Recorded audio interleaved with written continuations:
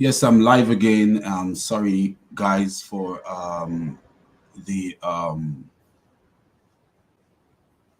the delay. I got caught up into something and end up into a delay. Sorry about that. I just want to say thank you to all the people who will be watching this stream and all the people here. And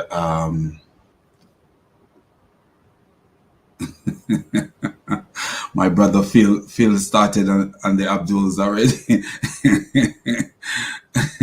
So anyway, I just want to say all praises to the triune God, the God who is above all gods, the God who give us wisdom to decipher things and to make sense of sensible things and to make nonsense of things that are nonsense. And Islam is nothing but pure nonsense. So we will continue to look at the video from GodLogic, and we will um, be looking into the slavery in Islam and slavery in Christianity. So thank you guys for coming out, or else I would be a Jamaican talking to myself. So I have the utmost respect for you guys, and thank you so much for your time. Thank you. So let's get into this.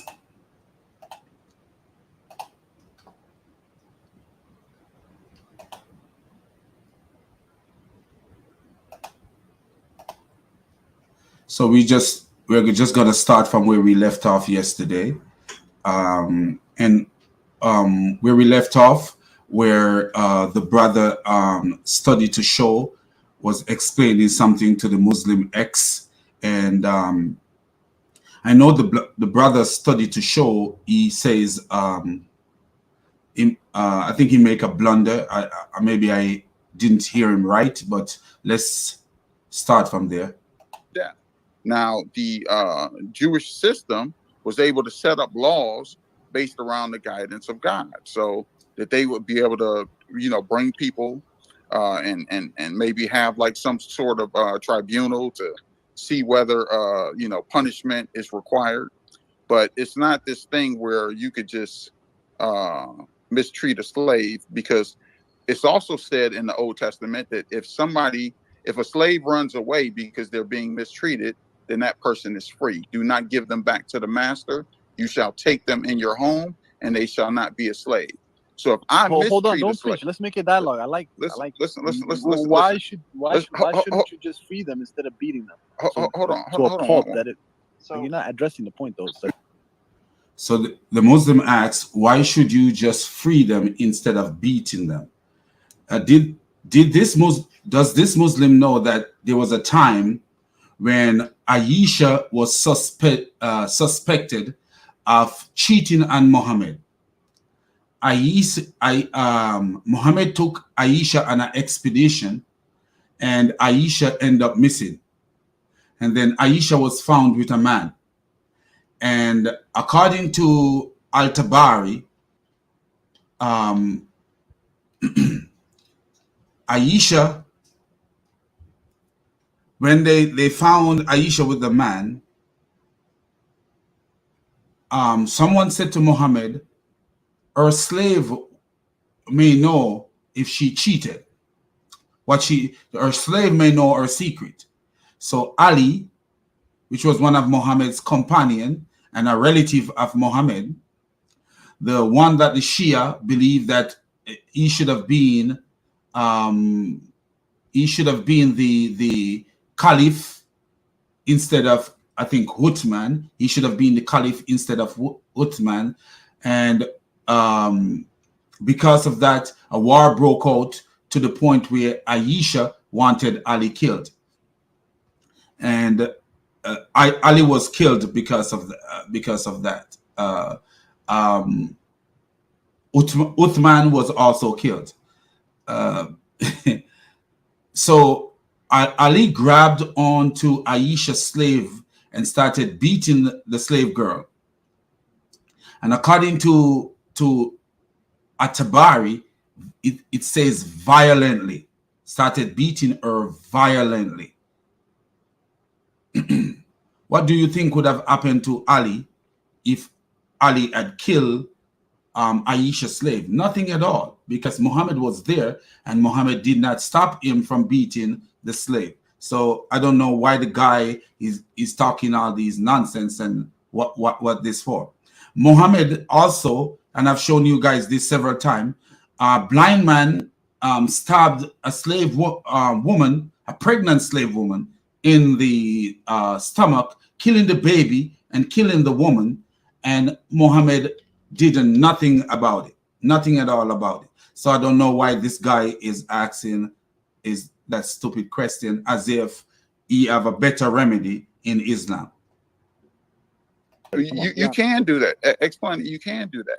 But So here's why the would God thing. leave such an instruction that's so vague right there? Why would he leave such an instruction? Look. I'm about to land in 20 seconds. I'm about to land in 20 seconds. So if I beat my slave and my slave runs away and goes to Avery's house, guess what?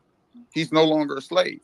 If I beat him and I was terrible to him, then Avery has to take him on, and then Avery can come. That's a lie. It's not a lie, and I'll provide the scriptures in the chat. I think a Christian said that's a lie. Was that a Christian? No, that was Dappy. That was the left shoulder. He thinks you're a right shoulder. He thinks. Say that's a Christian that says that's a lie. Do you see how deceptive they are? When Atun Tash was stabbed, they say it was a Christian who stabbed Atun Tash. But Steady, can you stop the insults and deal with that? Like, if they are willingly coming to you guys, you can't stop. You like Dappy, Steady likes to lie. Why you guys Dappy? Yeah, real quick. Yeah, Dappy, real quick. Because look, you're trying to convince the people that they came from the surrounding nations because you guys are the Israelites are wealthy. They got the best air. The food is, fried chicken. They just willingly came through to just be humble slaves for you guys. And the moment they say, "Oh, I'm tired today," God is allowing you to unleash and strike his male or female slave with a rod. It's not even a hand. And do you see how this is the mistake of the Christian guy study to show, because God did not agree with a man beating his slave. He didn't.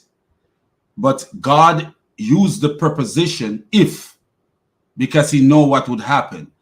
The all-knowing God knows exactly what would happen, and this is why the preposition if is used. Like, for example, God said, if the priest sin, this is what the priest need to do. In the book of Leviticus, he says, if the priest sin, the high priest sin, if the priest sin, God doesn't want any of us to sin, but he used the preposition if you sin, what you should do.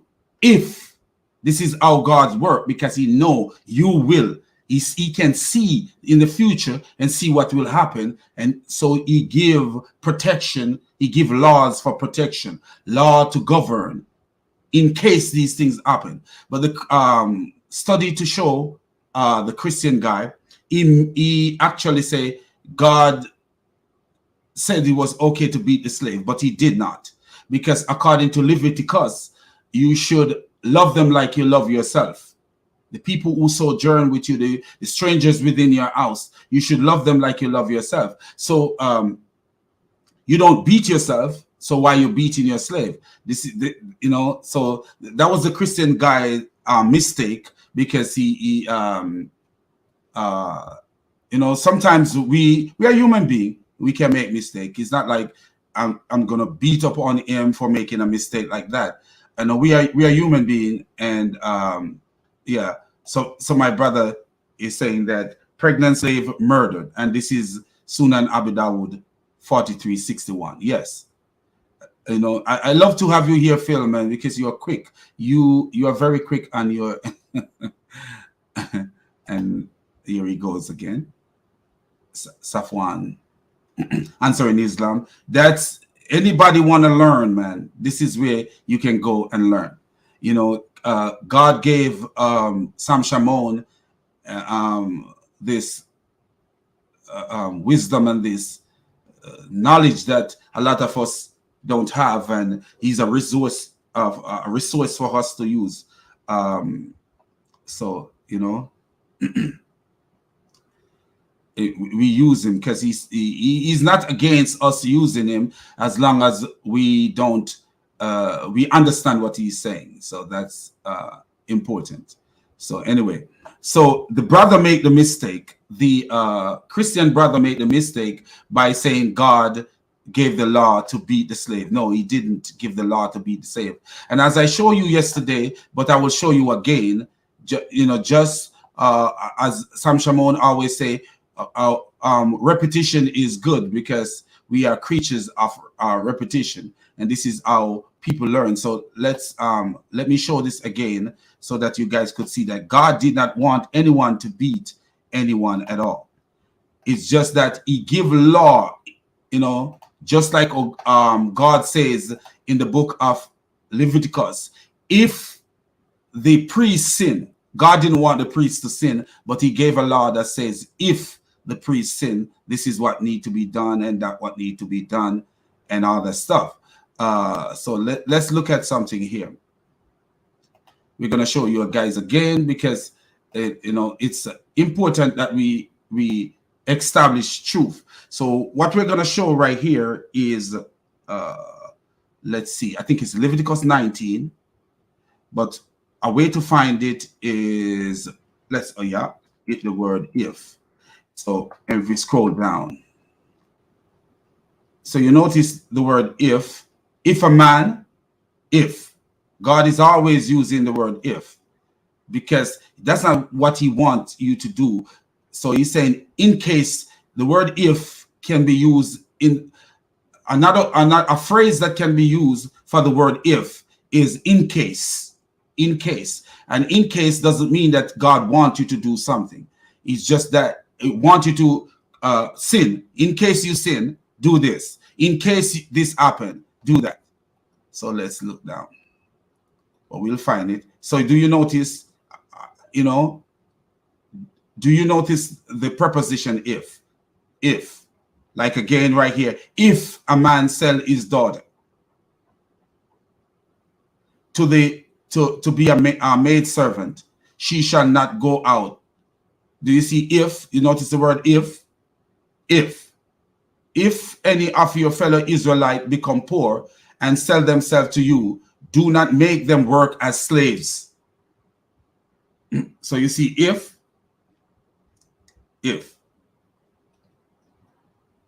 This is how God used the word if. The word if doesn't mean that God wants you to do something. He knows that something will happen, and he uses the word if to tell you, like, if this happened, as I explained yesterday, I said to my son, if the police stop you, call us before you stop. So when the police stop you while you're pulling over, call us. Doesn't mean that we want the police to stop my son. No, I don't want the police to stop my son. But if I say if the police stop you, that means in case. But if you see the word if all over, the word if is used, but we're going to get to the point where God uses the term if. He says, if a man beat his slave, if a man this, if the master, you see, all the way we use the term if. And if a man beat his slave, do you see that? It's a preposition if. God is not telling, and see what is here, God is not telling these Jews to beat their slaves. God did not want the Israelites to beat their slaves. He was just dealing with the reality, which is foreknowledge. Can you imagine? If I could say if, what about God, who can see things and know it will happen? See, I can see things and know that it will happen, but I still use the word if. So God, who can see things, he should use the word if more than I use the word if, because he knows that these things will happen. So he's telling you, if it happened to you, meaning if it happened to you, he knows it will happen, but you don't know that it will happen. So he's telling you, if it happened to you, this is what you need to do. So you see this? But look at this. This is Leviticus 19, verse 34. The foreigner residing among you must be treated as your native born. Love them as yourself, for you were foreigners in Egypt. I am the Lord your God. And Paul says the same thing. Paul says totally similar. So that's where I wanted to establish that. Now let's continue with the video. And thank you everyone watching. And remember, mods, all those who are mods, don't stop the Muslims from talking unless they disrespect our Lord and Savior Jesus Christ and our God. That's when we stop them. You know, if they disrespect me, let them stay, because sometimes what they say can be used against them. I'm not scared of the Muslim talk as long as they don't disrespect God Almighty.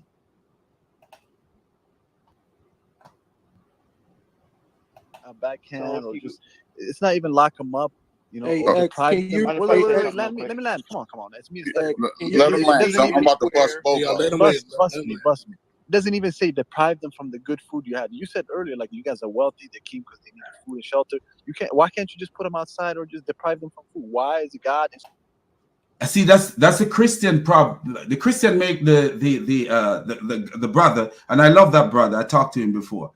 Study to show he make the speech that God command to beat the slave. I think he did, if we go back a little bit from yesterday, but that's not true. As you just see me establish that that's not true. God was using the preposition if, because he know what man will do. Just like, you know, I could say, if you ever eat your wife, if I say something to my neighbor, even though all my neighbors right here, the closer ones are women, you know, but if I say to my neighbor, say one of my male neighbor who say, which I don't have a male neighbor who beat his wife, but suppose I heard my male neighbor beating and his wife, and I said, if you ever eat your wife again, it doesn't mean that if mean yes, in case you ever, this is what I'll do. Not that I will fight him, but you know, I'll find, and you know, there's police, call the police, but it's just something like that. That's how God used the preposition if. Instructing you to beat them with a rod. Okay, so I'm going to answer the question where Daffy yelled like a wild animal, "You lie!" So anybody that's following they're along, accusing me of being racist. I'm black. I'll PTR my listen. I said Daffy, man, be quiet. It says I'm talking okay. about the So chat. this is They calling me racist in the chat. Bro, stop interrupting them. We only got 3 minutes left. My bad. 3 minutes, bro. You sped up the time, bro. Go ahead. Listen. This is Deuteronomy 23:15. If a slave has taken refuge with you, do not hand them over to their master. So if I abuse my slave and they run to Avery, and Avery says, okay, yeah, you abused the slave, then he cannot give them back. And they're free, and Avery has to take care of them, and I have to give Avery money to take care of them. That's how it works in the Bible. We can't just mistreat slaves. So Yes. So before you quote anything, make sure that you're covering your tail. So say he was beaten so bad that he couldn't run to Avery. Hold on. Hunter, hold on. Hunter. Do you see how they jump around? If he was beaten so bad that he couldn't run to Avery. You know, it's like if according to the law that I just showed you from Leviticus 19 verse 34, if God give you a law said to love the slave like you love yourself, and you coming and seeing a man beating his slave, you should be saying, hey, according to God's law, you can't do that, bro. You can't do that. You're not supposed to do that according to the law of God given to Moses. You cannot do that. You're not supposed to beat them because he says to love them like you love yourself. Do you beat yourself? No, you don't. You know, and this, you know, you got if you are going to deal with these Muslims, sometimes you have to have a foundation and stop them in their track. Because when you allow them that big voice, then they make themselves look like they are equal to you when they are not. They when I say equal to you, I don't mean as human being, because all human beings are equal. Equal to you in knowledge and equal to you in wisdom. Our God is a God of wisdom. The Muslim God is a nobody, a creation by a madman. So at the end of the day, you know, we are to equip ourselves, so we shut them down early. You know, you got to shut them down early. You got to know and shut them down early, and have them biting their lips and going back on their words. That's how you got to shut them down early, especially in a setting like this where you can actually make your point without being booted off or stuff like that. You know. Anyway, You want to jump in because we're No. I want to respond to that. No, come on. You guys stop HK. If Hunter comes in, HK can come in. Be quiet. Hunter, go ahead. Yeah. And then No, Avery, my connection is your messages. oh, he is bad. Yeah. Can I? If I get interrupted by your fellow Christians, HK must come in. It's not fair, bro. Yeah, so I understand the point. do you notice how they chatter? All they do is just chatter. And then if you were on their stream, they're kicking you off. And that's the difference you see. They are crybabies, little crybabies, you know. They need binkies and pacifiers and formula. They need formula. The other day they have a formula crisis in the world. There was a big formula crisis in the Western world because of something happened. I can't remember what caused the formula crisis. I think it was COVID-19 that caused the formula crisis, where there were not enough formula in the United States and the Caribbean and other places like that, and not enough formula to feed the babies and stuff like that. It's the grace of God we did come through, but I'm sure these Muslims were suffering, not the Muslim babies, but the Muslims, because they are formula babies. They are binky babies and blanket babies, formula babies. Do you notice how much they cry? We all the way home. Yeah, so of course, like, a slave can run to Avery, but say the slave was beaten so bad that he was bedridden, and then he dies a day later. Surely the master is not to be punished for the death of the slave. Yes, he is punished because it states in the Bible that the master is punished if the slave dies. No, if he dies a day later, he's not punished. I'll give you the verse. I'll read it again because that's part of our minutes. When a man strikes his male or female slave with a rod so hard that the slave dies under his hand, he shall be punished. Okay, so if you do it so hard and they die, then you're punished. But however, if the slave survives a day or two, that's the requirement. They just got to survive a day or two. He's not to be punished since the slave is his own property. You're using a rod. You could use a rod. So of course, like, I understand. Can I it talks about an eye for an eye and a tooth for a tooth. Do you remember there's a time limit and you're cutting DJ. Yeah, well, I will say something here. There's a lot of things to take into consideration. There's a story that I know of myself. I am a nurse, and let me tell you a story that happened about, I would say, about 4 years ago, 3 years ago, almost 4 years ago, if it's not 4 years ago. Nurse's aide went into a room to transfer a resident, and according to what is said, that she transferred the resident with a mechanical lift. And when I say resident, I mean a patient. But because you're living in a nursing home, you're not called a patient in a nursing home. You're called a resident. So because you're in a home, so they don't call you patient when you're in your home. They call you resident because you're living in a nursing home. So she went to transfer the resident, and when she was transferring the resident, she should not transfer the resident by herself. When you're using a mechanical lift, don't care how light that person is, you never transfer that person by yourself, because it's a mechanical lift and it have fault and it can cause problems. So two people need to be there in case you need a second person there So in case something is happening, the person can take care of that thing. And even when you're transferring a resident without a mechanical lift, if the care plan says 2 people should transfer that resident, you cannot transfer the resident 1 person. You got to follow the care plan. Whatever the care plan say, you must. It's compulsory that you follow the care plan to the T.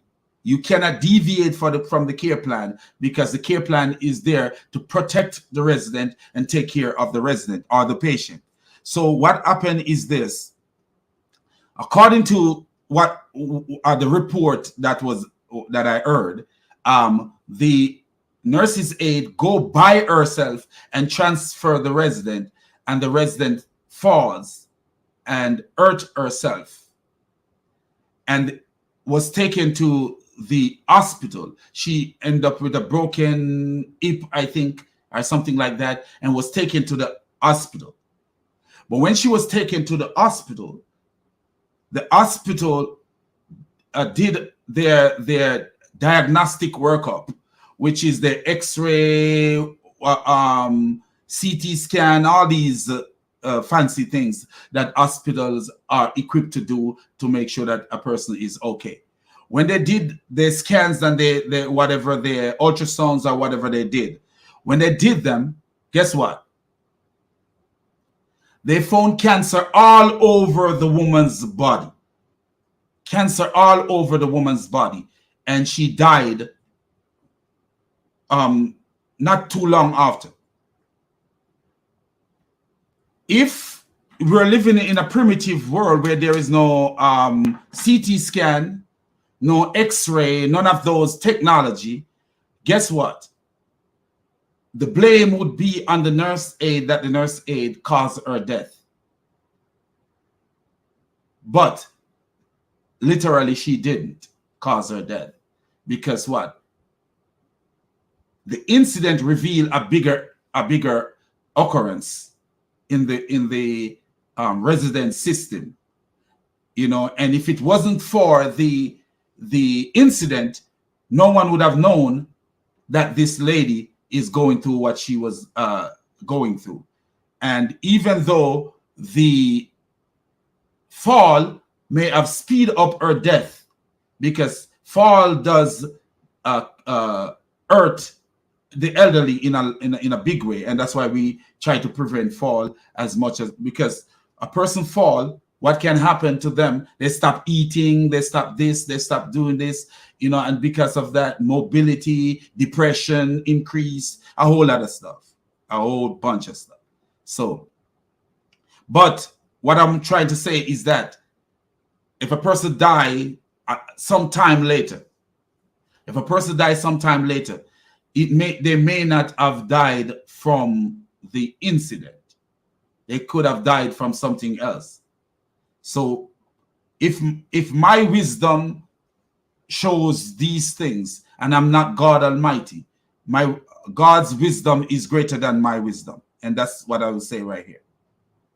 He's the one that brought the HK. He's the one that brought the objection. I understand. Answer this objection. It's okay. I was hearing what Seti was saying, but like I was just saying, say the slave was beaten to the point where he is unable to run to Avery to take refuge, right? Because he's afraid of this abusive slave master, which is his owner, and the slave is the possession. Anyway, and also Study to Show also talked about waging jihad. We don't have this concept.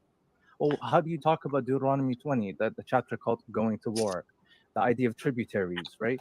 He didn't listen to the guy. And this is why these Muslims don't listen when you're talking to them. Study to Show wasn't talking about jihad.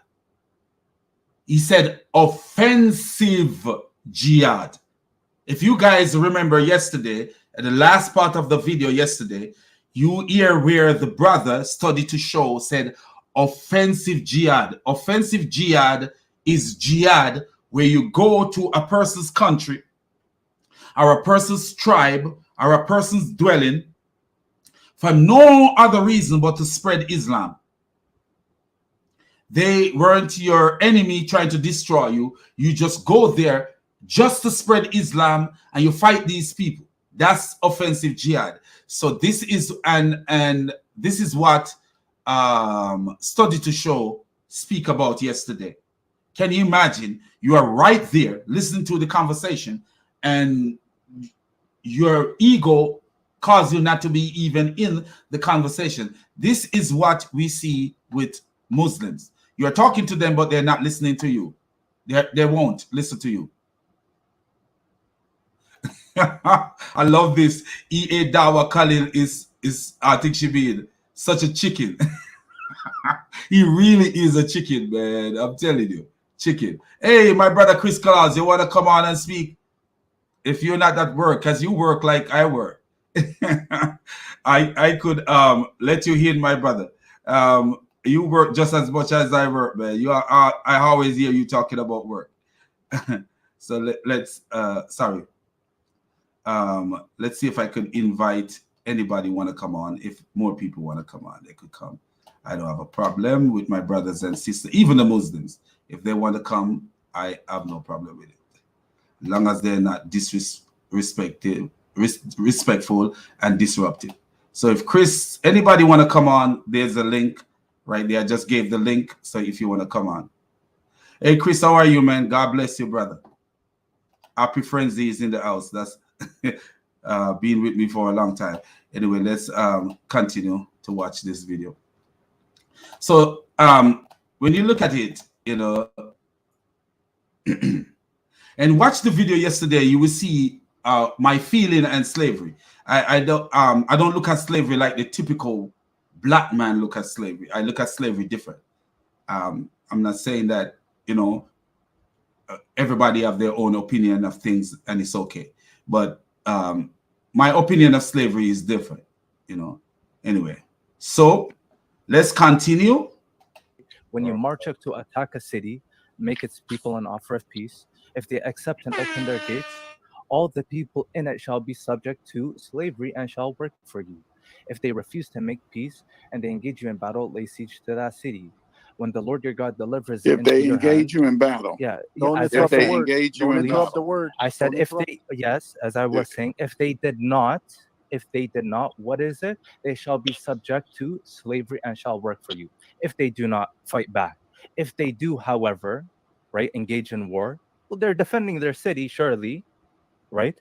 Because the people are coming and waging jihad, as you would put it. They do fight back. And what happens? When the Lord your God delivers it into your hand, put the sword, all the men in it. As for the women, the children, the livestock, and everything else in the city, you may take these as plunder for yourselves, and you may use the plunder the Lord your God gives you. Chapter 20, Deuteronomy 20, verses 10 to 15. And you may use the plunder the Lord your God gives you from your enemies. This is how you are to treat all the cities. And do you notice that it's not talking about offensive jihad? It's talking about God giving you a commandment to go and destroy certain people for pay retribution and judgment to certain cities. And you can never show anywhere in the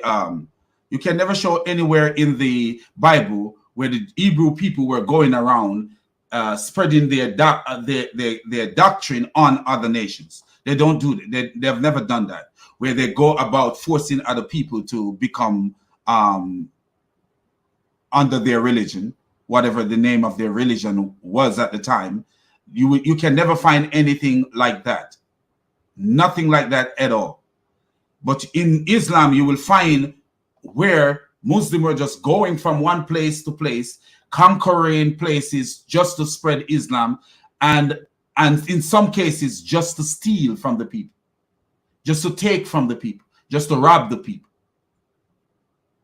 Muhammad made a boast. He said, I was make what he says, my livelihood came from my spear.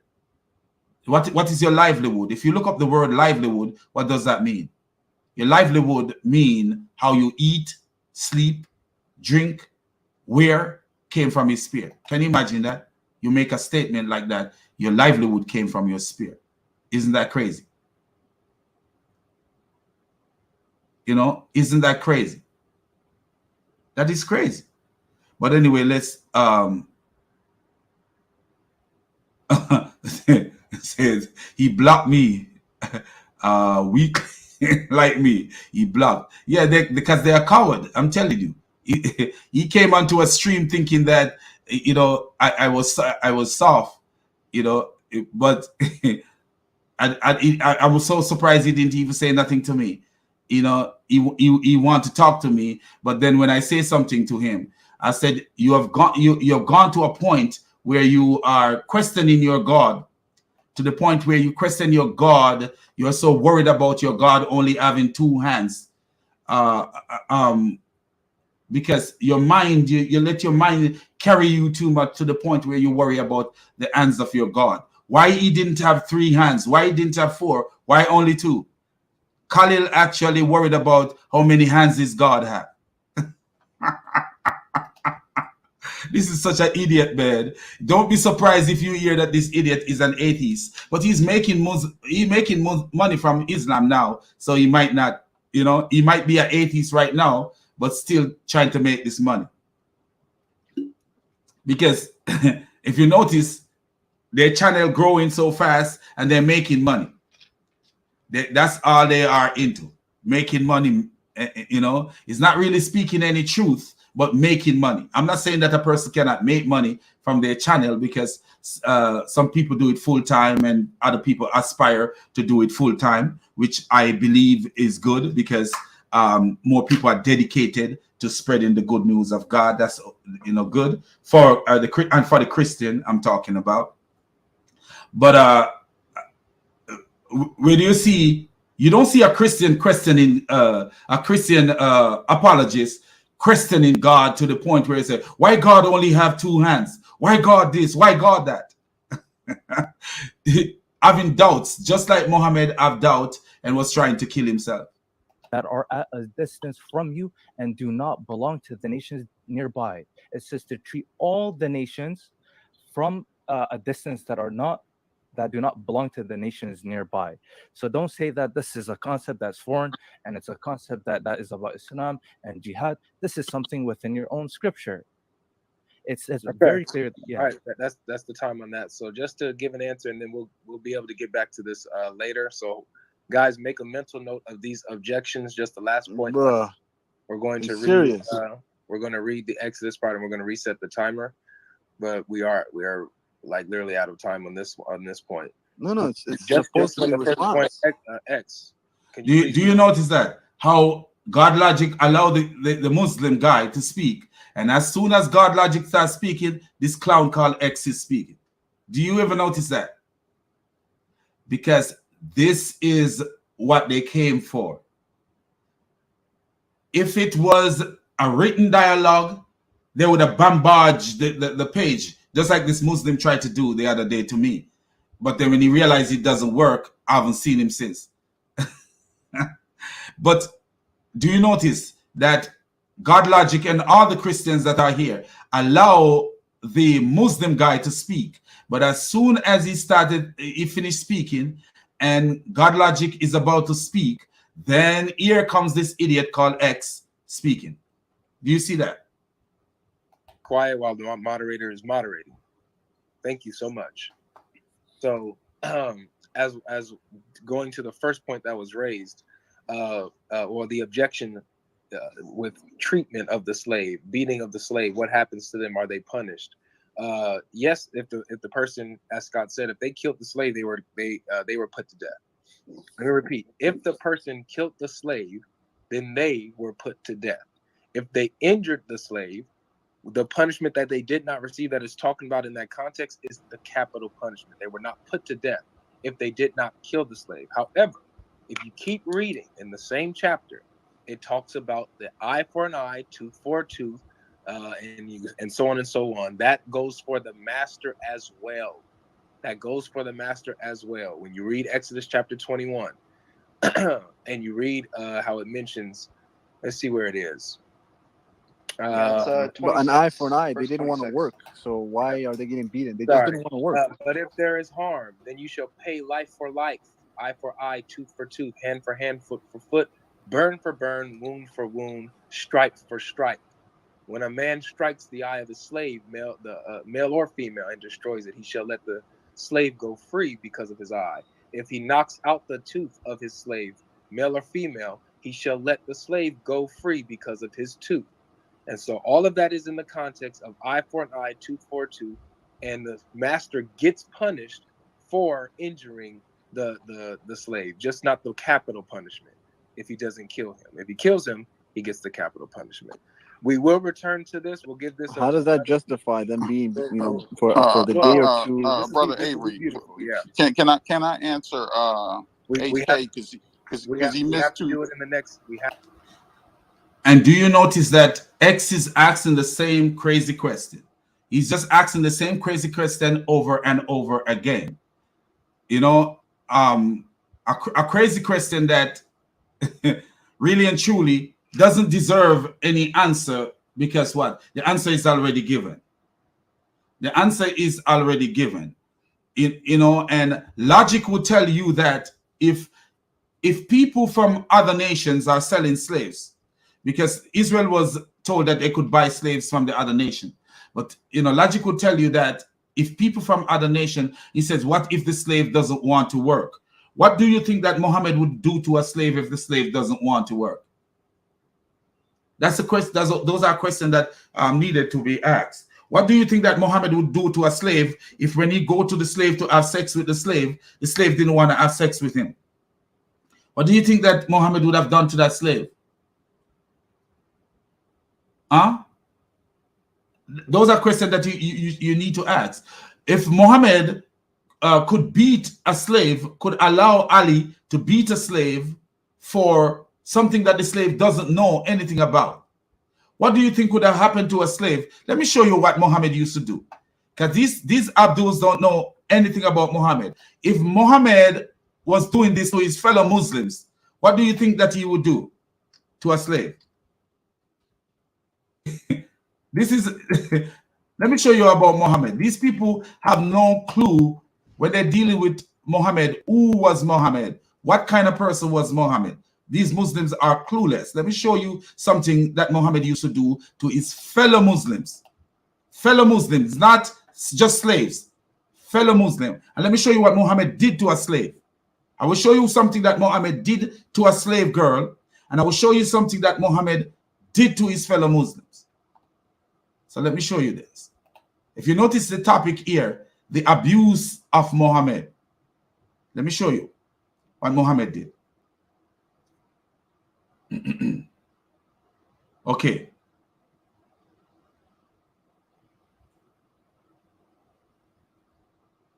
Let me show you. Okay, this is here it is. Abu Huraira reported Allah's messenger, Allah's apostle, as saying, O Allah, I have a covenant with thee against which thou wouldest never go.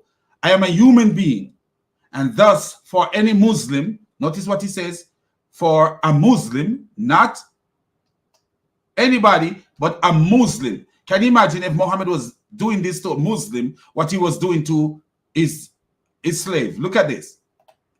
And for a Muslim whom I give any harm, or whom I scold, or upon whom I invoke a curse, or whom I beat. So Muhammad was beating Muslims. Muhammad was beating Muslims, beating his fellow Muslims. Make this a source of blessing, purification, and nearness to thee on the day of resurrection. And this is Sahih Muslim 32, 32, number 6290. This is not hard for you to find, in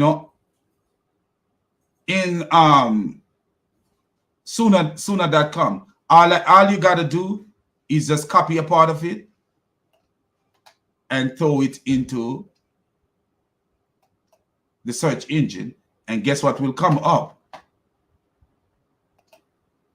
Exactly what?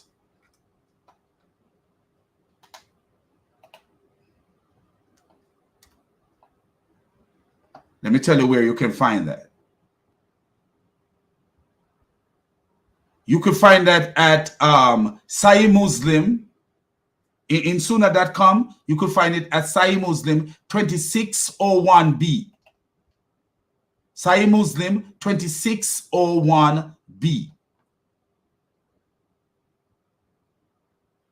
So we're not making up anything here.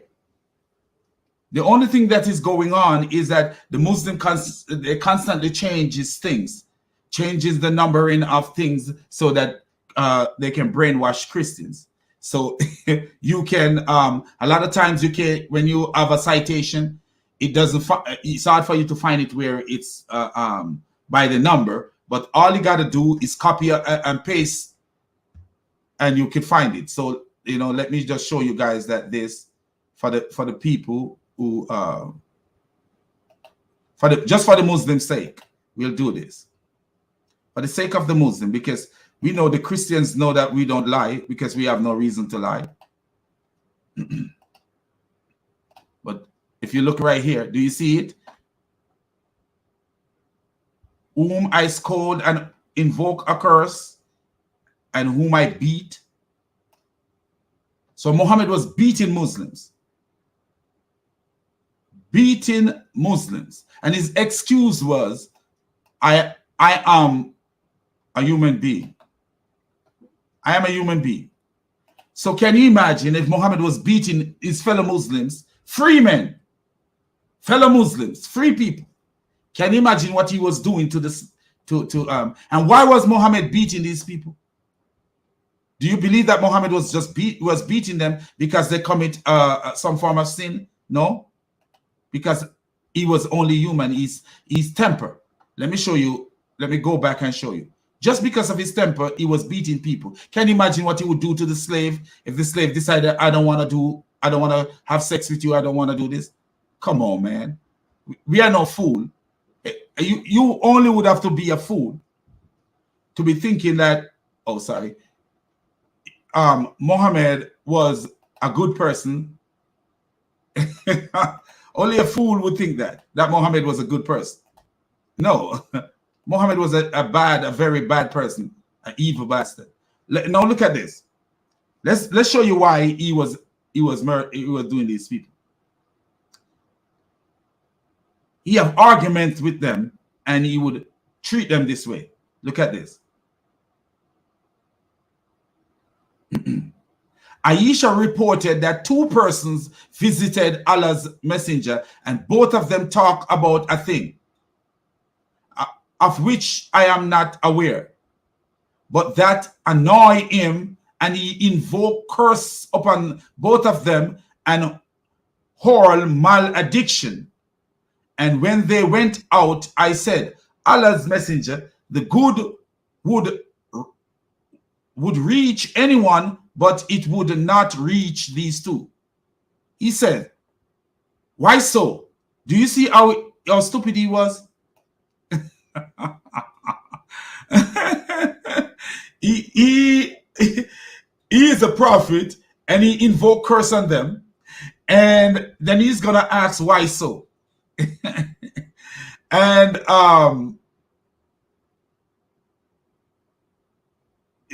listen what happened.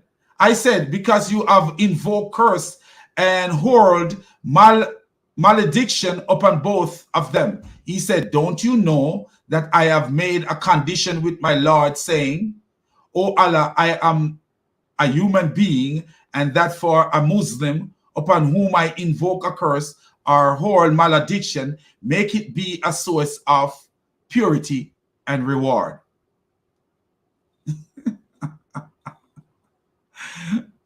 Do you see?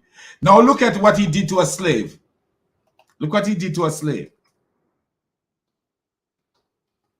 Look what he did to a slave. Salim, the freed, and this is a free slave, or the daughter of a free slave. Look at this. The woman Salim is Muhammad's superior. Muhammad should learn from this woman called Salim. I'm going to show you why I said that.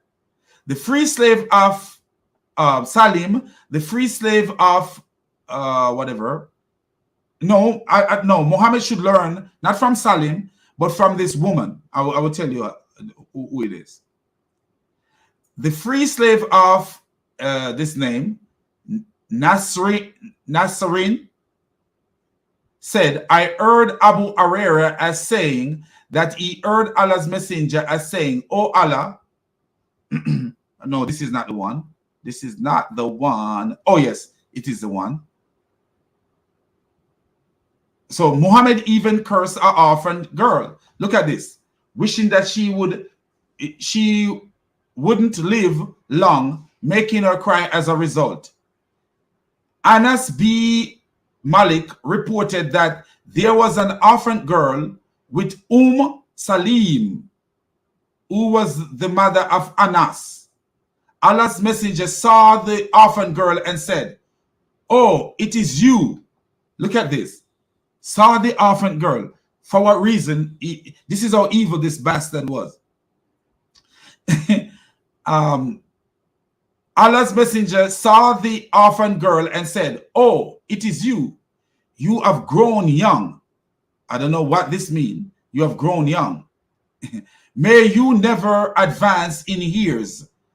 That slave girl returned to Salim. So it's a slave girl. Do you see that? So the orphan girl was a slave girl.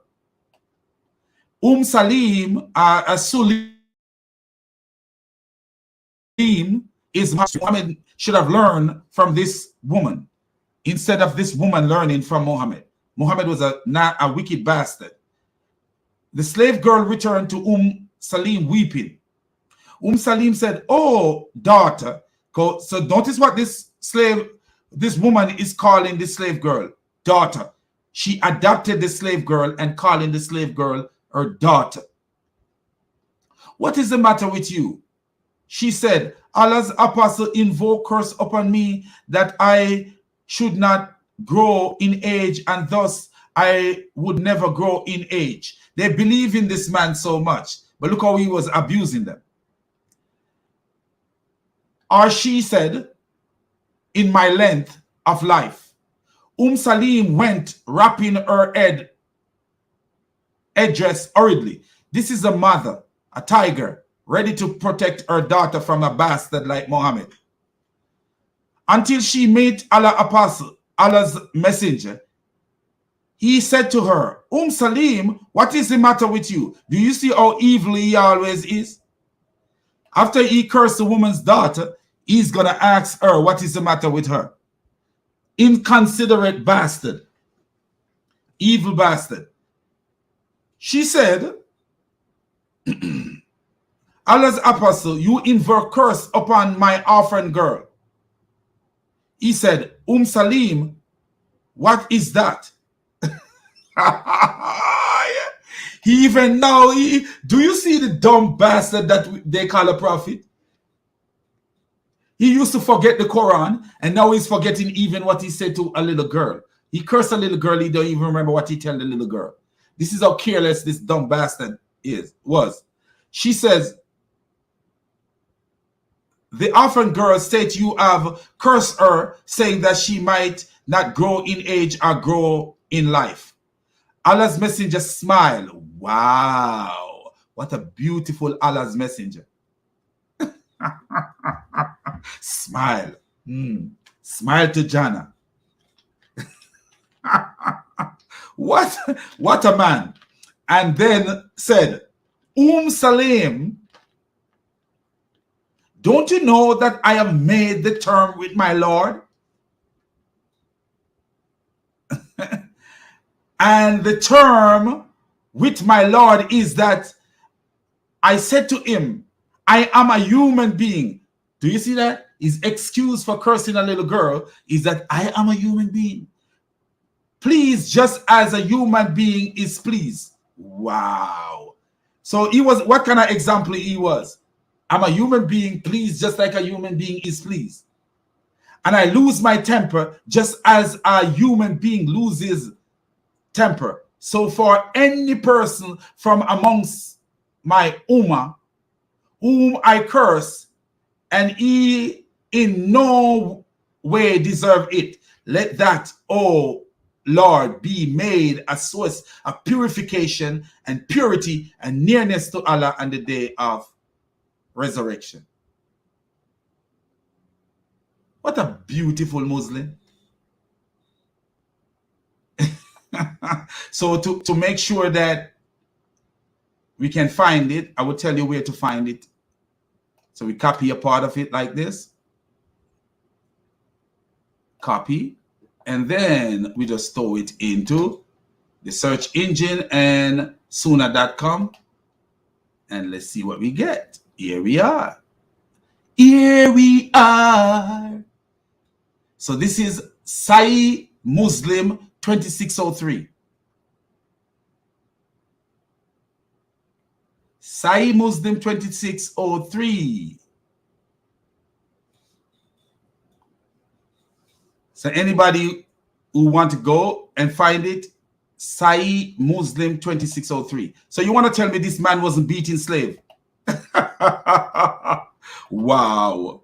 What a beautiful, beautiful religion. Stay far away from this religion. Move swift with precision. Move in the opposite direction. Far from this religion, this evil religion. Don't you be feeble. Stay far away from this evil. Yeah. Because this come from the heart of the devil. Muhammad was a rebel. Of the people living around him, so miserable. So miserable. Yeah. Do you see this? We're not lying, man. We don't lie here. We tell the truth here. Orphan girl.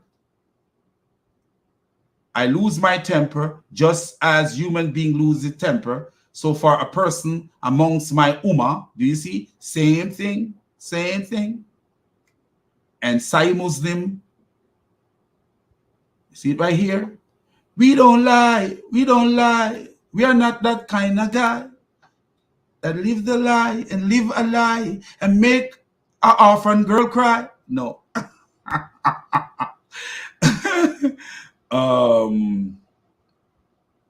See, the slave girl returned to Salim weeping. And this man, according to Surah 33 verse 21, is the perfect example. Do you see what I see? Muhammad is no example for me. Jesus, who died on Calvary, is the example for me. Do you see what I see? Muhammad can never be, will never be no example for me. Jesus Christ, who died on Calvary, yeah, is the example for me. So let's get back to it. If we're going to be consistent, we have to do it in the next segment. Yeah, we have to do it in the next segment. Hey, So moderators. Oh my goodness, he lied about lied about Deuteronomy 20. I read it verbatim. I know that's going to be we'll address it. Hey, Scott, yeah. we'll address it in our next round. But Avery and Zaytoon, we have two Christian sisters, Angelina and Snow, that would like to enter the room. However, they are blocked. I can name off the people I can name off the people that don't have them blocked. Avery, Scott, Gavin, Danny, Chris, Life, DJ, Hunter. Yeah, those people would definitely. So do you see why they can't enter the room? These Christian ladies cannot enter the room. Why? Because the Muslim have them blocked.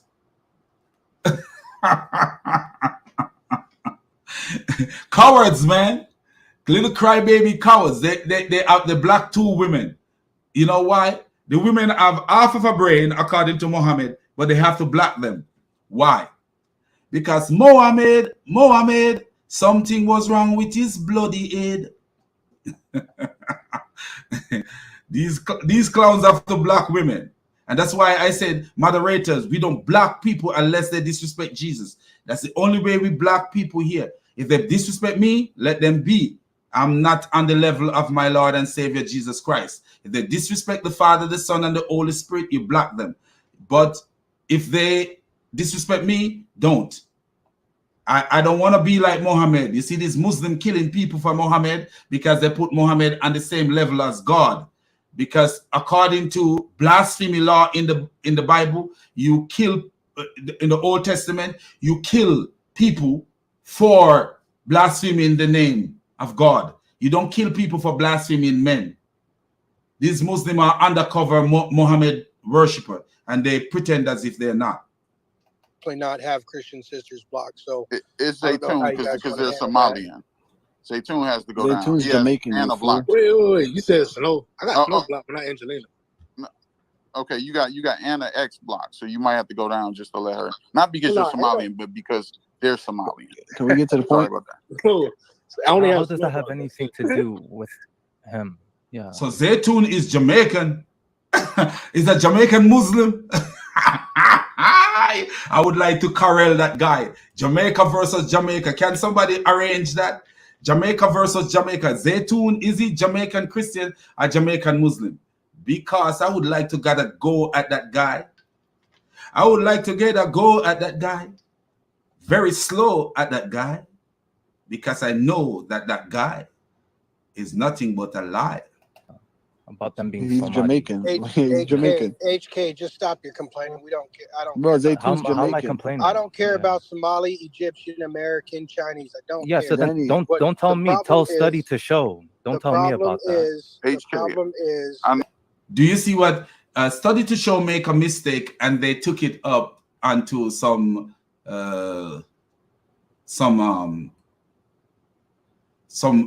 prejudice thing? He make a mistake. That's what he did, and he acknowledged that he make a mistake, correct his mistake.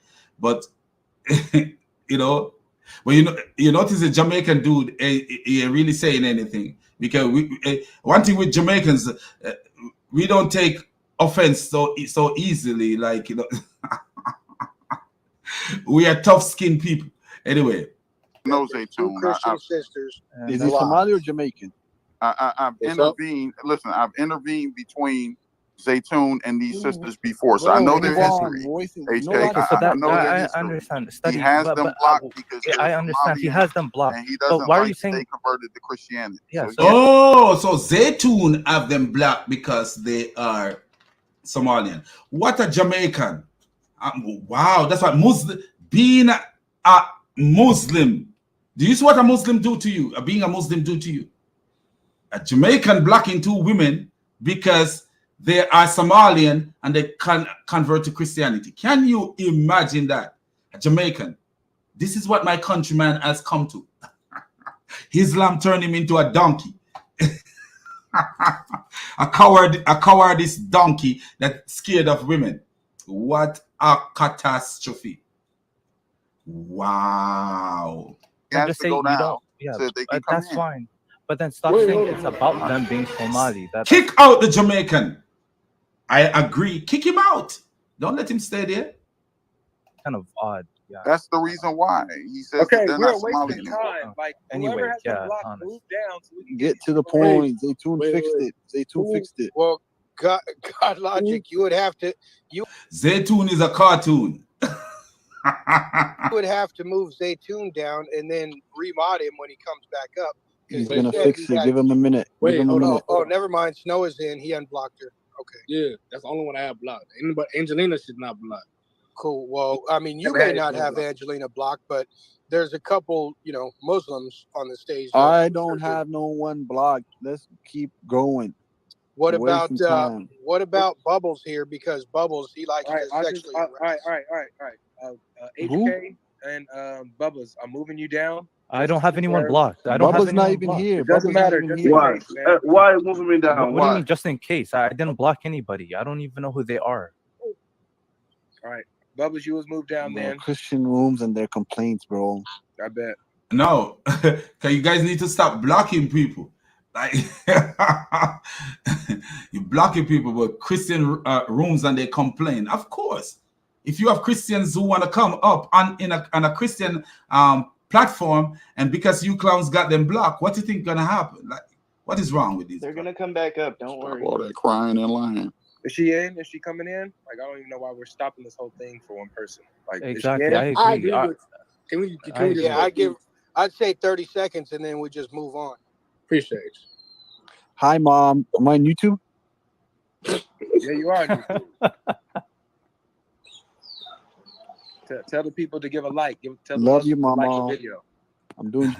Do you see how he say, "I love you, Mom. I love you, Mama"? when Muhammad used to sell the mother of Muhammad used to allow these Muslims to sell the mother. This is shameful that they're talking about slavery, and he's saying to his mother, "I love you, mama," which is cool. That was kind of cool. But guess what? Guess what? Muhammad used to let them sell, men sell, sell the mother of their children. Muhammad used to let his men sell the mother of their children, and he's saying, "I love you, mama." Isn't that isn't that something that this guy is on there saying, "I love you, mama"? But Muhammad used to allow his men to sell the mothers of their children. Wow.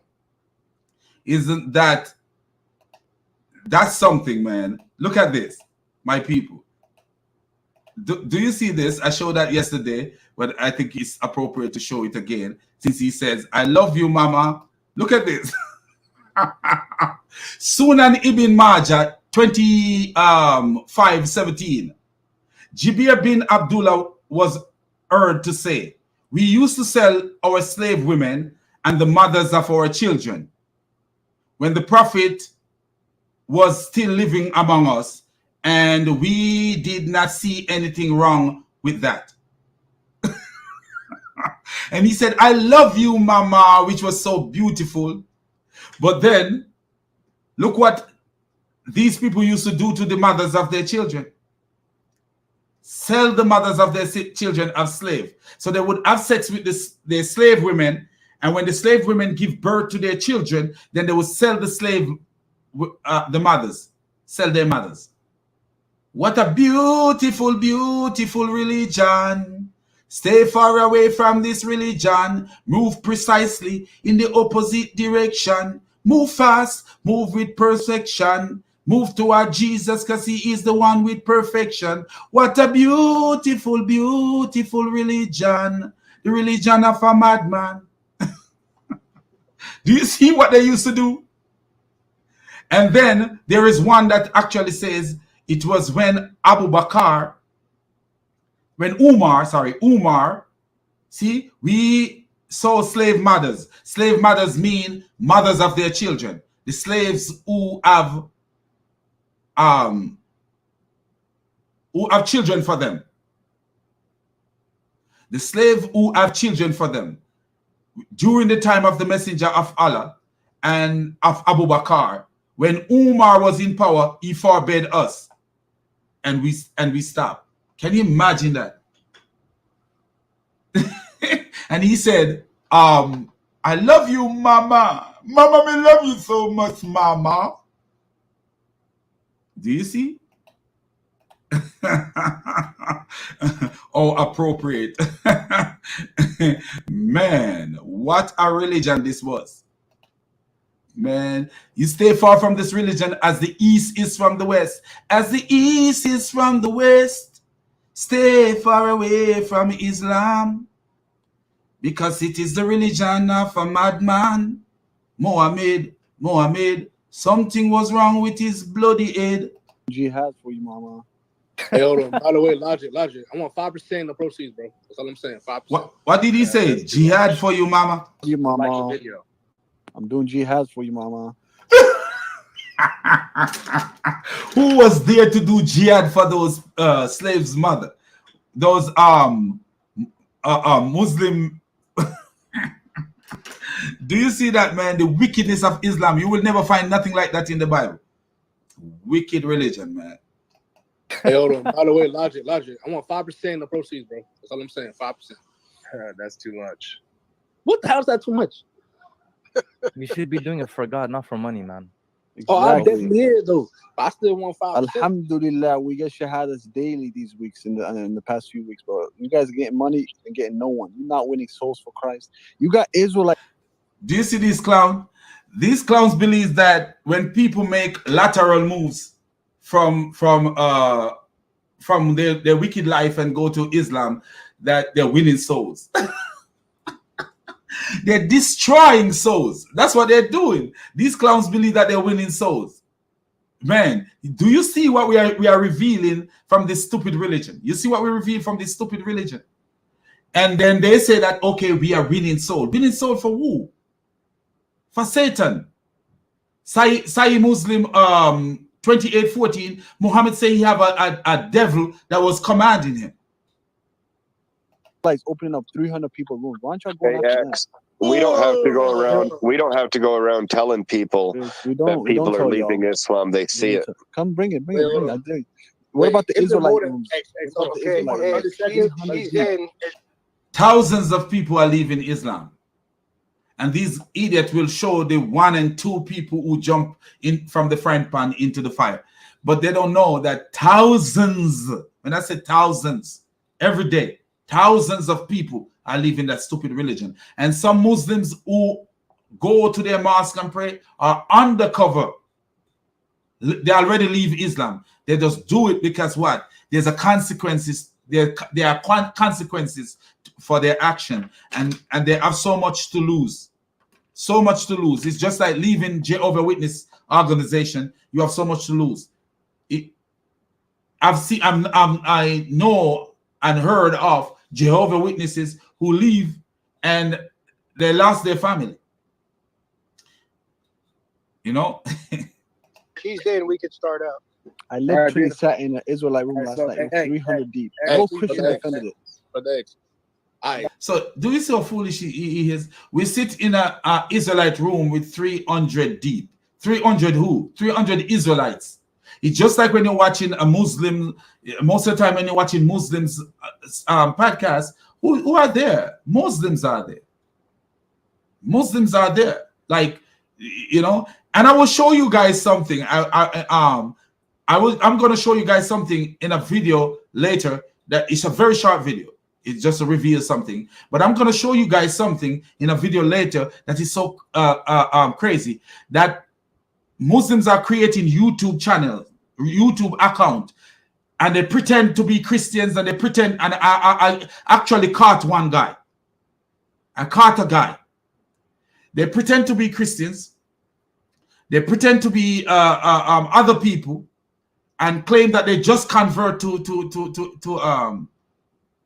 Islam. I actually caught him red-handed, like red-handed, right hand. I caught him so bad, and I told him, I said, you are not what you say you are. You're a liar. You're a Muslim undercover, because that's what they do. They call multiple accounts. They have multiple accounts, and then they bombard these Muslim pages, and then it look like so many people watching the video, so many people do this, so many people do that, and they comment as if they are Christians. And, oh, I'm a Christian, but I have to say that I like what Muhammad Ijab say. I am a Christian, but I have to say that I love what Ali Dawa say. I am a this, I am a that. And they are not Christians. I caught one red-handed. Red-handed. Red-handed. Let me tell you, he have multiple accounts, different names for the account, but he's saying the same thing in every one. Every one of his account, he's saying the same thing. The same thing. He copy and paste the very same thing in all of his accounts. All of his account. Copy and paste. The very same thing. Can you tell me that you have 4, 5, 6 people who think the same way, write the same way? This is not Umar and Allah. Umar said something, which is Surah 66, verse 5, and Allah gave the revelation exactly like Umar said it. Exactly like word for word. The same way Umar said it, Allah gave the revelation the same way. This is not Allah and Umar for 5 people to have the same account. 5 people to be saying the same thing. Exactly. When I say exactly, I'm telling you exactly the same thing. I actually take a screenshot of it in case that if they erase their account, because I have a feeling they would erase the account after I called him out. So I took a screenshot of it because I said, you know what, this is something that I have to use later. This is how deceptive they are. So I'm about to start the timer, guys, so we can get on with our And side. it's Yo, who really dropped just HK? one of the reasons why I'm in this room Nobody is, dropped HK. Nobody dropped HK. the topic. What I The dropped, topic, like it's Christianity. Is part of the it's used those who use the Bible to justify transatlantic slave trade. So, like, No, this topic that's not is a the moot topic. point. That's You a should know cute this. story. That's a cute story, on. Dappy. You'll have to wait for the next half hour because we're moving on to your religion.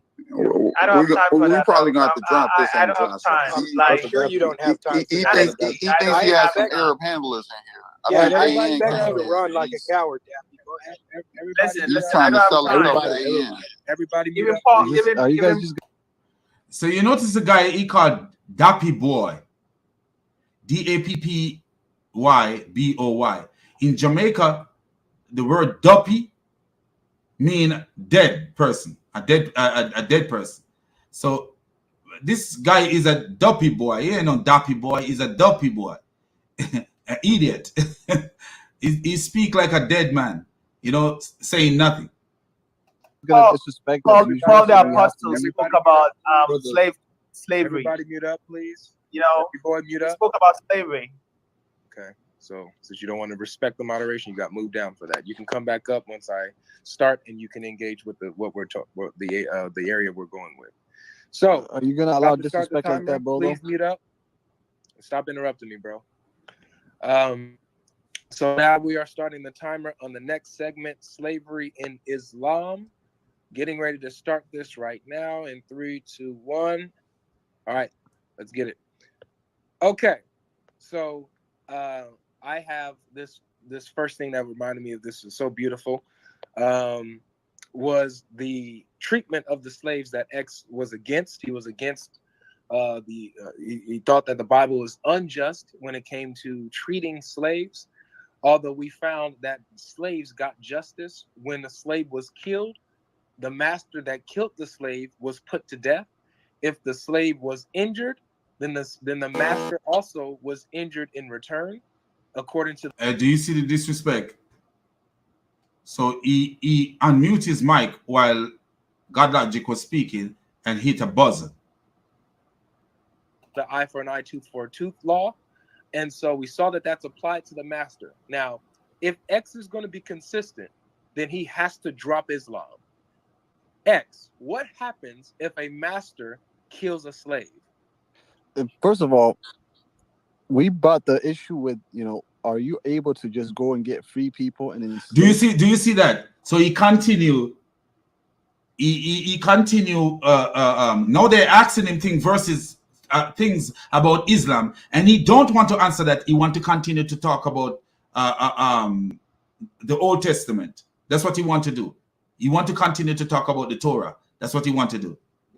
them? You did not justify that from the Bible. I showed you clear verses where other nations, you're supposed to take their people and they come to you and you keep them for a set amount of time. In the hadith in my PTR, first evidence, Allah will oppose a man who sells a free person and consumes the prize.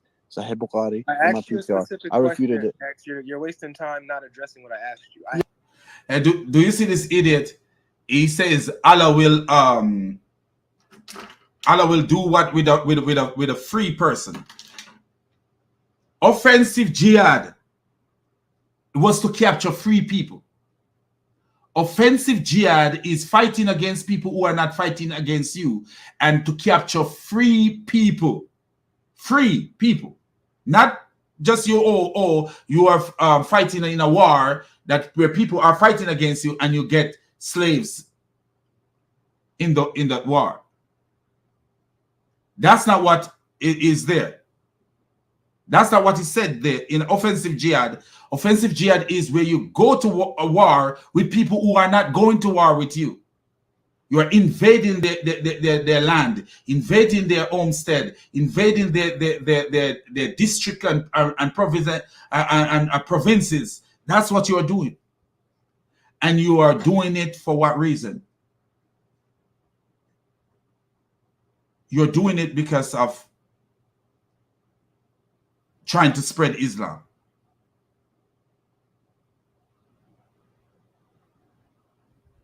That is what that is talking about, offensive jihad. Oh, hold on a minute. I think I hear my little boy. So let me let this play. Yeah. Allah What opposes a man who happens sells a if free a person. master kills a slave? You cannot get it open. If a master kills a slave, yes, what happens? I can find you a reference on that. Let me go ahead and look for I that. Do you have any? I mean, if you're Right. making the claim, show me. I don't have anything off the top of my hand right now. So you don't know. It's okay. Does any Muslim on the stage know what Yeah, happened? Ibn Majah 2663. Whoever kills a slave, we will kill him, and whoever mutilates a slave, we will mutilate him. Okay. Yeah, just because I don't have an answer right off the top of my head, So what you see there, the guy quoted Sunan Ibn Majah, whoever kills a slave, we will kill him, and whoever mutilates a slave will mutilate him. But you see, those things are lies. Those are just made up stories come up later that is totally a lie. Because you know why we know that it is a lie? You know, Muhammad himself allow a man to kill, you know, and our brother had already gave us the source of that. Muhammad himself allow a Muslim man to get away, a blind Muslim man to get away with killing a pregnant slave. A pregnant slave. Muhammad allowed the man to get away with killing a pregnant slave, put a dagger in the belly of the slave and kill the slave, and got away with it. You know, so let me actually show you that, just to show you that these guys are just making up stuff, and nothing they say is something that you can trust. Nothing. And these people are not people that you should trust with anything whatsoever. Anything whatsoever. When they say something, because what they do, they realize how bad their religion is. So somewhere in the after Muhammad left, they made up all these hadith, you know, that to make Islam look good, when it cannot. It just doesn't work. It's gonna be a little bit noisy because my little boy is awake, and when he's awake, he's awake. So let me show you what we are talking about. Okay, I think I should just find it right here. Slave mother. I think I could find it here.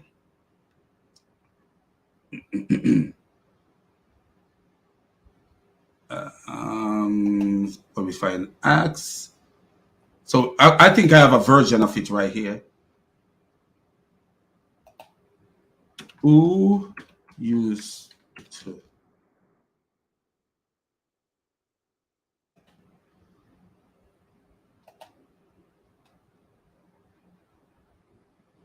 Okay, so if you look at and I most of you know this story already, but for the people who don't know this, you know, we do it for the people who don't know. But I'm sure a lot of you guys have seen this story before, where Muhammad allowed this man, and literally there's another hadith that says that the woman was pregnant.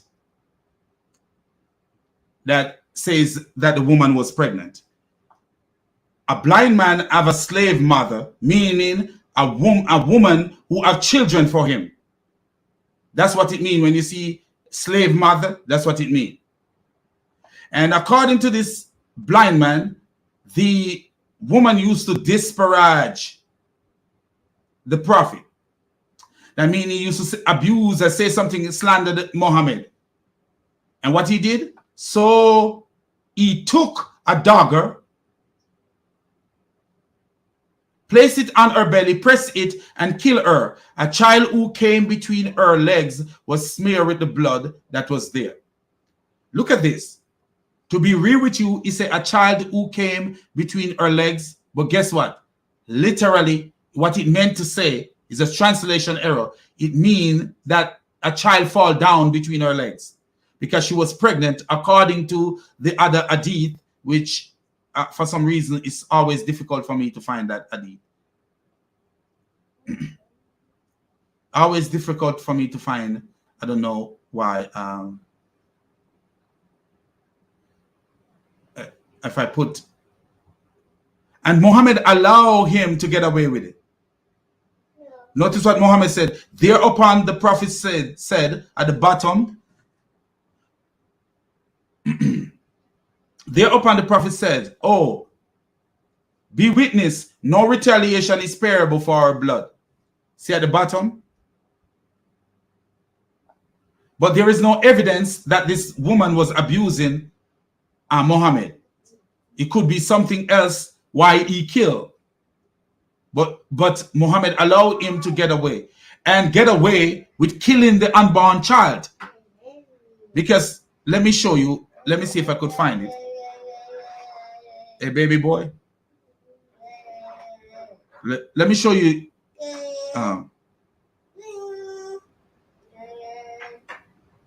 As I say, it's going to be a little noisy.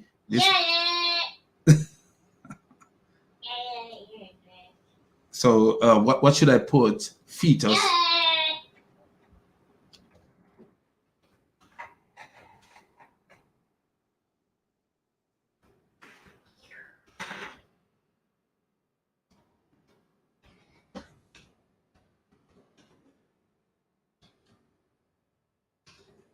Let me see if I could find it this way.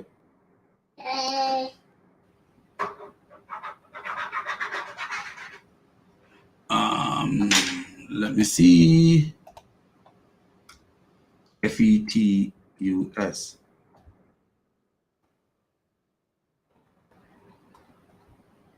So now I can't find it this way, but the corresponding verse talk about Sammy, calm down, boy. The corresponding verse talks about a fetus falling between her legs. The corresponding hadith speak about a fetus falling between her legs. For some reason, it's one of the hardest thing for me to find when I want to find it. I told myself I would save it the next time I find it, and I didn't. I don't know why I didn't, but I know Phil always help. So let me see if Phil have it. Pregnant slave murder. Okay. So Phil, let me see here.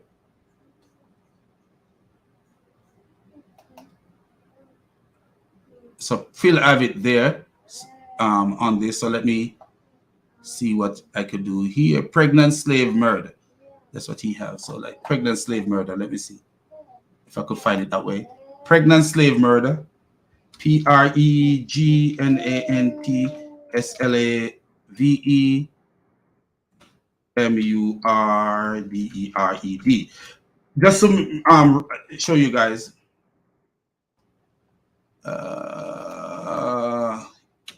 ISLAM.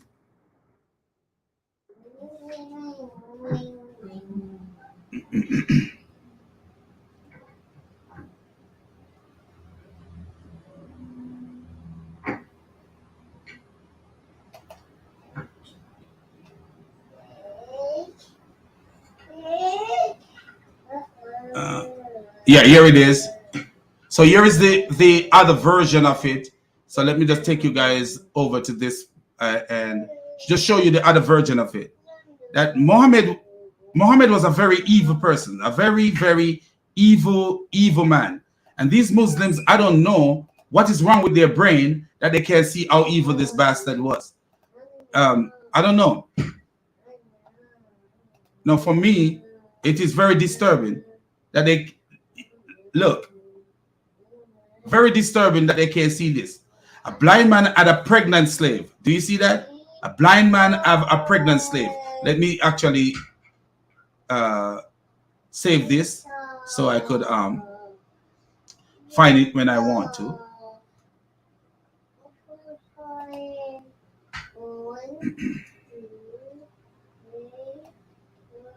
So all I should have put in is a pregnant slave and I would have got it.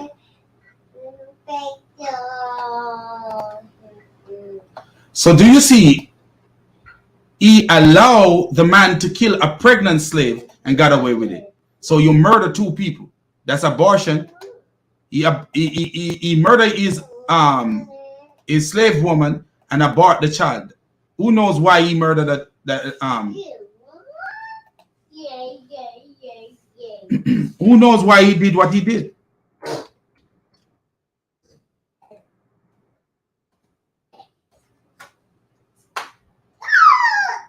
Sammy, you are noisy like a parakeet.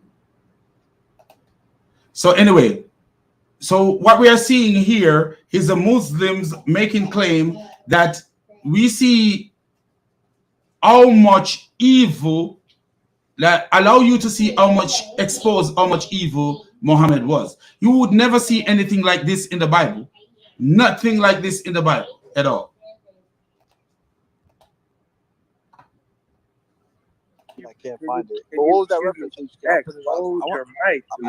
asking you for yeah, it's okay. It's Sunan Ibn Majah 2663. 2663. Because I want to put in my PTR. Yeah, Samurah bin Jundab reported, radiallahu anhu, that the Messenger of Allah sallallahu alaihi wasallam said, "Whoever kills his slave, we will kill him, and whoever mutilates his slave, we will mutilate him." Alhamdulillah. And do you notice that this hadith make it like, oh, Muhammad was such a nice person. Whoever killed his slave, we will kill him. What did was the blind man killed? No, the blind man actually killed two people. The blind man actually killed two people because according to the hadith, what he says, a blind man have a pregnant slave who used to abuse the messenger of Allah and defame him. The blind man forbid her, but she did not stop. What would be the correct law if you have a slave person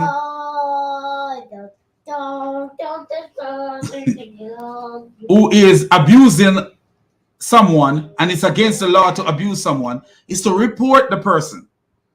One night she began to slander the prophet, so he took an axe. According to this, it's an axe. Place it on her belly, press it, and kill her. And she was pregnant.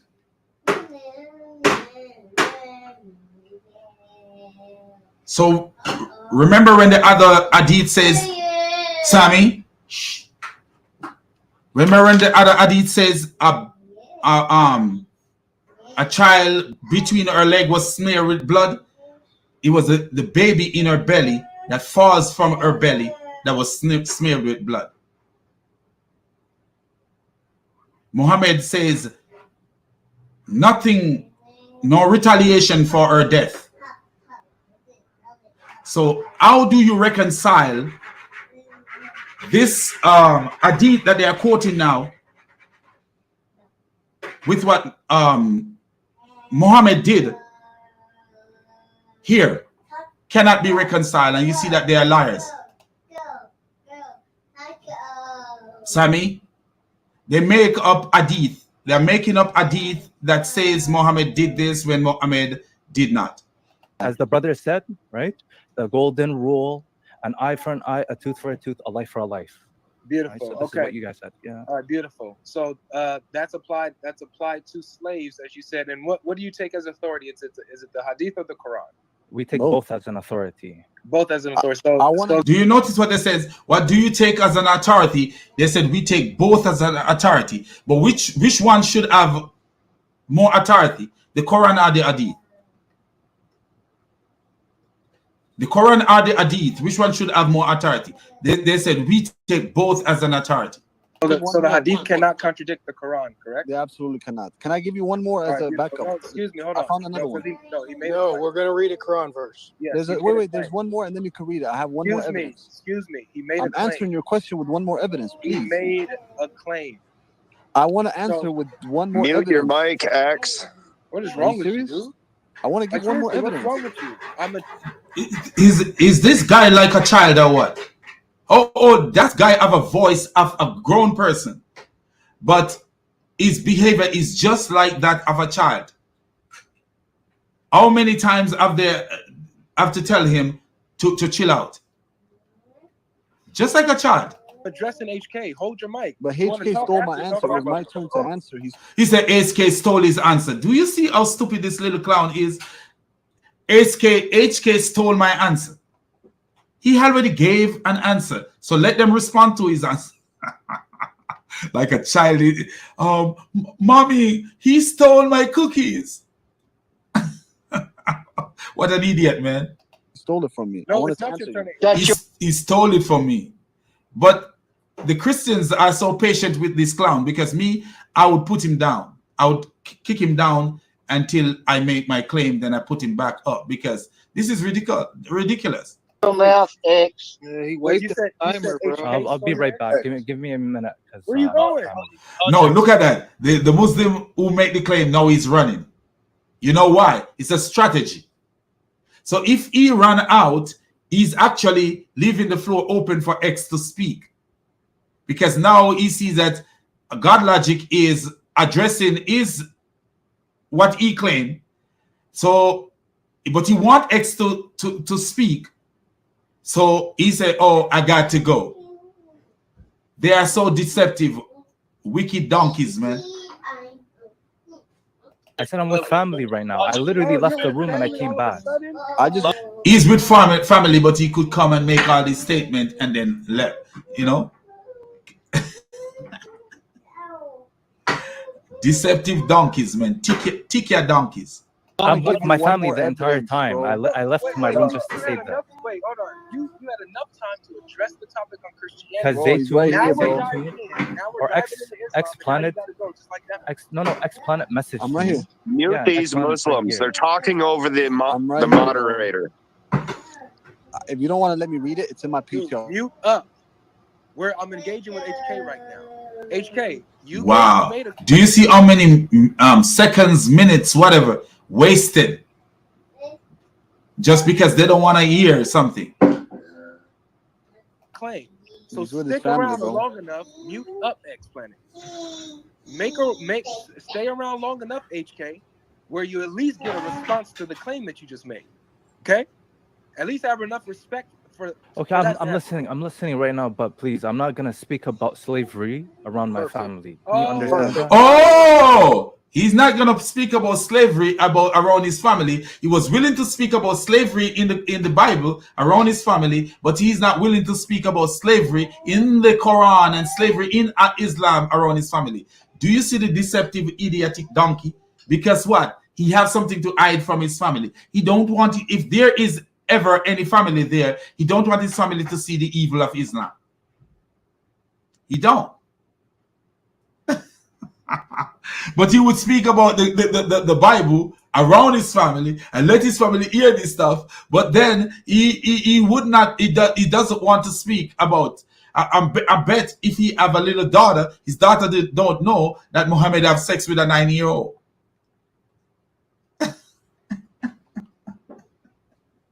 Like, Daddy, why did Prophet Muhammad have sex with a 9-year-old? I am 9. Why did he have sex with a 9-year-old? I'm just 9.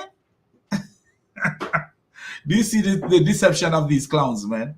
They're probably Muslim. GodLogic, can I read the verse? You can't say the Quran around his family. Family's not the Quran's not appropriate. Do people not respect? Do you not respect family? Hey, let's not waste time. He said, "You do not respect family." Did you respect your family when you were talking about the Bible and slavery? No. But as soon as you come to the Quran, you talking about respect your family. Wow. You do not respect your family?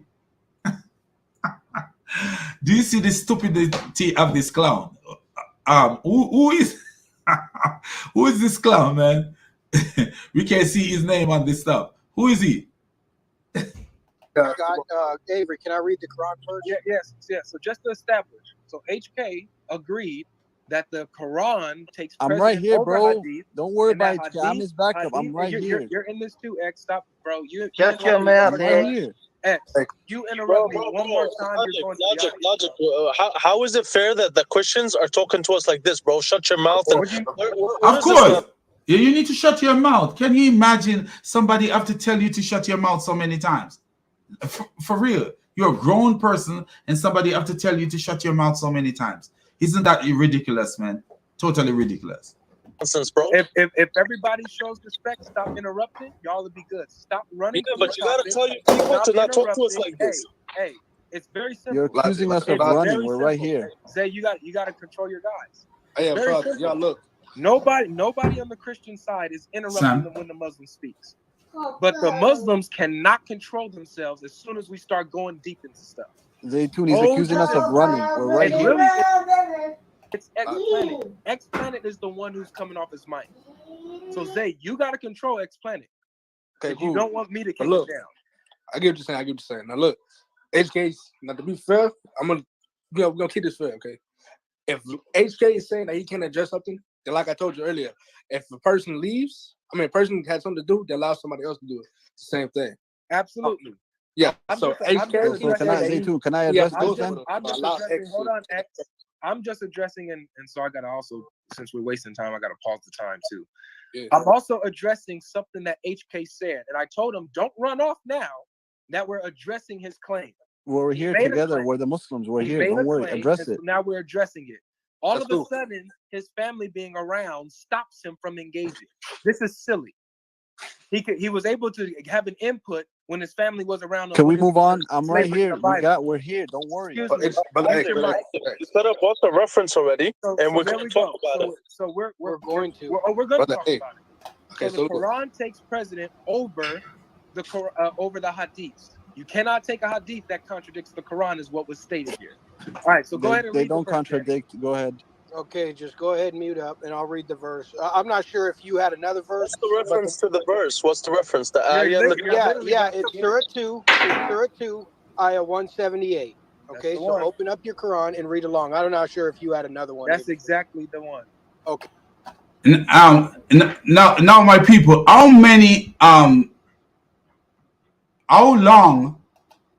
long did it take for them to even read this Quran verse? Look how long. Do you see the deception of these wolves? Okay. Can I read it? No, I will read it. O ye who believe, retaliation is prescribed for you in the matter of the murdered, the free man for the free man, and the slave for the slave, and the female for the female, so on and so forth. Right? I think we covered the part that we needed to cover. Whoa, you didn't even read the whole verse. And a free for free. No. And do you notice you didn't read the whole verse? Because what? You don't have to read the whole verse to understand what is going on. Muhammad is saying to them, this is a prescribed retaliation for those who are murdered. A free man for a free man, a slave for a slave, and a female for a female. Do you see that? A free man for a free man, a slave for a slave, and a female for a female. What is that actually telling you? That if a free man kill a slave, the retaliation is to kill a slave. And if a woman kill a slave, the retaliation is to kill a slave. If a man kill a female, the retaliation is to kill a female. That's what that is saying.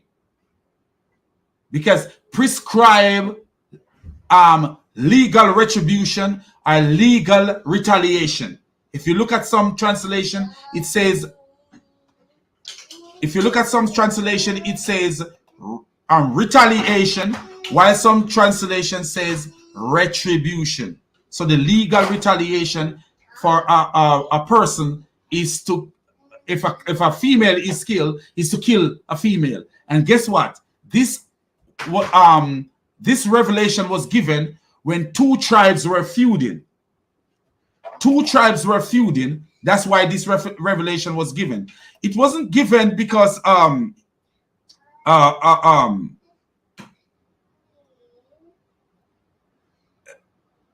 anything else than two tribes were feuding. They were feuding with each other, and the one tribe is saying that, hey, if you kill a female from our tribe, we are gonna retaliate and kill a man from your tribe. And if you kill a slave from our tribe, we are going to retaliate and kill a free man from your tribe. That's what the tribe was saying. So let me show you let me show you that this can be supported. Let me show you that this can be supported. It's not like, okay, we don't know that the background behind this. So we have the background behind this, and this is how you move when you have the background. So here is the background behind it. Sammy, shh. Too loud, baby boy. Sorry. Love you, but you're loud.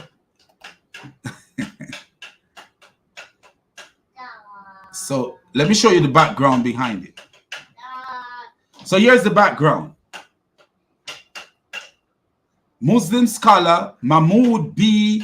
Harub writes, it was related by Wahidi that this verse was sent down concerning two feuding tribes, Arab tribes.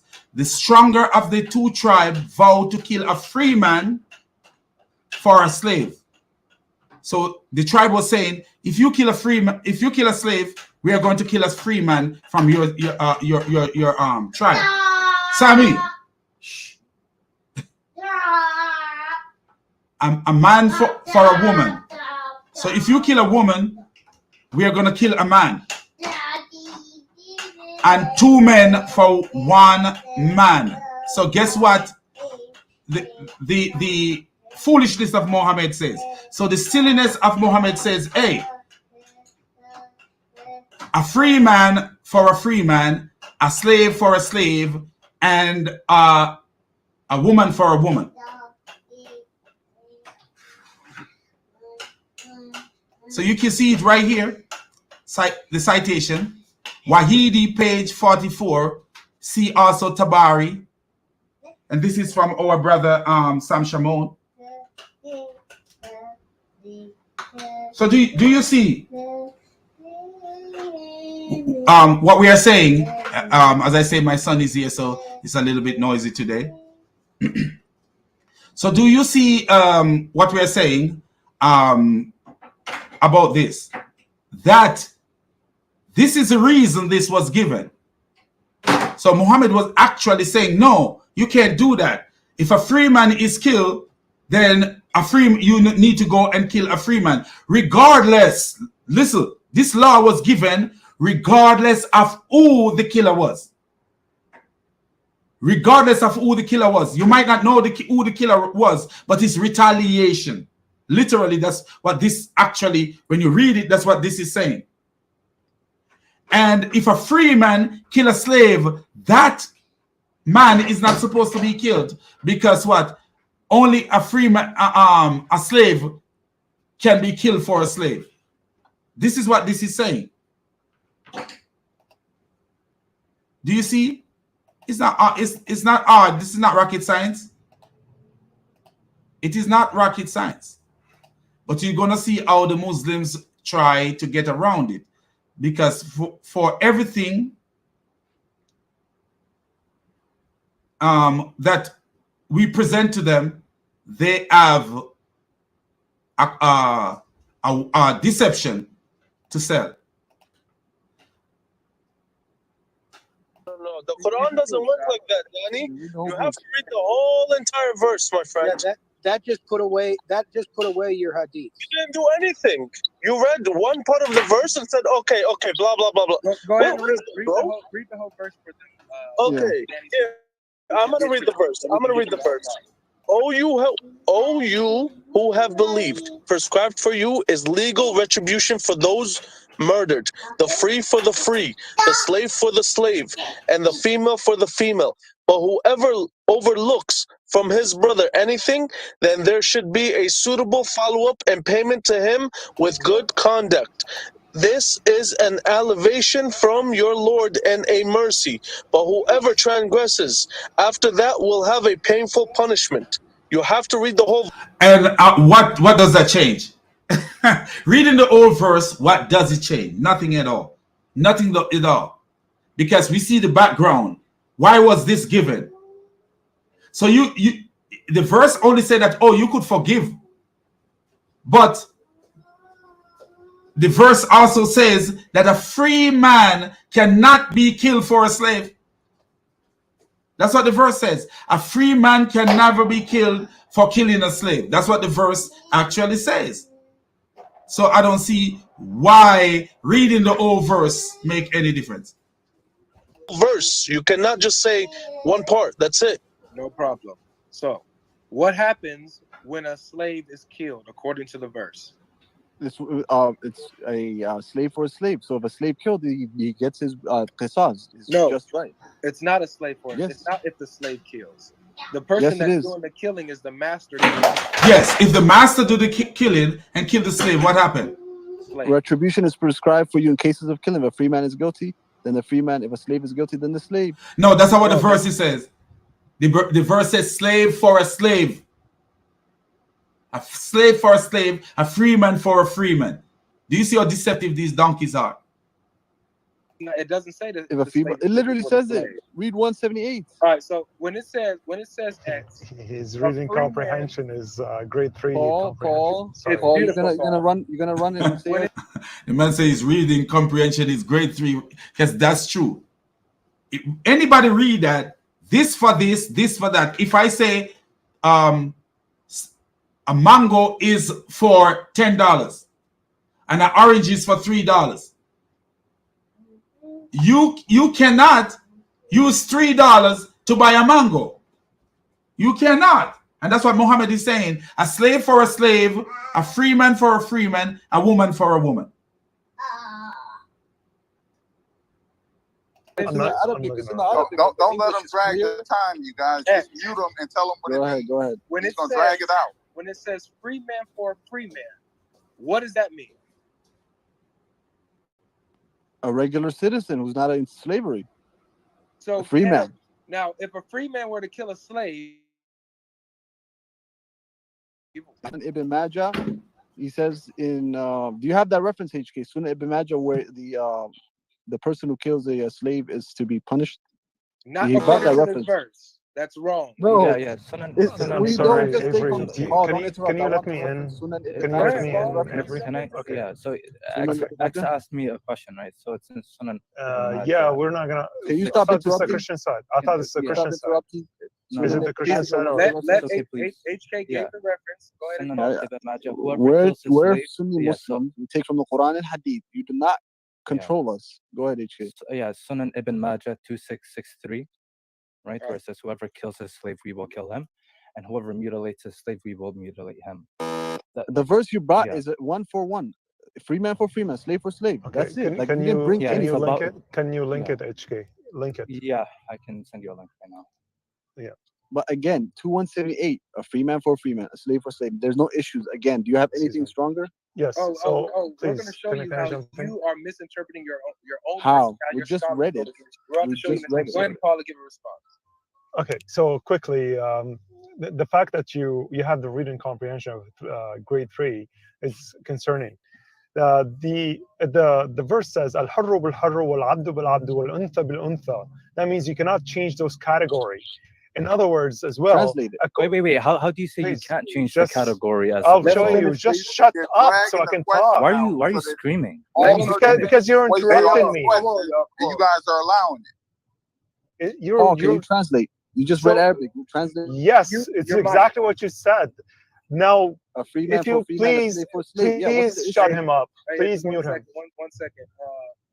I'm letting you know right now, X. The next time you interrupt, bro, you're done. That's just straight up. Is he having a discussion So- with me? Because he keeps addressing me. I haven't finished my discussion with you. I haven't even finished a sentence. So come So off your mic. that's an issue. That's just Okay. what it is. Go ahead, Paul. Okay. All right.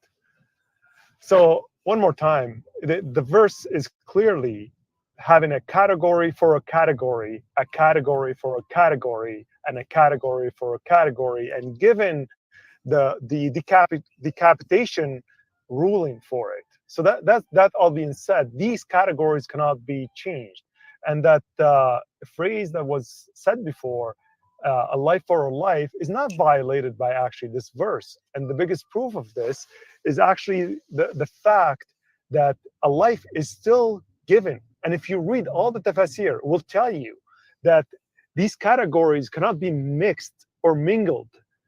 And you have. What does the tafsir say about the abrogation of it, though? Can you move Oh, HK perfect. down? They're going to drag Perfect. this out. Thank you. This is going to be the only thing that Relax, we address son. because you guys are falling for it. I'll get to. No, it's fine, Brother Scott. That's actually a valid point. It's not a deviation. So the fact that Ibn Kathir says this has been abrogated, that is meaning nothing, because none of the previous tafsir actually did say the same thing, and this is highly disputable. Ibn Kathir died in early 1500, and all of a sudden Ibn Kathir have the authority of abrogating a Quranic verse after Muhammad died. When let's do the math: 1500 to 600. Go figure. who's Ibn Kathir to abrogate this verse? And the fact, even if this ruling was actually valid for one day, you still have to own up to it. You still have to own up to it, even if it's for 1 hour. The fact that it's abrogated does not negate the fact. This is pathetic. That the fact that you kill a slave of yours instead of your life. So if a free man get to kill a slave, he can offer his slave, the innocent slave of his, to die in his place or in the place of the slave he killed, the free man that killed.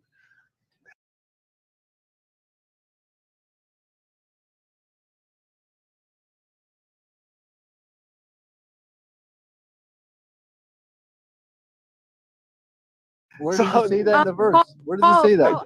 Please let me finish. Please let me finish. Please. No, I'm not done. How long? I'm not Somebody done. else wants to jump in. And interrupt. Can you guys move X-Planet down, please? So why is another Christian interrupting us? Guys, I'm sorry for interrupting. Come back. I'm sorry, I have not finished. So whoever's speaking, mute up, please. He's interrupting. It's a fellow Christian, so, but then I'm going to get dropped. All right. Well, then let me finish, please.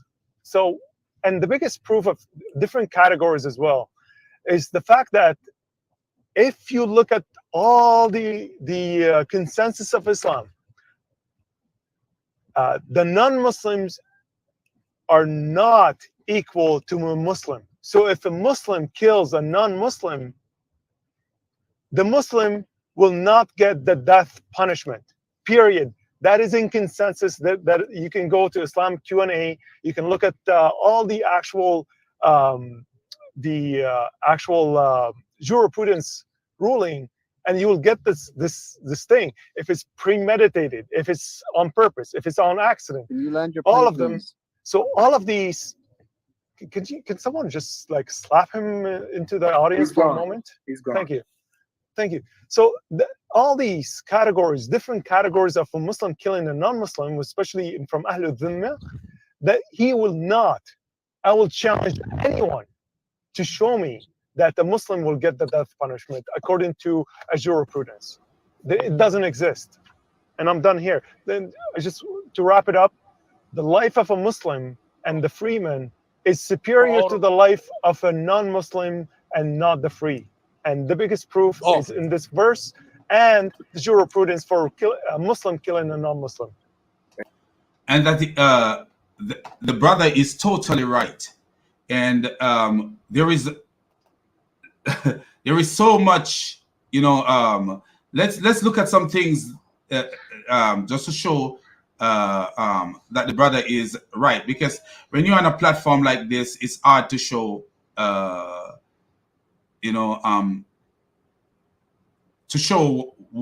things that support what you are saying. But so we could show some support, and as I say, all credit due to our brother Sam Shamon, because he do the research. But I've read this thing before from him long time ago, and I know that the brother is right when he's speaking in that sense. So let me see. Yes, here we go. So if you look at it, you see that our brother Sam Shamon is talking about Surah 2 verse 178 right here. And he says, to explain the aforementioned verse, the Badawi relates, if it's Badawi, relates what really happened when the Prophet Muhammad, Abu Bakr, and Umar. This is recorded in his book titled Commentary of Al-Badawi. Page 36, we read, the Safi and Malik prohibited the killing of a freeman if he slay his slave. Do you see that?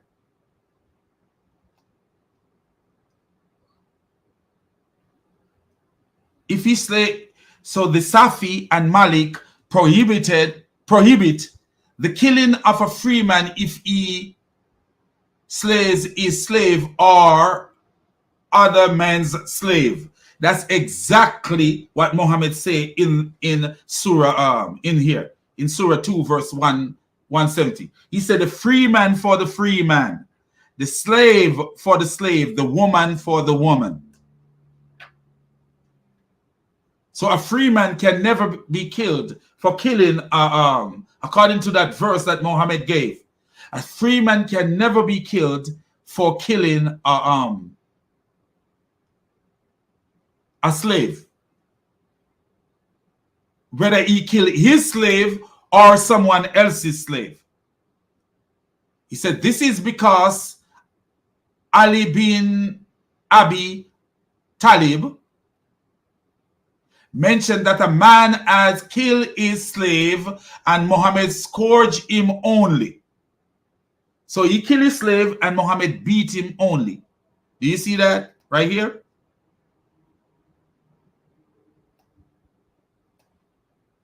He did not kill him. It was related on the authority of Muhammad that he said a Muslim, look at this, a Muslim should not be killed for a non-Muslim. Do you hear what the guy was saying? That everything he says was the truth. Nor a free man for a slave. Also because Abu Bakr and Umar ibn al-Khattab did not kill a free man for a slave. So who is Abu Bakr? Muhammad's immediate companion and best friend.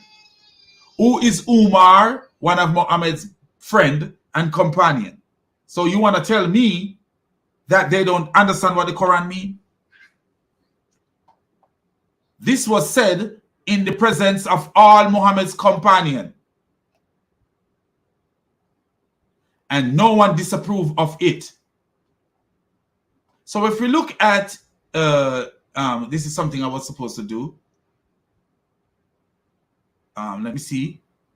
I think this guy here lives, let me show you. Let me show you where this guy lives. Just to show you the early source, how early this is. And share it with you guys. So this guy lived in the 13th, like the 14th, early 14th century. This guy lived in the early 14th century. And this is what he says. Al-Badawi, he was a Quran commentator and a Persian Jewish, a theologian, as Americans say. Sorry. So do you see what I'm saying? That the jury agree that a Muslim should not be killed for a non-Muslim. And we see it all over Islamic literature. And also they agree that a slave should not be killed for a free man. So if a master kill a slave, that master would go, he would live. This is what Islam is about. So if you look at it, these are the verses of the Quran that the attitude of Muhammad himself, as well as Abu Bakr and Umar. So Abu Bakr, Abu Bakr and Umar believe exactly that a free man should not be killed for a slave.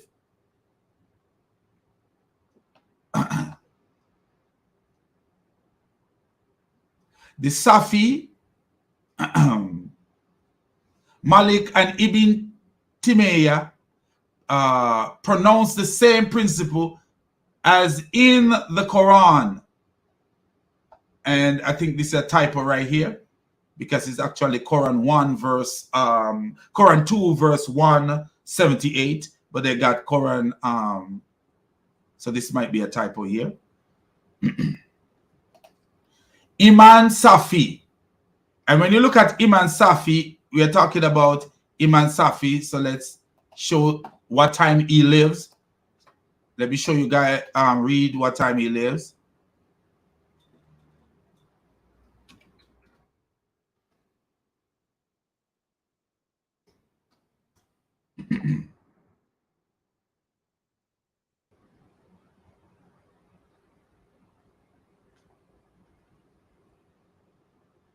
So this man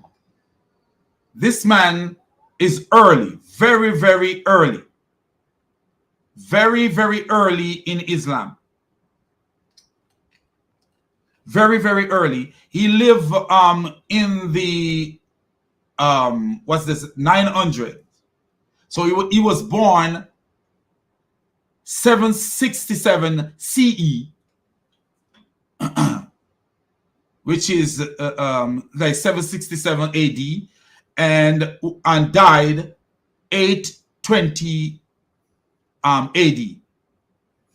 So this man was born 50 years after Muhammad died, or after Muhammad's time, and then he died not when he was like 54 years old. So you see, the closer we can get to the source, it proves it is more logical and more historical. The closer you can get to the source. So you see that this man is telling us that a slave cannot be killed for a free man. A man is not to be killed for his slave, nor for the free man for a slave. Do you see that? So all credit to Sam Shamoun for his research and his hard work. You know, I thank God for that, brother. On the same page, he adds, a believer is not to be killed for a non-believer, nor a man for his son, nor a man for his slave, or for a woman. Do you hear that? Or for a woman, exactly like the Quran have it. Exactly like the Quran have it. Totally exactly like the Quran have it. What justice? I think Sam wrote this. What equality? Then he adds, is this? Then he adds, wow, can you imagine? This is part of what the man wrote? I don't know. It's like, this is crazy if he wrote that. The free man is not to be killed for a slave according to the scholars. He says that. The free man is not to be killed for a slave according to the scholars. Malik ibn Anas was asked, what is the punishment for a master who beat his slave to death? He answered, nothing. Nothing at all. Nothing whatsoever.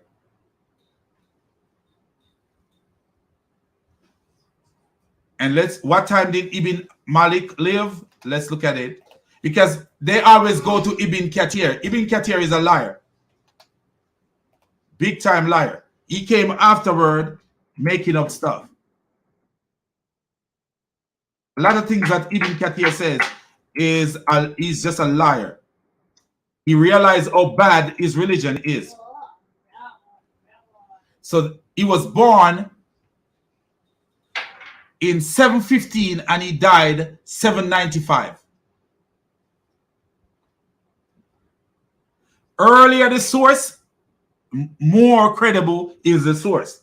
And this is what Christians do. And we thank, as I say again, we thank God Almighty and the Holy Spirit for using Sam Shammon. As I remember, my baby is alive and running around here. So he's a little noisy. Hey, hey, baby boy.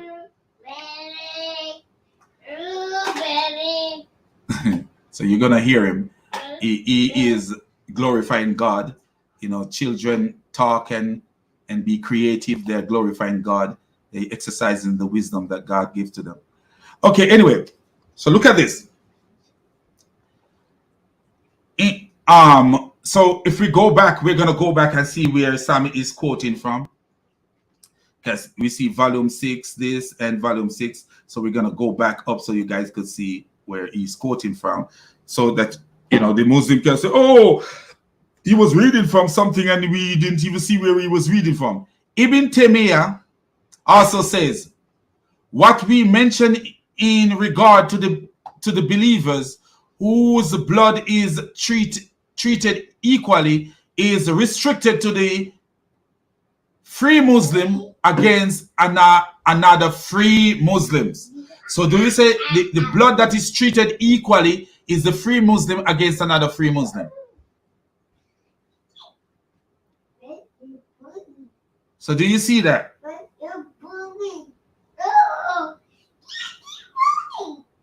Sammy? So you see that?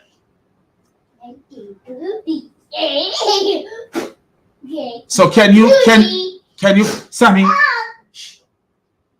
drink your drink. Your mommy coming to get you. No. You don't want mommy get you? You know, how could you get better scholars than these? Abu Bakr, Umar, Ali, Muhammad, and all these people. You can't get no better scholar than this. A slave is not entitled to property or money. Ibn Hams says in volume 6, part 9, the slave is not permitted to write a will when he dies. Now can he bequeath anything because his entire possession belonged to his master. Everything he owned, even himself, belonged to his master. So let's look at where Sam is. Let's make sure we give the citation.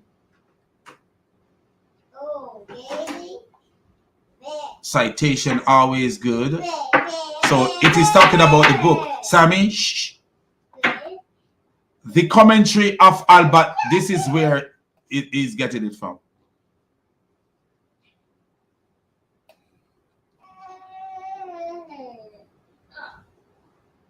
So that's where he's getting this from. And it gets worse and worse and worse as we go along. It's not the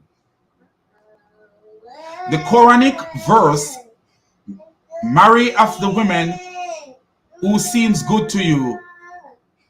2 or 3 or 4 are meant for free men only and not for the slaves, because he says, Sammy, shh, in it that the one who acts fairly is the person who owns money, and slaves do not own money. So do you see? Continue. What we see.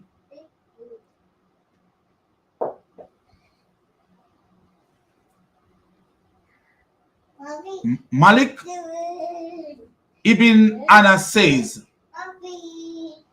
volume 2, part 3. I see the page number. Slaves and women do not have any portion in the bounty.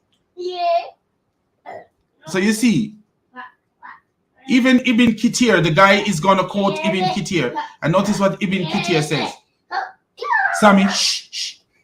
The slave does not get anything from the bounty, whether the bounty is money or women. So do you see all these quotation, but there's more, even more. Sammy, boy. What a noisy boy. Noisy baby.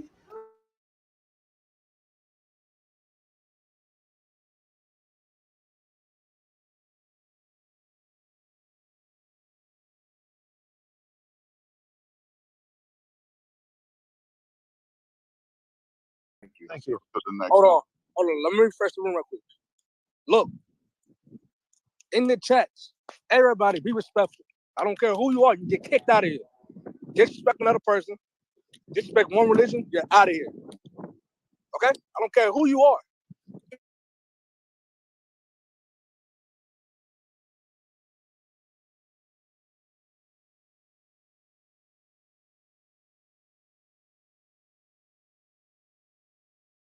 Be respectful in the chat. Y'all all adults. Be respectful in the damn chat. I hate cussing. Stop freaking being disrespectful. I will kick all of y'all out of this room. And just be us people on the stage. Stop being disrespectful. You're all adults in the freaking room.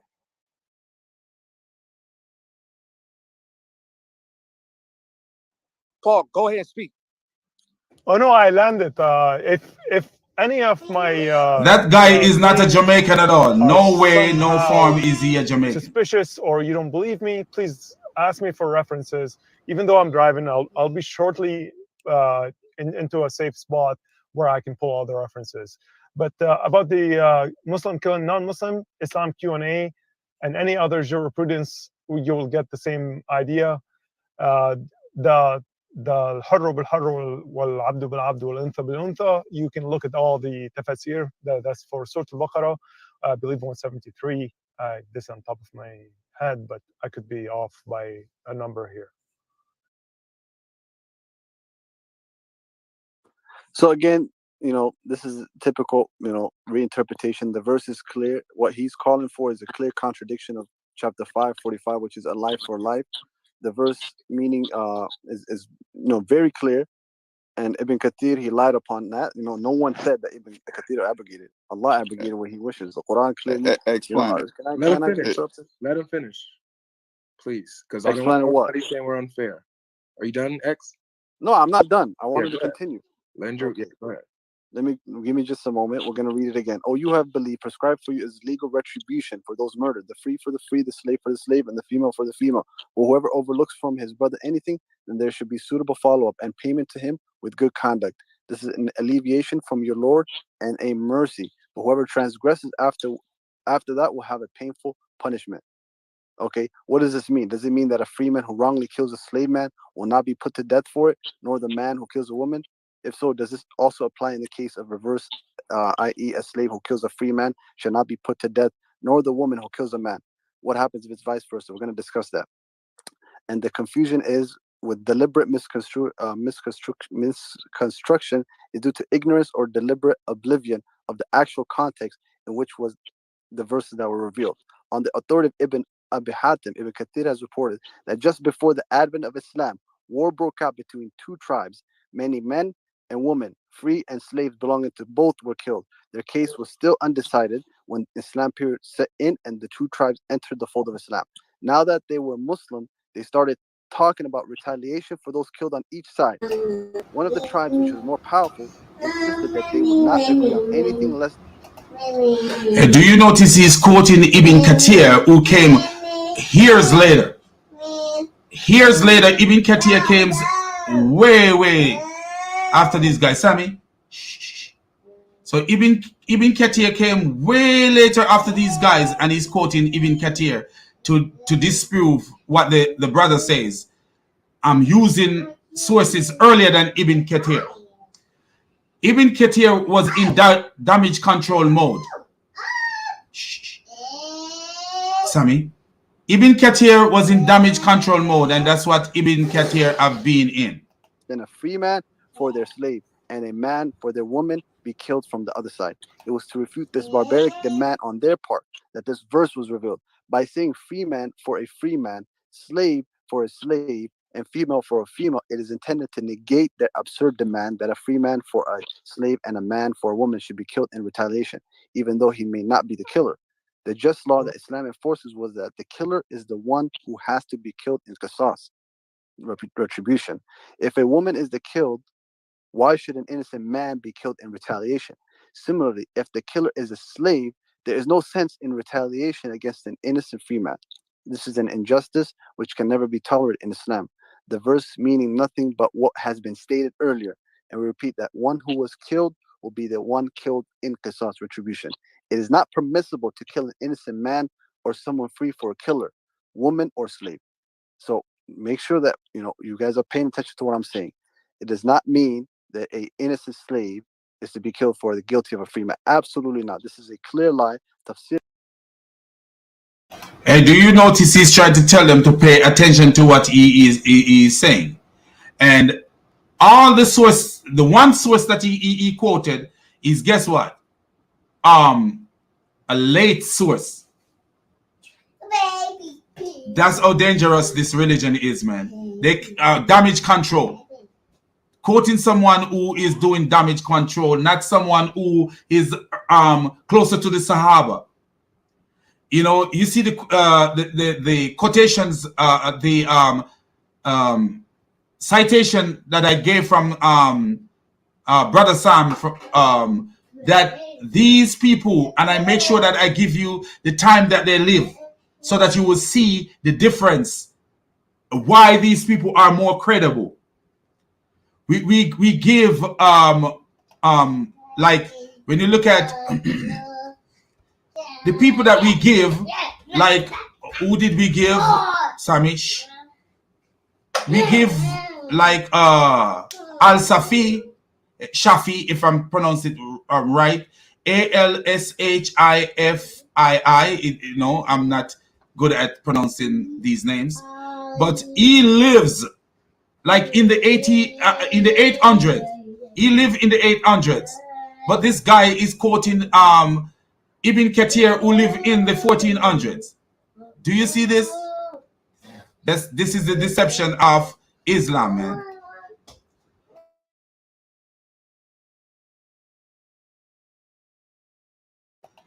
So my son is here. It's a little bit noisy. His mom is coming to get him.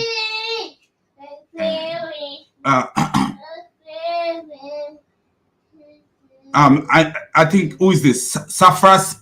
I know you are there, but actually, let me set you on and see what you have to say. Let me put you on. See what you have to say. Hello, you're right, yeah? Yes. Yes, you're okay. All right, yeah? man. I'm good, man. Yeah. So, I see where you're going with all this slavery and stuff like that, but we have to admit, yeah, slavery is there in all the scriptures. It's there in all the scriptures, man. Jewish, Islamic scriptures, Christian scriptures, it's all there, man. So I don't know why. We're not denying that.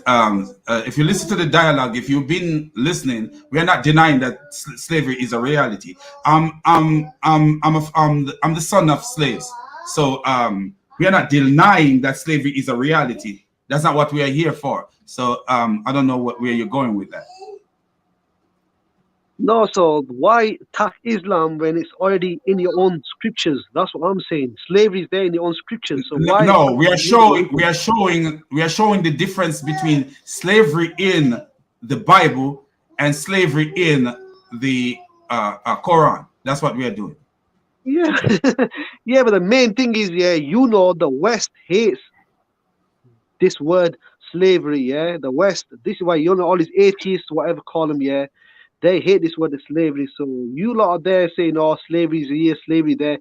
Come on, man. There's more important things to, talk about. There's more important things. Safras, there is nothing important than issues that are in our lives. There is nothing more important than issues in our life. And I'm not one of those people who point finger at Caucasian people and said, "Oh, your ancestor put me in slavery." If you listen to the first, I'm not that kind of guy. I actually believe that because of slavery, I am not a Muslim, and I'm glad for that. Because if I was born to my ancestor in Africa, I probably would have been a Muslim, and I'm glad that I'm not a Muslim. I would never follow Muhammad. As you know, if my life, if you have to put my head and cut my head off, I would make my head be cut off than to follow Muhammad. I know it. It's all good. Everyone has their own beliefs. Anyway, you got your own beliefs. We all got our own beliefs. So. Hey, Nate, you want to say something, Nate? Yes. Good evening, and your yes, volume is very low, man. Okay. How about now? Is that good? Yeah, that sounds better. Good evening, everyone, and God bless. Yes, slavery has been in the past, and that's the beauty of Christianity, because Jesus gave us an example. He did not own any slave, and Jesus stressed that every man is in the image of God. That's why we want to treat everybody the same as we treat ourselves. And that's, I think, if everyone would follow Jesus, then this will be a beautiful place. Thank you. That's it. I totally agree with you, Nate. I agree with you. Yes. So Safras, one of the thing is this. Muslims always use slavery to, especially with black people. I was on a platform one time and I can't believe you're following the religion of your slave master. As if, yes, you guys say that. No, you do. The only people that say that, the only people that I know on YouTube that say that are the bloody, what they called in the USA, the Hebrew Israelites. They're the only people that... No, Muslims say that. You want me to show you a Muslim that say it? Right now, I could show you a Muslim that say it. You want me to show you? Yeah, but you only have the one or two Muslims. No, a whole bunch of Muslims say that. And guess what? Jesus never tell us to enslave anyone. Paul never tell us to enslave anyone. But Muhammad had black slaves, enslaved people, so I don't see why Muslims are using that strategy to point to us and then, oh, you're following your slave master religion. If the slave hold on 1 minute. If the slave master had followed Christianity the way Paul want Christianity to be and the way Jesus want Christianity to be, there would be no slavery. Yeah, the thing is, the reason why Jesus didn't have it because he wasn't the ruler of Israel at that time, because the Jews were against him. But if he was in charge of all Israel, and he had to follow the scriptures, the Torah and stuff like that, it would have been different. But he had no authority over the Jews, so he was just what I see of the New Testament. He was always hiding. He was always hiding, running, hiding from his enemies, and he had no. Hey, Safras, let me stop you for a minute. When Jesus speak, what did Jesus says? The word that he speak is his Father's word. So you want to tell me that God doesn't have any authority over the Jews? Yeah, but he had no authority over them, because he just had a group of people there, Safras, listen to what I asked you. Listen to the question that I asked you. I said, when Jesus speak, a lot of times when he speak, he said, the word that I spoke are my Father's word. So are you telling me that God have no authority over the Jews? God had authority, obviously. God had. So if God have authority over the Jews, and Jesus's word is telling us to do unto others as we like them to do unto us, and to love our enemies and pray for those who persecute us. And these words are from God Almighty, from the Father, not from the Son, but from the Father. So you are telling me that God have no authority over Israel, and this is why he was telling them something other than what the Torah says? No, what I see is the Christians have only about 5%, 10% of what Jesus actually taught, because you have to understand that that you have no record of him when he was between 12 till about 30 years old. You only have scriptures when he was 30 to 33, I think so. So you only have 3 years of his whole, ministry. So this is the Actually, question. You only have few my years of his friend, life. my friend, Yeah. Islam have no record of the Old Testament. They have no books because Islam claims that the books have been lost, the Injil and Torah. So there's no record of the That's got previous nothing to do prophets with if what I'm you go to saying, brother. Islam. I'm saying that, brother, I'm saying No, that you have exactly. no record You of have a Jesus bigger when he was problem, 12 my to 30 friend. years old, brother. My friend, Well, Islam has a bigger problem because you have brother, no we don't have no record. issues. We don't have no Can issues, you brother. show us the 10 Commandments in the Quran? Brother, you never answer my And, question. I and said to you, hold on 1 minute, 1 minute. So, Safras, does Islam have any record of Jesus' life whatsoever? we have his, we have about certain, verses of him, certain verses, but that is not important. But at the end of the day, the Quran So was you're given. making a claim. Yeah. You're making a claim as about records of Jesus' life when he was this year old and that year old. What is that relevant to Jesus? How is that relevant to Jesus' teaching? Because nobody knows what he was teaching between the age of 12 till 30 years old. There's no record of him. How do you know that he was teaching? How do you know that he was teaching anything at all? Because in Islam, we've been taught that in the day that he was made a prophet in his cradle. And how can you substantiate that with historical proof? This is the key thing about this is the bad thing about Islam. Islam doesn't speak with your God. Forget history. Your God have a hatred for history. He have a hatred for actual things that people can verify. Your God have that hatred, and Muhammad have that hatred. You see where Muhammad made up stories about Moses being naked and running after a stone. Where is the proof for these things? This is what Islam do, friend. Islam is a religion that do things on conjecture that nothing can be verified. It cannot be verified, and this is why you know that it's a false religion.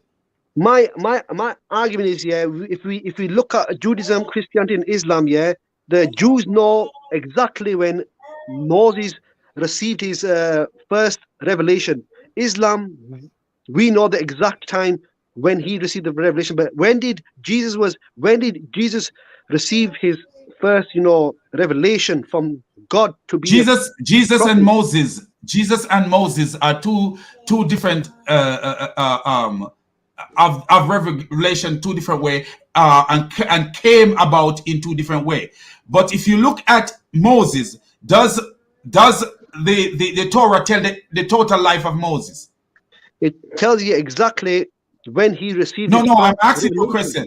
Does it tell the total life of Moses? What do you mean total life? Obviously, ain't gonna tell you the whole, every single detail of him. No, obviously. No. I'm talking about every. Does the Torah have Moses' age from a little baby? Tell about Moses from he was a little baby. Everything that happened in his life from he was a little baby, and all the steps of his life. Does it know that? No, it doesn't. No, it doesn't. And David. What about David? Does the Torah does the Tanakh tell the whole life of David? But Moses in the Torah and in the Quran, it talks about him being a baby, growing up, and he was sent to the house. And Jesus, it talk about Jesus being a baby too. Doesn't it talk about Jesus being a baby? My friend, even Islam does not have record of their prophet. So the thing here, with the little record we have from the teachings, Jesus did not teach us to enslave, only in the cult of Islam. Brother, you only have 3 years of Jesus' life, man. Nothing. You don't have anything. You're in 3 years of it. So Safras. Nate, hold on a minute. Let me say something to him. Whether we have 1 year of Jesus' life, we have enough. Hold on. Hey, calm down, man. Whether we have 1 year of Jesus' life, we have enough from Jesus, and we see Jesus teaching, and there is nothing about slavery in Jesus' teaching. Jesus teach us to be against slavery, literally, because he told us to do unto others as we like them to do. He actually tell us to love our enemies and pray for those who persecute us. So whether it was even 1 month of Jesus' life, we have a teaching of Jesus that tells us that we are not supposed to have slaves. Okay, can you answer the can you answer the First Peter chapter 2 verse 18? First Peter chapter 2 verse 18. When watch the video that we did yesterday. I did yesterday. It tells you all that. It cover all that. Which video? Oh, the video you did yesterday. Yes, about slavery. It cover all that stuff. Who did you? Huh? Who did you did? Yeah, the video cover all that stuff. But anyway, let's talk about it. Let's talk about it here. So you want to talk about which Peter what? Peter, First Peter chapter 2 verse 18, when Peter says that you who are slaves, be obedient to your masters, even if they are cruel to you. You have to be obedient to them. Now, hold on. So you ever heard of Muhammad beating Muhammad allowing Ali to beat a slave? You're changing subject here. No. I didn't change the topic. Hey, friend, calm down. If you listen, if you stop ranting, and if you stop, hold on, Nate, let me deal with him. If you stop ranting and listen, we will come to we'll come to something. Have you ever read where Muhammad allowed Ali to beat Aisha's slave? What do you think would happen to the slave if the slave was fighting back? Which hadith that? I don't know the hadith that. So this is one of the things with you guys. No, but okay. We accept it. We accept in Islam that there is slavery happening there, but and we accept. Who said we don't accept? You said to me now. You just said to me now that Jesus did not preach slavery. Now I'm telling you, Jesus is against slavery. What Peter says. Peter was saying it's okay.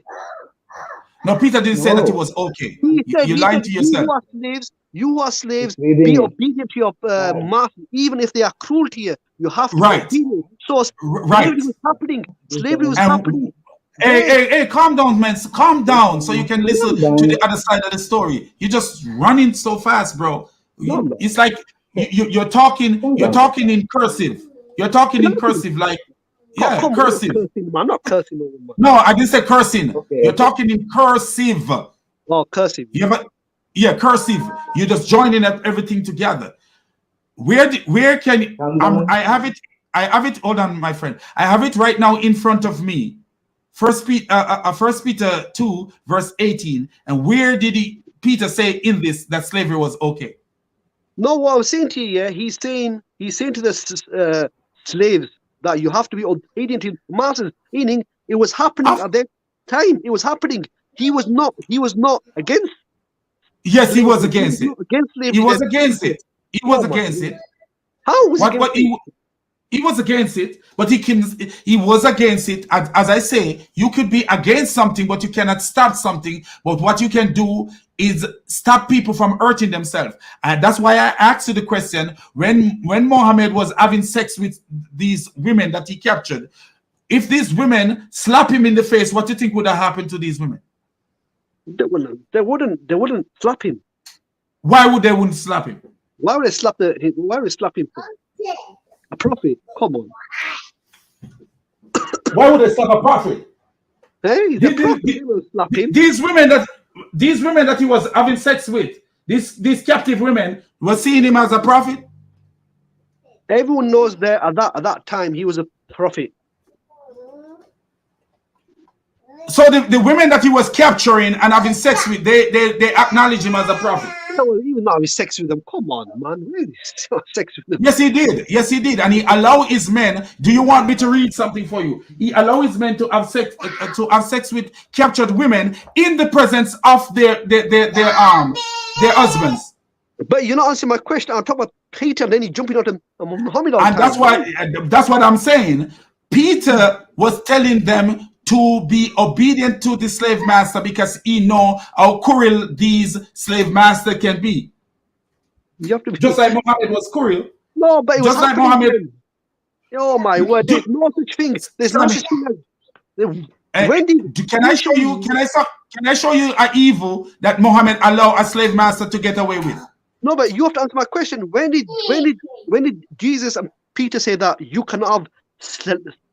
You can have slaves.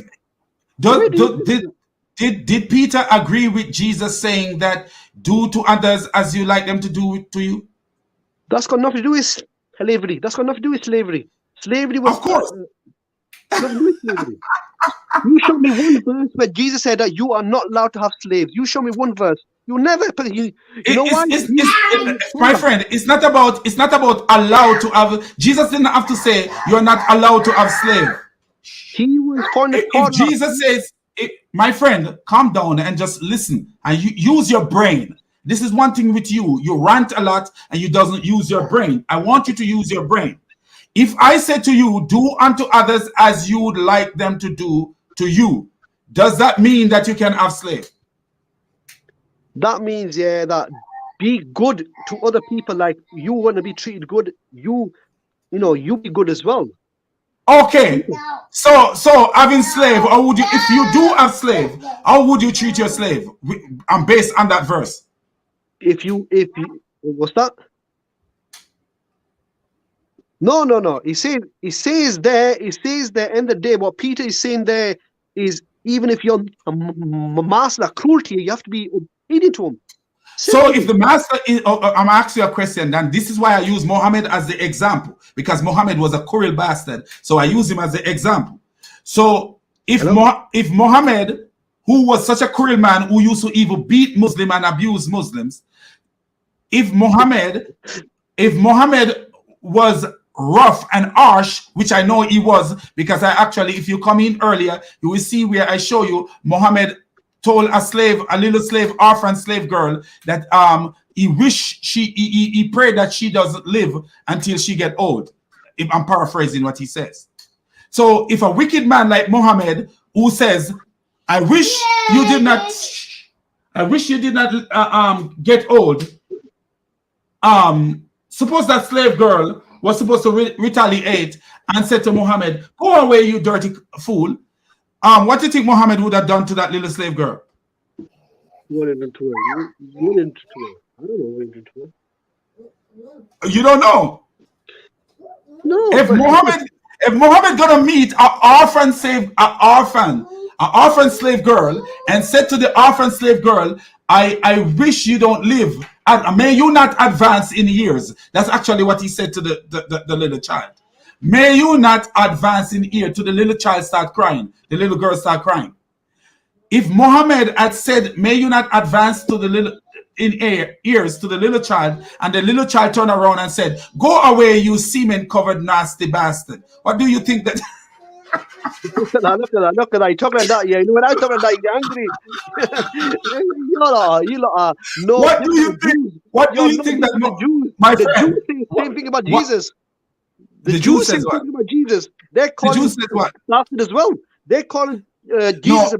Why are you changing the subject? No, the Jews. But no, I'm just showing you how stupid the Christian Jews are. They're cursing each other. You're cursing. You're seeing curses out there. Surprise! Bastard. And then there's another person here. You're both lost. You're both lost, man. The Jews and Christians, you are lost. The Jews and Christians, they say the same thing about Jesus. You read the Talmud, they will say one thing about Jesus, and you talk the same thing about Muhammad. I'm telling you, I'm saying to you, if that that little girl that Muhammad abused, if that little girl had said to Muhammad, "Go away from me, you nasty, smelly bastard, full of semen," what do you think that Muhammad would have done to that little girl? That would not even happen. You would not even say that to him anyway. And that's what Peter was protecting the slaves from, the cruelty of their master. Because a disobedient slave would have gotten killed or beaten by the master.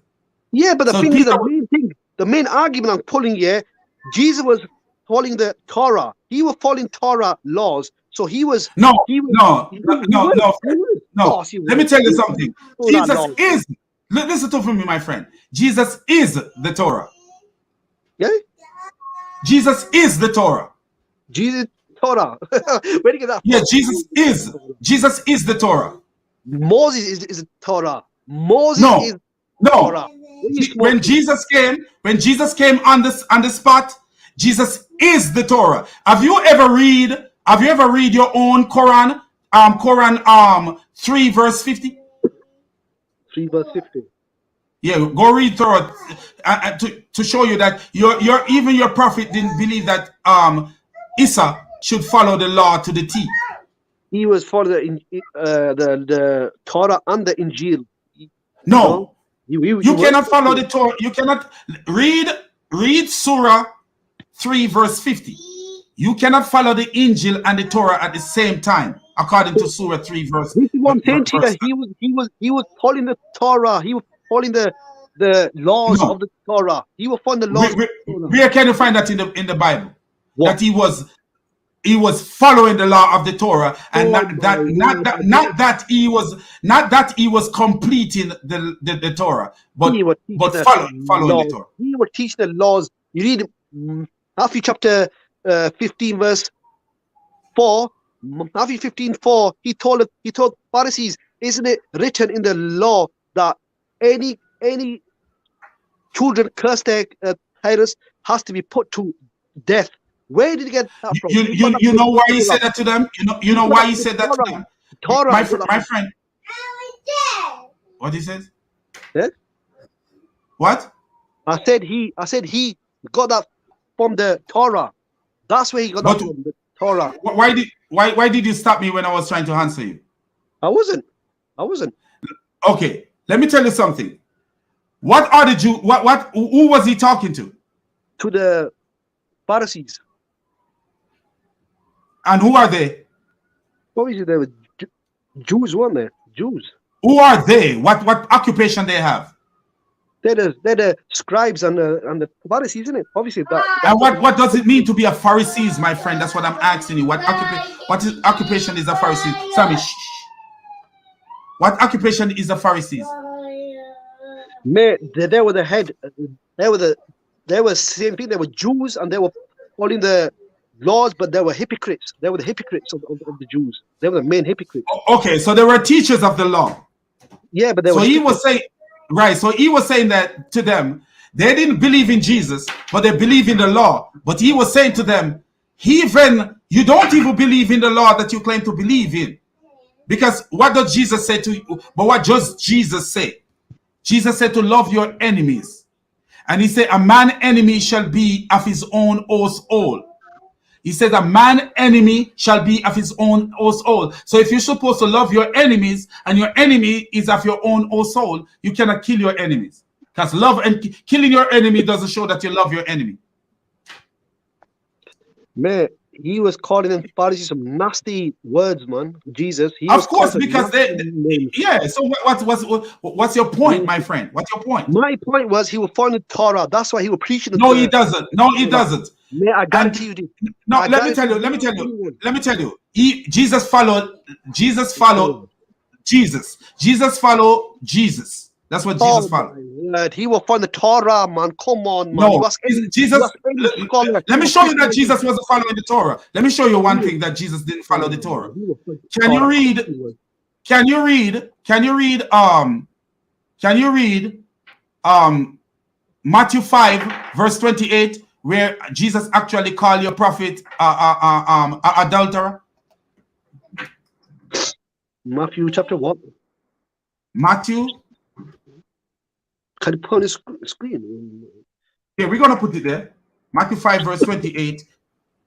Just put 28. Matthew 5. We're just gonna put Matthew 5, and then we show it. To show you that Jesus, the law of Jesus, is a completion of the Torah, not the exact Torah that Muhammad had.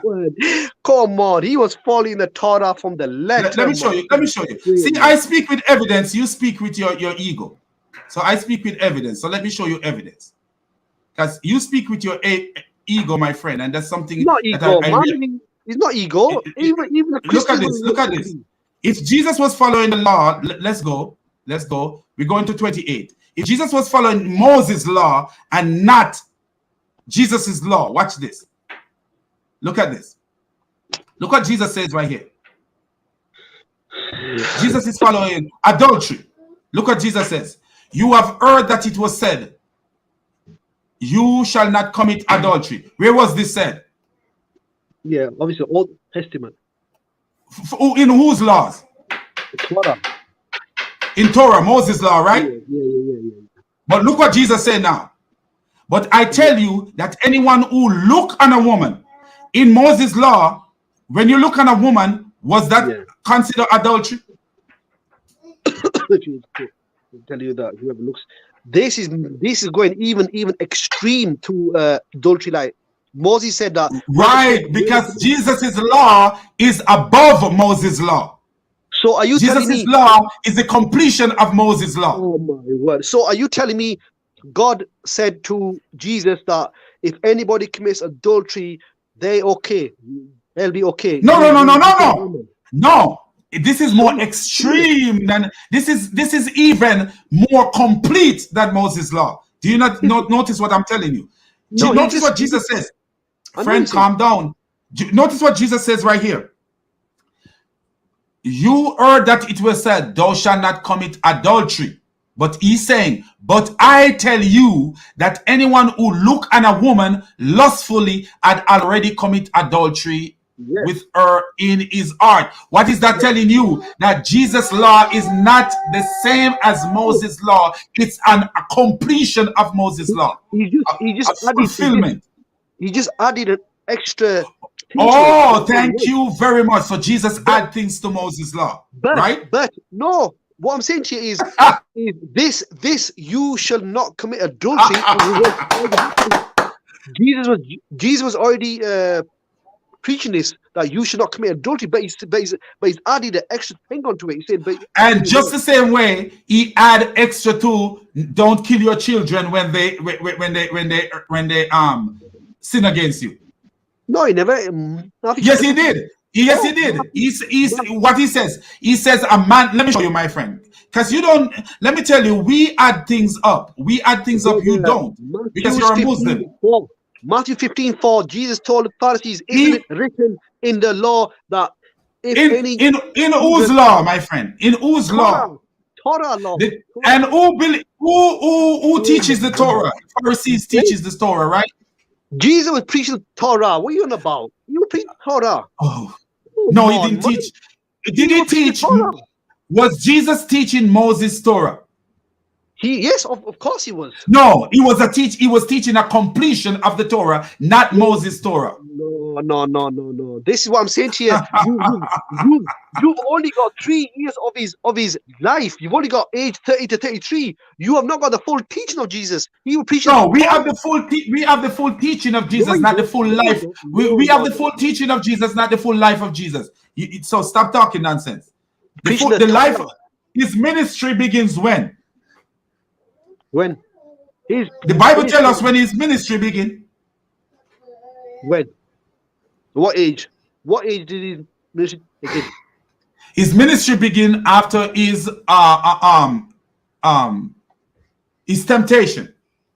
When? After his temptation, his ministry begin. Where is that? Who? Where is that? And let me show you. And that's the problem with you guys. You jump over the Bible. No. Islam is saying his ministry began the day he was. Islam don't have no history. Islam doesn't have any history. Islam doesn't have any history. No, but he protected his brother in the cradle when the Jews questioned her, said, how have you got a child when you've committed adultery? But then he spoke up for her. He spoke up for his mother and told her, no. She did not commit adultery. This is an edict from God. Simple. No, Jesus didn't speak when he was a child. That's a lie. That's a made up lie. Come on, it makes sense. He spoke for her. He defended his mother. He defended her. Respect. Nobody had to defend his mother because his mother have a husband. So there is no way to. Husband. There is no, she never had a husband. She never had a husband. Yes, she did. Oh my word. Yes, she never had no husband. Who is that? Who? Joseph was her husband. Oh my word. She was not touched at that time. She was a virgin. So did Joseph walk around and tell people that she was not touched?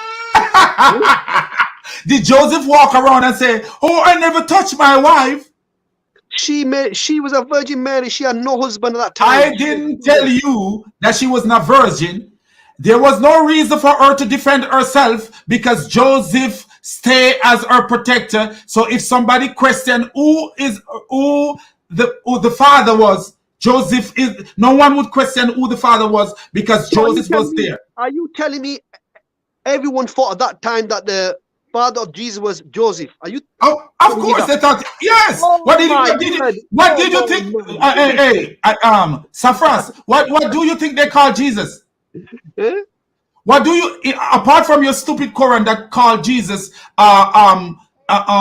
called Isa ibn Miriam, which a man is not named by his mother. So what do you think that they called Jesus?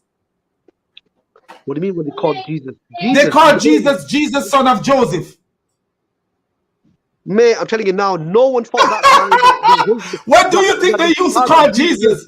They called Jesus' son. Can you notice what they say? Isn't this the carpenter's son? Remember they said, isn't this the carpenter's son? Because they believed that Jesus was the son of Joseph. No. Bro, your Quran is nothing but stupidity, man. I'm telling you. She was an untouched woman. They questioned her. I didn't say that, friend. I didn't say that she was not an untouched woman, but nobody knows that of the people who didn't know about the story of Jesus, like the disciples who know how he was born, no one knows that he was not David. They didn't believe that they did not believe that he was not Joseph's son. And Joseph wasn't running off his mouth. Oh, he was not my son, and this and that, and putting his wife at risk. So, are you telling me that Joseph was thinking at that time that Jesus was his? No, because the angel told him that he wasn't his son, and he told him, "Put not away your wife." He told him, "Do not put your wife away," and he obeyed the angel. What is wrong with you? You don't read the Bible, clown? You lot got different. You lot got some fake story of Jesus. Fake story. What you talking about? Fake story? It's inside the Bible. It's inside the Bible where the angel said to go to Joseph and said to Joseph, "Put not away your wife." Can I cut in a little bit, brother? Who's that? Who's that? Oh, it's Abu Musa. Okay, go ahead, my friend. Yeah, Safras. Oh, okay, I have a question for Safras because this guy seems like he has no brain cells at all. Because the reason why I'm saying this, Safras, sorry, I'm not insulting you, okay? The reason why I'm saying this, imagine, just imagine this scenario. You live today, and people write about you. Then about 500 years later, someone comes and says, "No, what you see there is a lie. This is the right thing." Does that make any sense to you? Do you even think? Do you even think? You think the Quran is right? You know why? It's a lie. The Quran is a lie. For Muhammad, it's for his feelings. You asked me a question. You just asked me a question. Let me answer now. You know why? Because you lot don't have the original Hebrew Aramaic Gospels. You don't have nothing. How do you know that? How do you know that?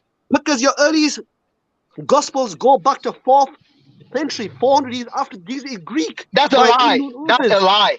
That's a lie. The earliest gospel, the earliest gospel is Mark. It was written in the same century, about 60 to 70 years after Jesus' death. Abu Musa, let me say something to him right here.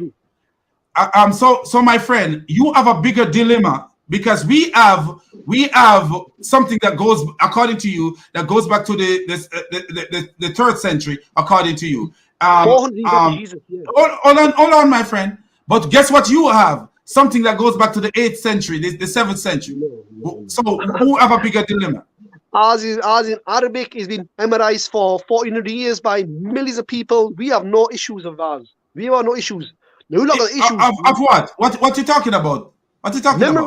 The Quran memorized for 400 years by millions of people. Millions of people have memorized that Quran for 400 years. So what does that prove, man? What does that prove?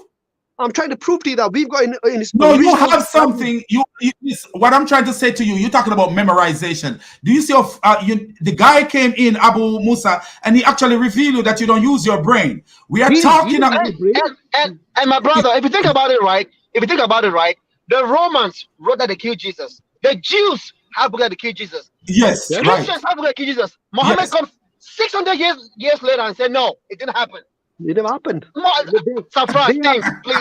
Safras, please. Use your brain, please. There are scriptures out there. Please, Safras, please. Wait. There are scriptures out there. Wait. Danny Davis, I welcome my brother. Welcome. Who's that?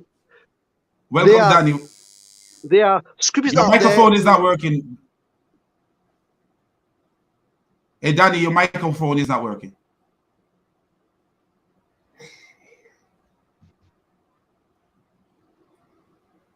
Hey, Danny, say something, man. Your microphone wasn't working. Okay, go ahead, Abu, because Danny having no, my claim is that there are scriptures that were not added in. For example, the Peter, he had a scripture which says that Jesus did not even die. They are Safras. That's the Safras. That's not my point. That's not my point. The Christians have scriptures that say Jesus was killed by the Romans. The Romans have scriptures. Romans, not Christians. Romans. They said they killed Jesus. Jews have books that say they killed Jesus. Muhammad comes 600 years later and say it did not happen. All up, Abu. He make a point. So let's address his point that he make. He says Peter have something that says Jesus was not killed. Can you prove that Peter have something that says Jesus was not killed? It's the scripture which was found in Egypt inside a tomb of a monk. It's called a Gospel of Peter from, I don't know which year it is, but there was a gospel. If you go on into it, it's everywhere. There is one gospel which says that Jesus was with Peter on top of a tree, and he was there happy. He said that this person they are killing is not even he. And there is a gospel. There are 2-3 gospels there that are saying that. What I want you to do, I want when you finish, you go to my YouTube channel that is called Islam is a Mess. You may not be able to find it at Shake Your Booty. But I don't have time to deal with that issue right now because. Have you got email address? Have you got email? My friend, Sammy, calm down, bro. Son, calm down. I know you're ready to go. But my friend, what I want you to do, I want you to, when we finish this dialogue, because we are not going to go into that gospel because I already deal with that in a video. And Islam is a Mess. I want you to go to my video. And Islam is a Mess, and look for. You will see. You put in when you go in the search engine of my stuff. You put the word Peter in it. Yeah. You put the word Peter in it, and you will see. And me and you can communicate there in the comment, and you will see where I actually demolish and destroy that book that you're talking about. So which one is it? Is it the one that was found in Egypt? Yes, the one they claim was found in Egypt, where Peter was talking to Jesus, and Jesus was saying that this and that and that. Go and see how I demolished them. Because a Muslim Come on, Dwalisha, come on, man. There are many of them scripts going around that was not do you want, okay, you want me to play this video right now? You want me to show this video? How I demolish? You want to show me to find it and show you how I demolish it? It will take ages. I have to go. No, it won't take no ages to find my video. How are you going to take ages to find a video on my channel? No, I'm saying let me find it. I have to go. I have to go now. Oh, okay. I will let the audience I will play the video so that the audience see what you are talking about. Just to reveal your nonsense. Man, your audience isn't agree with you anyway. Your audience doesn't agree with you anyway. They're gonna always agree with you, even if you're right or wrong. They're gonna agree with you anyway. No. They will see what I see. They're a Christian audience. They will see. No, my friend. We're not Muslims. We look at facts. We look at the truth. We're not Muslims. Muslims are brainless. If you think you're not even a Muslim, if you have a brain cell, you're not a Muslim, and think that you have endless peace when you die. You have endless peace. 72 virgins. You never knew 72 virgins when you die. Gospels were in Greek. Your earliest gospel in Greek, 4th century. Get a life, man. Why is it? No, my friend. No, hold on, my brother. Let's ask him. Why is it should not be in Greek? Yeah.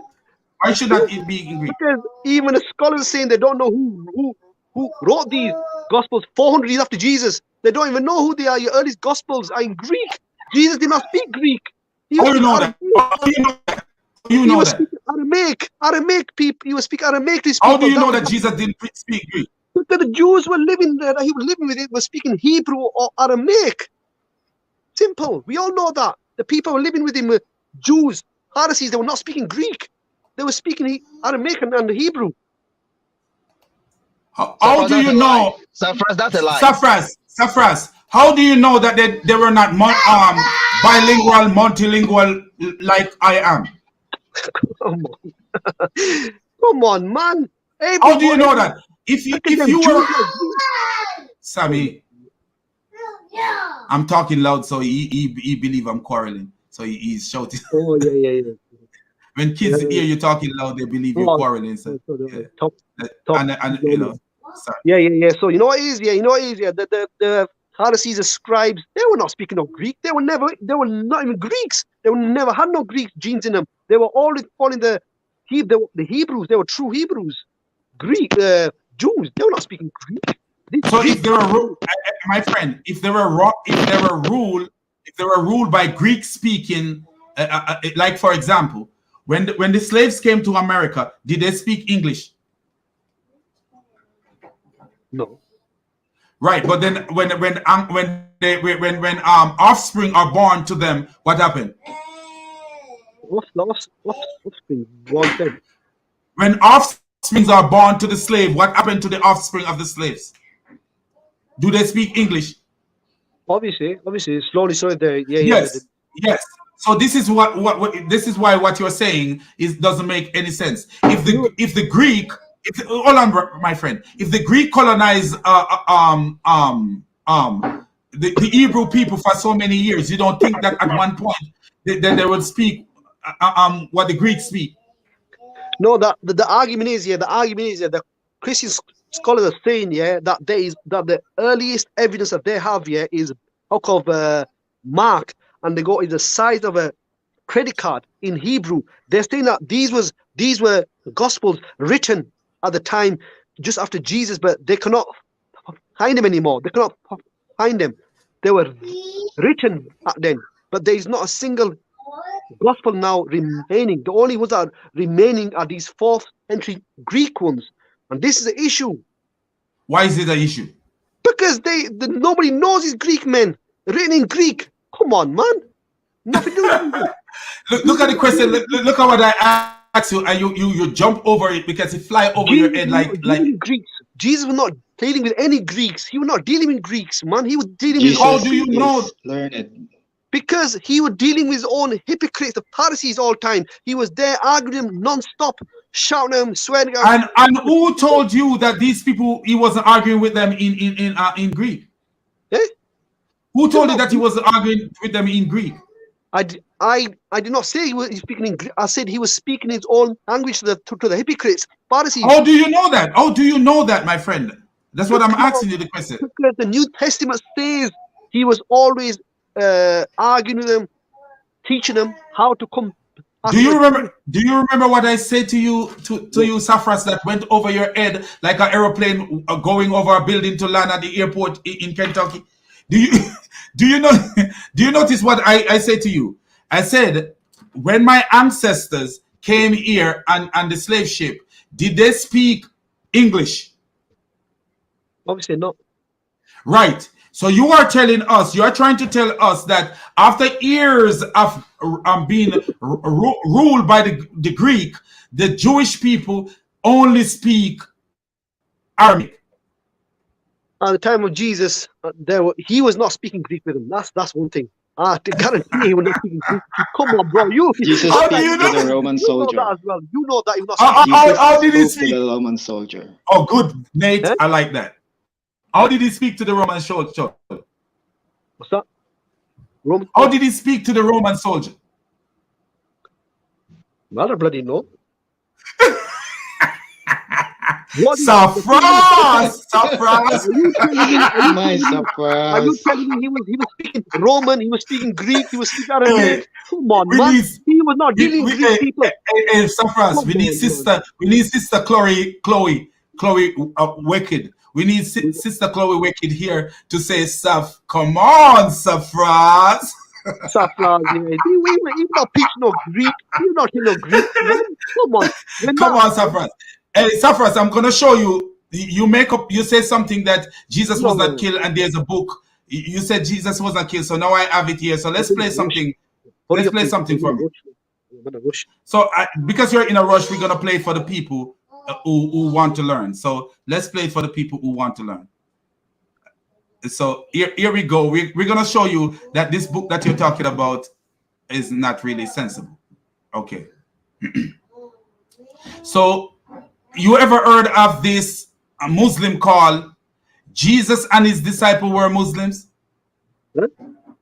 Have you ever heard of this Muslim on YouTube who go by the name Jesus and his disciples were Muslims? I've seen some comments. I've seen the comments around. Okay, so let me show you what he says. Let's start with it. So we're gonna share this video so people can see, because you said Peter said that Jesus was not killed, and when Muslim make statement like that, I want to show that this is a lie. So let's show this video to show that this is a lie.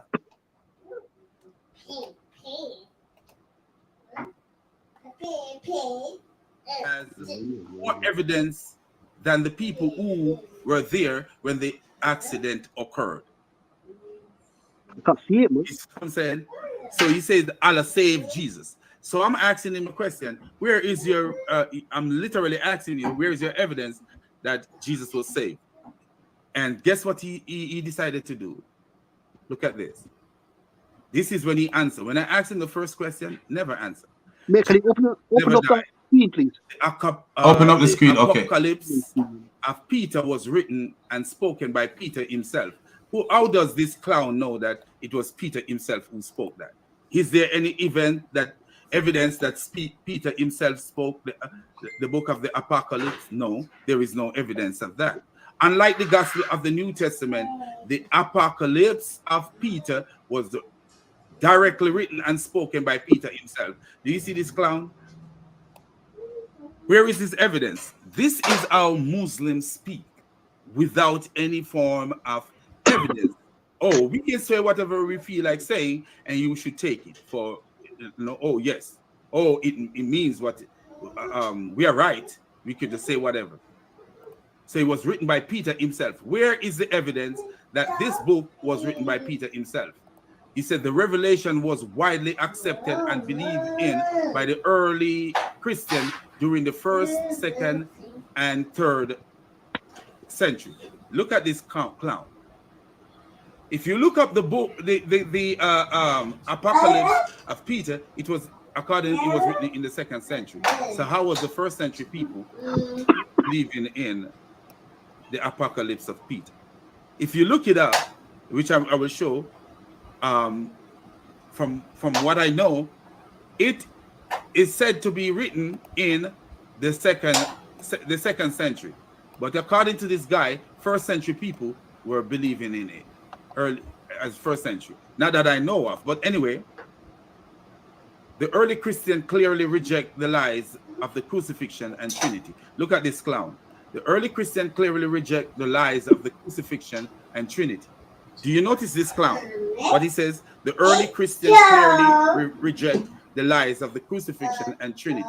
Can this clown show us any earliest Christian who reject the Trinity, or the earliest Christians who reject the crucifixion? Can he show that? Do you see how stupid this guy is? And then look what we're gonna show you from even the book that he's talking about, the Apocalypse of Peter. We're gonna look into the Apocalypse of Peter. And you could see that it's all about copy-paste nonsense. Discovered in Akhmin, Egypt, in the grave of a monk by the French archaeologist Urbain Guriant in 1886.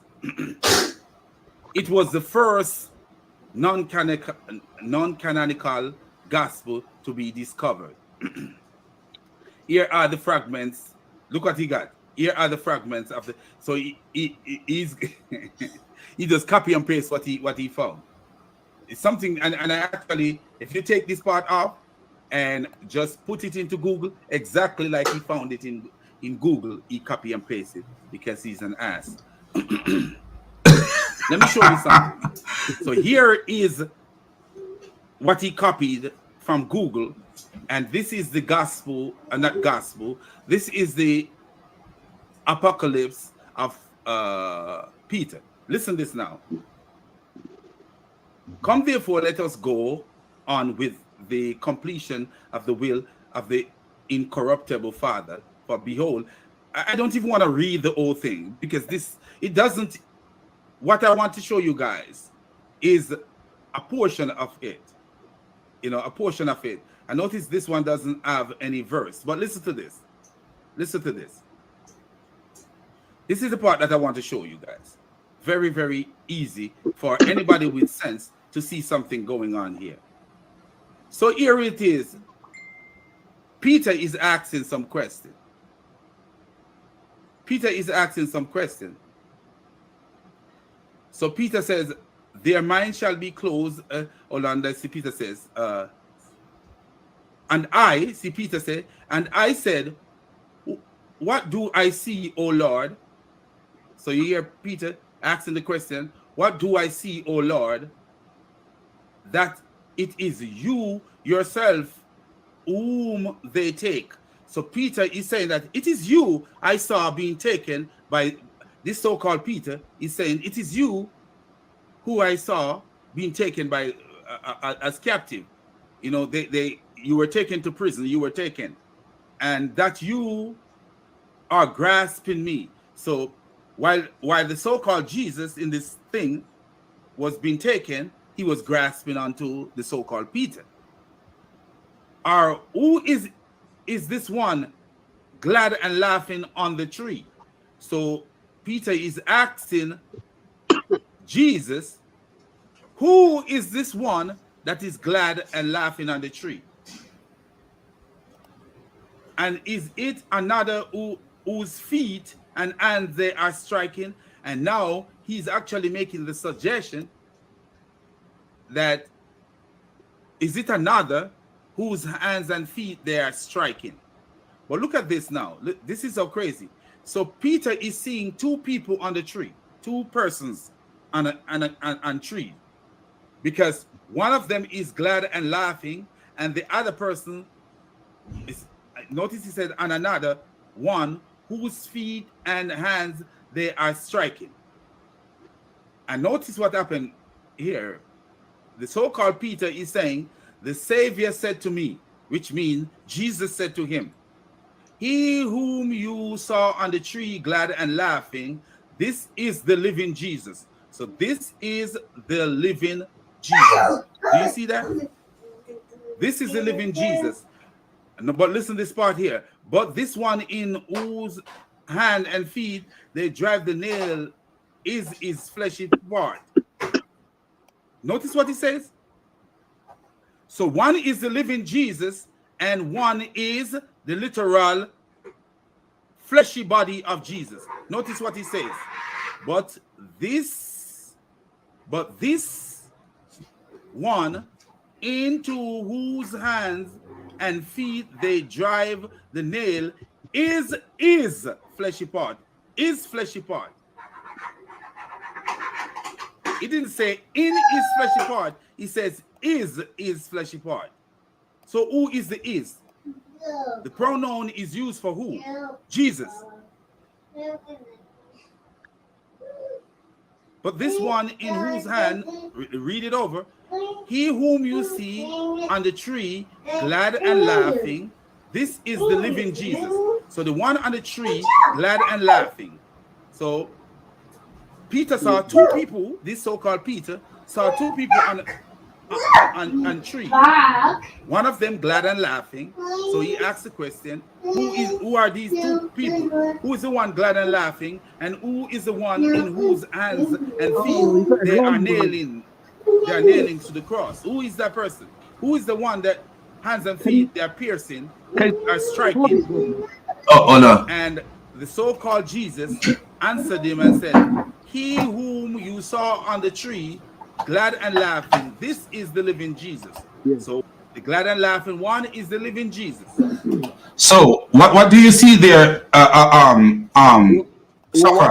What I see there is Peter is on the tree with Jesus hiding, and he's seen Jesus laughing, and he's seen the other one on the cross getting tortured. That's what he's seen. Peter is on the tree. Does the verse say? Does it say Peter was on the tree?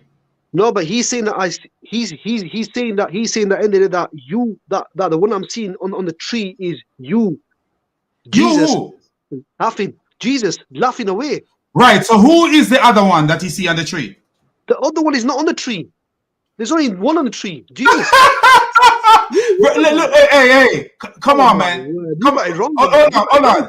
Okay. So anyway, say that he wasn't. Say one wasn't on the tree, but one was on the tree. Who was on the tree? Jesus.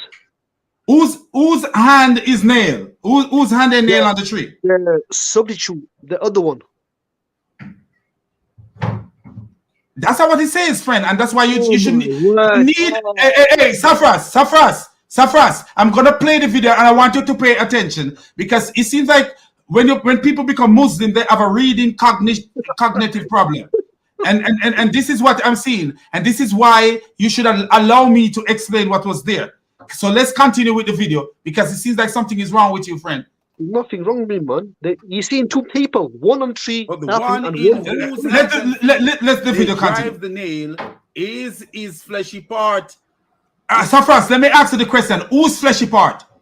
The one on the cross who's getting tortured. Is whose fleshy part? Eh?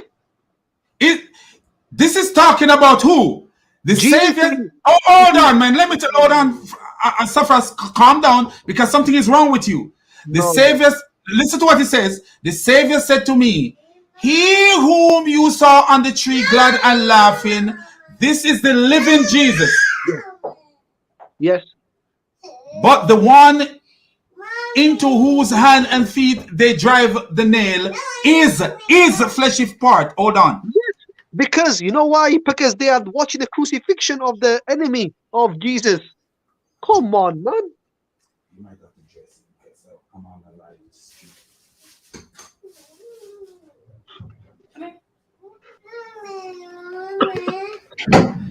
So Safras. Wait. Let me explain to you. Jesus is saying that this whom you seen on the tree is a true Jesus here. You know that you seen happy, but the one that you seen whose nails are being driven in, he's talking about they are watching the person on the cross getting crucified. They're watching it from the tree. Jesus and Peter are watching the one on the cross getting killed. It was not Jesus on the on that cross, but it was made to appear that it was him on the cross, but he was not. Safras, hold on a minute. Safras, you have a reading disability. I don't. You really do. You really do. Hold on. Let me show you something. You have a reading disability, Safras, and I will show you why I say you have a reading disability. Let me show you why. Hold on, let me answer my wife real fast, and then I show you why. Hi, babe. Hey, babe. She said she's coming out the boulevard. She's right here, babe. She's here. Oh, okay. Yeah, and if you don't mind, can you send me a couple chicken wings so I could fly like a chicken? Okay, thank you so much. Bye, babe. I feel like eating some chicken wings. She said she sent me no chicken wings, but she'll send me. That's all right. Go with your sister, you beautiful boy. You want to stay with daddy? You know, daddy. You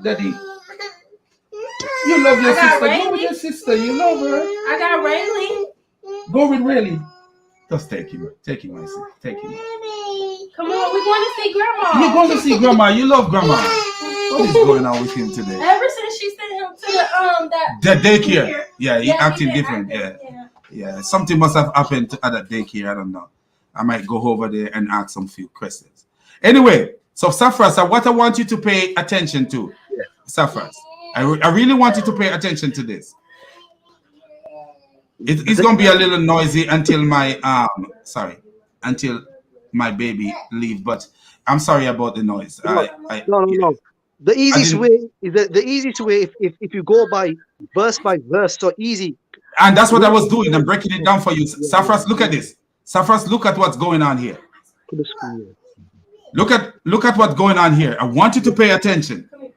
The Savior said to me, he whom you saw on the tree, glad and laughing, this is the living Jesus. Yes. No, that's Jesus now. So what do you think was happening here? Was Peter witnessing the crucifixion, or was Peter having a vision? He whom you saw on Hold on. Please pay attention to what I asked you, man. Oh my word. Let me read it properly. No. Listen, I'm asking you a question. Please pay attention to what I asked you, my brother. Yeah. Go on. I have a lot of love for you. Please pay attention to what I asked you. Do you think this is the actual crucifixion, or is this a vision after the crucifixion?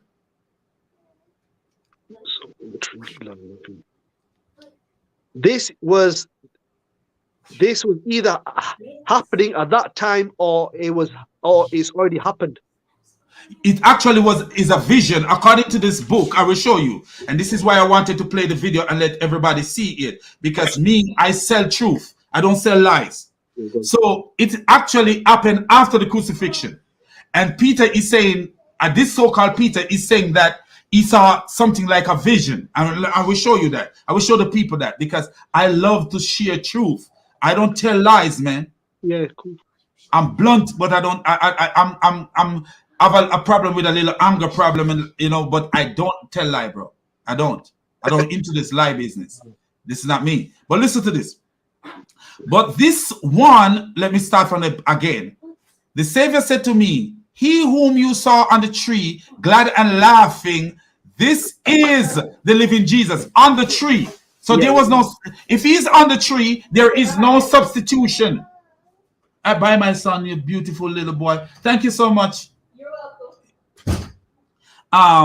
So he's saying Jesus was on the tree, on the cross, meaning on the cross. The living Jesus is on the cross. No, he's not saying that. What is he? Read it yourself. Read it yourself. Safras, read it yourself. He whom you saw on the tree, glad and laughing, this is the living Jesus. Yeah, he's on the tree, right? Oh my word! Come on, Safras, where is he? Where is the living Jesus? Where is the living Jesus? He's saying these verses. Jesus is saying that I was on a tree watching the enemy getting killed. That's what he's saying. No. He was on the cross. That's what it means. No, he didn't. Hold on. Listen to this. Listen as we go along. But the one in whose hands and nail the one, because he have a vision, and he says the one into whose hands and feet they drive the nails. Yes. Is fleshy part. Whose fleshy part? Whose fleshy part? The one that was getting killed. That was not Jesus. No, hold on. Let's show you something. Let me show you something. Let me show you something. How can you use is fleshy part? Whose fleshy part? They're talking about the living Jesus. And he says, who are they talking about? Oh my word. You don't know about his verses. I've read his verses before. It does not say that. Peter saying, I have seen you on the tree laughing, and then I've seen you the person that looks like you is getting. Where does it say the person that look like you? Where is it that? But read it again. Read them all. Put the screen larger. I can't read that properly. The screen can get larger than this. I'm reading from a video.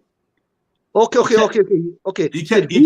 He said, Jesus said, yeah, he whom you have seen on the tree, glad and laughing, this is the living Jesus. So Peter seen Jesus on the tree, happy, laughing, yeah. But then he says, but this one whom hands and foot, they drive the nails in his fleshy part, which is the substitute being put to shame. So he's saying that though that you see me on the tree laughing, and the one that's on getting punished is a substitute. Hold on. We see all this. Substitute. Yeah, there's the word substitute there. It's right here. It's right here. But listen this, my brother. Listen this. Listen, as we continue, we see something different in this translation from another translation. We show you. But even this alone will prove something. Watch this. Go on. Which is the substitute put to shame, the one who came into being in his likeness. Watch this. But look, hold on, friend, calm down. But look at him and me. But when I had looked and said, Lord, no one is looking at you. Let us flee this place. But he said to me, I have told you, leave the blind alone. Watch this now as we continue. Fleshy part. So this is his fleshy part. Watch this. Whose fleshy part? Watch this. Watch as we continue. As Jesus body. This is according to his. You've gone. Watch this. No. We go down to where we page down. That's what we went to. We went to where it page down. Watch this. Let me make sure that we're going down to where it page down. The substitute being put to shame. Where there? And then. So he says, which is under the law, but he stand near him. It is the living Savior. So look at it. Do what he says. Which is under the law. I don't know why this is break up like this. I think I page down. That's why I wanted the video to continue. But he who stand near him is the living Savior. This the first in him, whom they seize and release. Watch this. Who stand joyfully looking. Those who did him violence, while they are divided among themselves, therefore laugh at their lack of perception, knowing that they are born blind. So then the one susceptible to the suffering shall come, since the body, look what he says, since the body is the substitute. Yeah. So the body is the substitute, but whose body is he talking about? He's talking about the substitute that they think that they have. Watch this. But no, wait, let me answer. Watch this. Hold on. Let me show you something. Bro, yeah, they're thinking that they killed these, and these telling Peter they have not killed me, they have killed the substitute. No, let me show you. Let me show you what happened. This is the real thing right here. This is actually the guy copy and paste from somewhere, but this is the real book with the verses and everything in it. The Savior said to me, the one you saw on the tree, happy and laughing, is the living Jesus. but the one whose hands and feet they drive nails into is fleshy part. Whose fleshy part? The living Jesus fleshy part. Is the substitute's fleshy part. Okay, listen. A surrogate becoming humiliated, which became manifest in his likeness. Yes. Now look at him and see me. Yeah. He's saying to Peter that they think that they look at this. But look at him, look at me. That's what he's saying to you. That's what he's saying, Peter. Look at him. He's my substitute. He's a substitute. But look at this. Look at this. Look at this. Even if you're not getting, even if you're not getting what I got, look at this. This is not even anything truthful. Watch this. Then when I look, I said, Master, no one is watching. Let's get out of here. Yeah. So look at this. Look at this. As we continue. Watch this. So let me narrate from here. Is fleshy component. Okay. Let's continue from here. Telling Peter that his fleshy component is what's been sacrificed, is what's on the cross suffering. A surrogate becoming humiliated, which became manifest in his likeness. Now look at him and see me. Do you see that? But when did Jesus fleshy? So if you notice what Jesus actually is saying is fleshy component. Whose fleshy component? The substitutes. No, Jesus fleshy component. No, man, it's not. Read. Look at it. Learn to read. Learn to read. Look at this. Look at this, my friend. The Savior replied, "The one you saw up on the tree." Yeah. Don't talk while I'm don't because that's why you're not getting anything. You cannot talk while somebody is trying to teach you something. The Savior replied, "The one you saw up on the tree, happy and laughing, is the living Jesus." Yeah. Now that's these on. Hold on. I told you not to talk, friend. Each verse you're going through each. No, I told you not to talk. Because there is one subject talking about. Who is it talking about? Jesus. So listen to what I'm saying. Watch what the subject is. And this is how you learn to read. The Savior replied, "The one you saw up on the tree, happy and laughing, is the living Jesus. Yes. But the one whose hands and feet they drive nail into is fleshy component. Whose fleshy component? According to Islam. No, the substitute have not been mentioned yet. So you cannot. Listen, friend. You cannot have listen, friend. You cannot have. I know how to read, friend. And guess what? Guess what? I actually have a degree in English literature, friend. I can read. I'm not the best reader, like reading out things, but I actually know how. If you see the is right here, this is right here. Could never. Jesus fleshy component come into. I wish it wasn't. I wish I could find the page. This is. Hold on, friend. Let me teach you something about English. This is right here. This is right here. I have to be talking about the subject Jesus. It could never be talking about the surrogate yet. Why? Because it is. He said, but the one whose hand and feet they drive nails into is fleshy component. Why we know it is talking about Jesus? Because Jesus is the before mentioned subject. Now he says a surrogate becoming humiliated. Yes. The substitute is getting humiliated. Simple. No.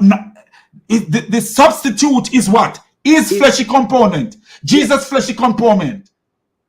Oh my word. This is what you are missing. The surrogate is Jesus fleshy component. You get it wrong, mate. You get it wrong all the way. You get it wrong. No, you are getting it wrong. Anybody, let me see anybody in the chat who don't see what I'm saying. Mate, you know what this is about? Peter has a vision. He's seen a person on the cross that looks like Jesus, and he speaks to Jesus and that I've seen you on the cross happy.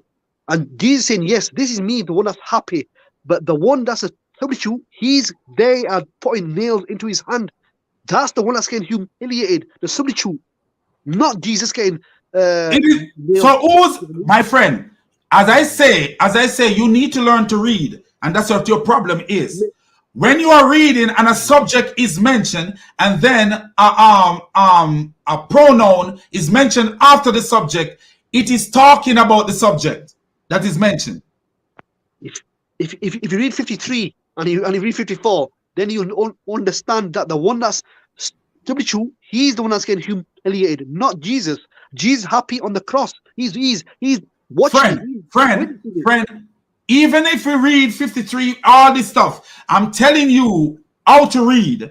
When you read something in English and there's a subject that comes first and then there's a pronoun come after, the pronoun is talking about the subject that comes first. That's what I'm trying to tell you how to read, friend. So Jesus is the subject. So the pronoun is talking about Jesus here, where it says is. Is talking about Jesus.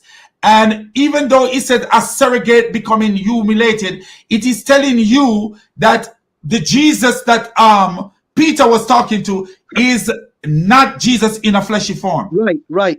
You know, when it says which became manifest in his likeness. Now look at me. Jesus is saying to Peter that this person has been given the same looks as me.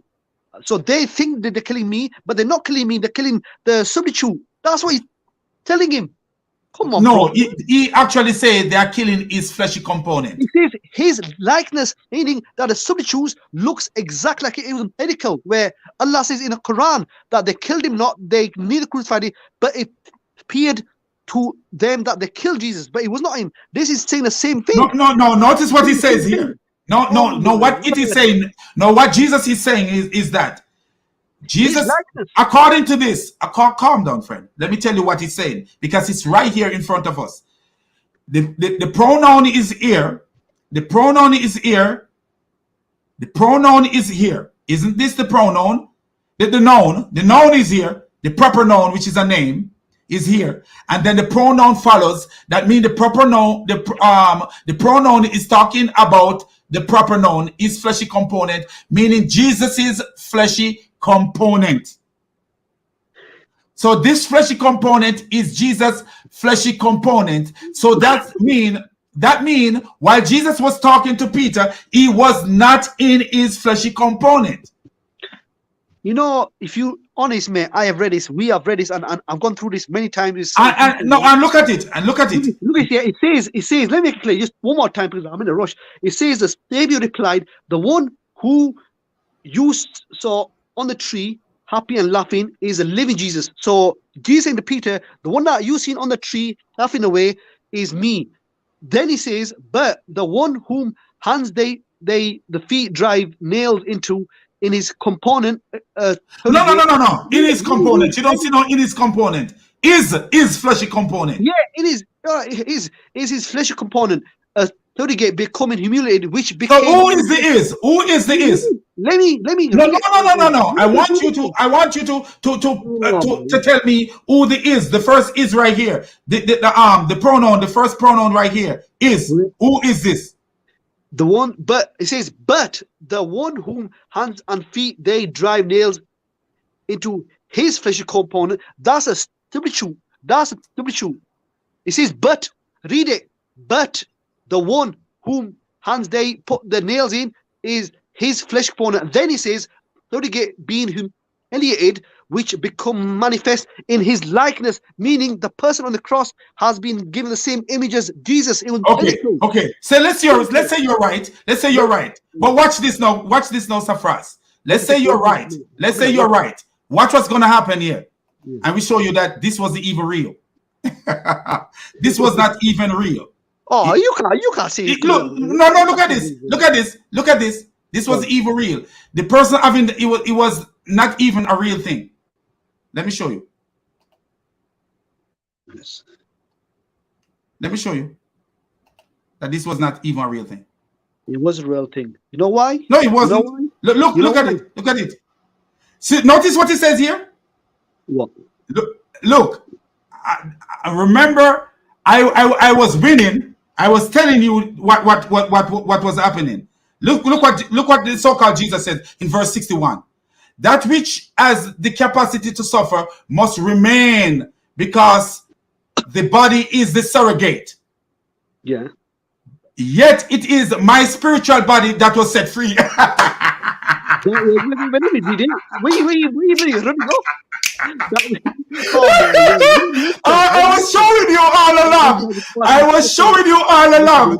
Oh my God.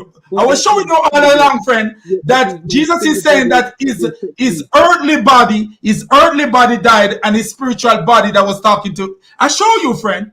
So why would Jesus saying that I'm on the tree whilst the other one's getting punished on the cross? Because it was his spiritual body that was on the tree, friend. Did you see it here? He said, yet it is my spiritual body that was set free. Oh my word. He's saying that he's getting humiliated. And guess what? Safras, and guess what? It actually, when it goes to the end, it actually, the guy, the so-called Peter, is saying that he's not sure if this is even a reality. No.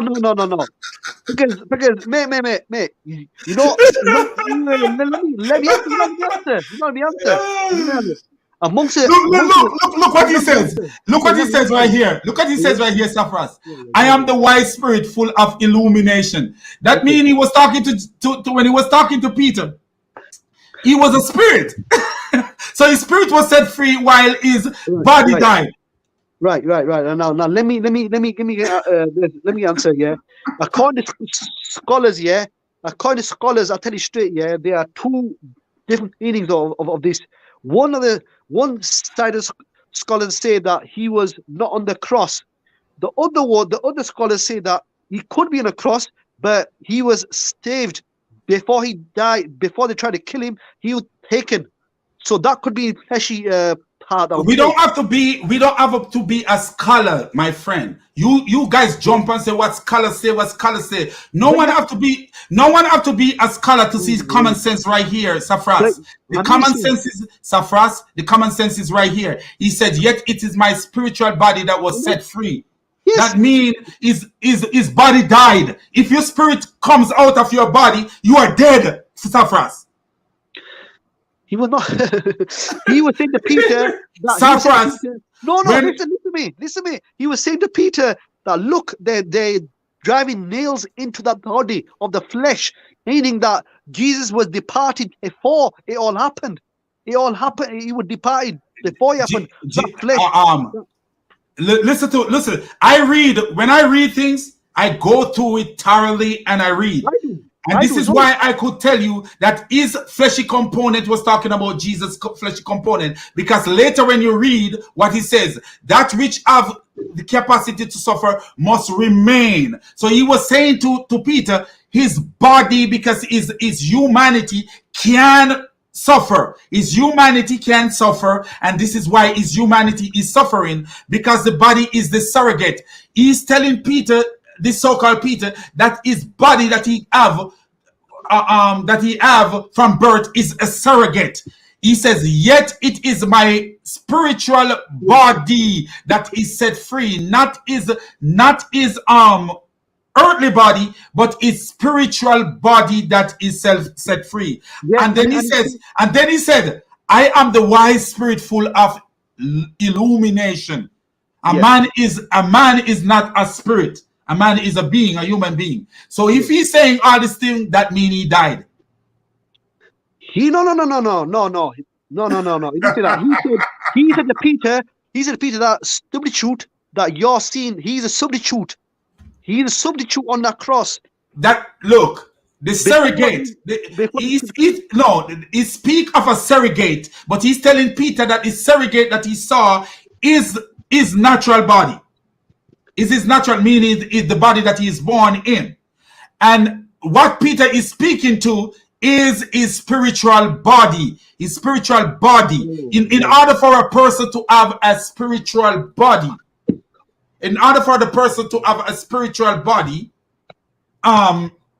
what is happening?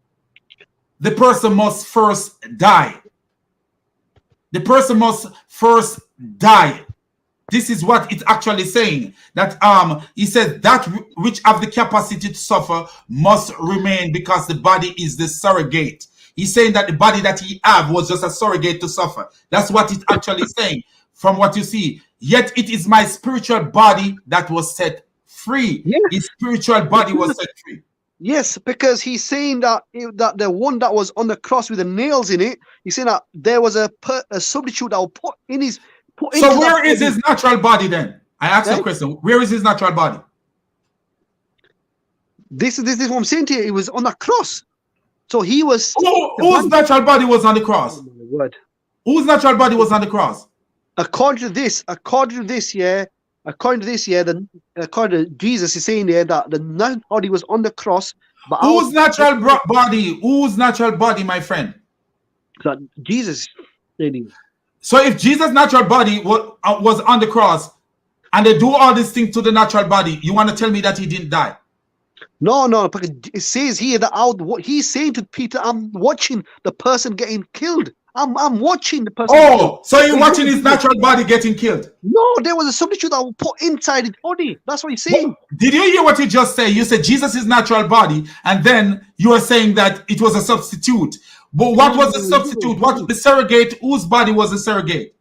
Whose body was the surrogate? No, it says that body. Jesus saying that the body is there in the fleshy part. Is getting killed. They think that I'm still in him. They think that I'm in that body. They think that but he's saying I'm not in that body. I was set free from it. So that means he did not die. They did not kill him. So he was set free from the body. Before they tried to kill him, he was set free. He was on that tree watching it. So he was set free. He was set free from which body? The body that was on the cross? The body, according to this scripture here, according to the scripture that Jesus was watching the body getting killed, and whoever the substitute was inside that body, but it was not Jesus. He said it was not me. He said no. He actually said it was him. He said it is my spiritual body that was set free. He's saying it. He's saying that my flesh was there getting. He's saying that the flesh was getting punished, but I survived. Whose flesh? Whose flesh? Jesus. So okay. So if his flesh was sacrificed and his blood was sacrificed, but Jesus did not die. He survived. He was on the tree before they tried to kill that body. He survived it. As a spirit. You see what I'm saying? I forget you were there, my brother. So he survived as a spirit, not as a human. He died as a human. What he's trying to say in here that before they tried to put nails into him, his soul got taken out, and there was. So if your soul is taken out, you die, friend. No, but I know, but listen. Your body loses life.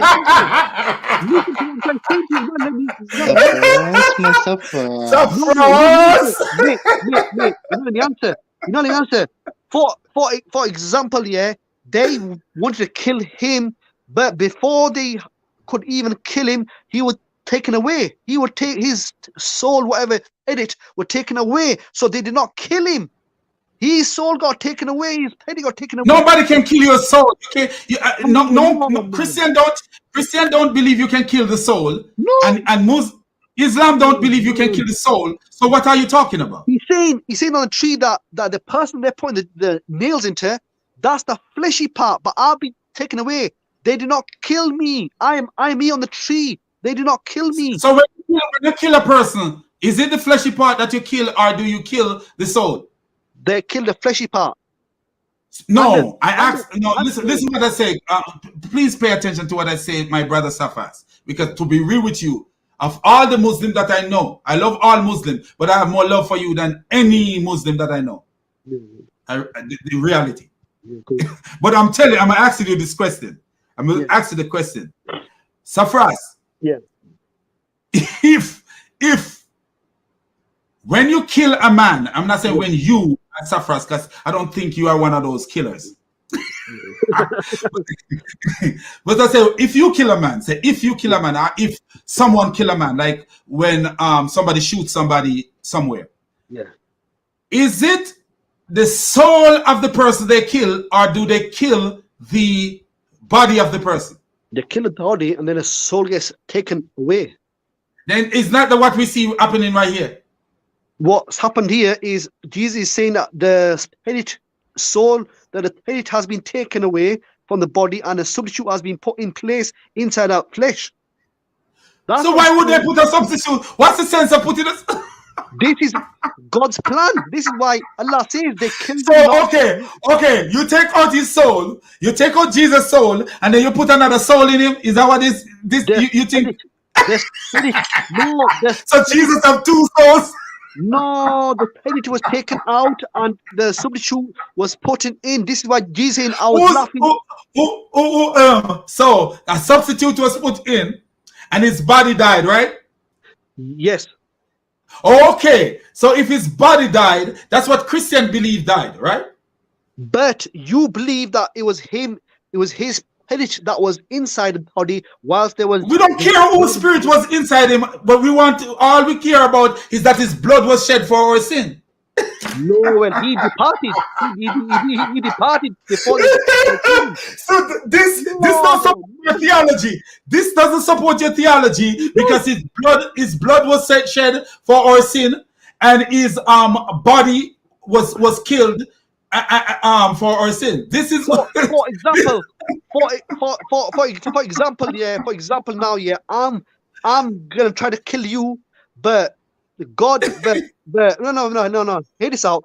I'm gonna try to kill you, but then God takes your spirit out of you and puts another person's spirit inside you, and then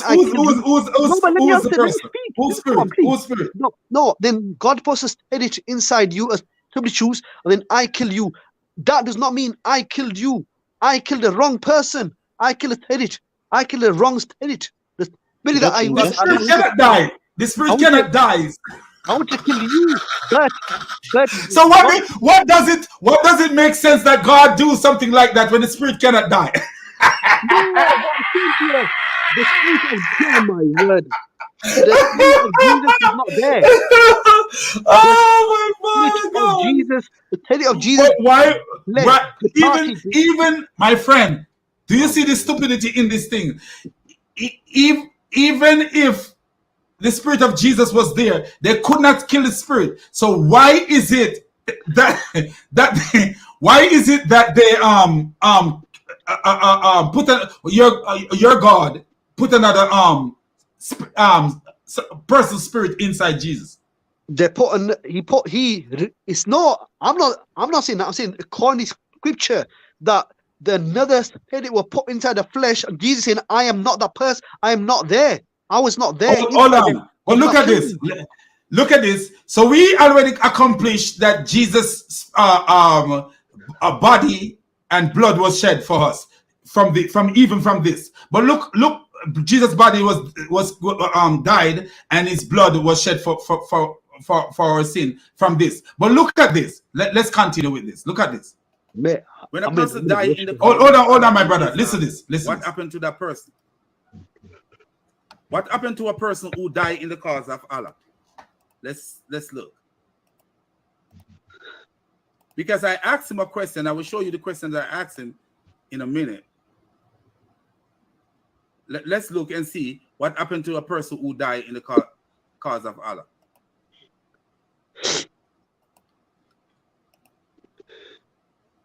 Okay. So the person who died in the cause of Allah, according to the Quran, what happened to them? Sahih International. This is Surah 3, verse 169. And never think of those who have been killed in the cause of Allah as dead. Notice, they are killed, but they are not dead. They are killed, but they are not dead. Notice what it says. Never think of those who have been killed in the cause of Allah as dead. Yeah. So you are killed in the cause of Allah, but you are not dead. Rather, they are alive with their Lord, receiving provision. Are they dead? Yeah, they are killed, yes, right? So, when you read when you read the Apocalypse of Peter, it is similar to this in a sense. Why we see that? Because the Apocalypse of Peter is telling you that the fleshy body that is being is suffering on the cross or on the tree belong to Jesus, even though the cognition of the author is not very good, and the author is telling you like, hey, it's a surrogate. It's one with one mouth. The author is telling you that it is Jesus' fleshy body, and with another mouth, he's telling it's manifest in his likeness. That the flesh is manifested in his likeness, because if you look back at it, it is saying, "This is my fleshy body, my this, my that." I will show you again.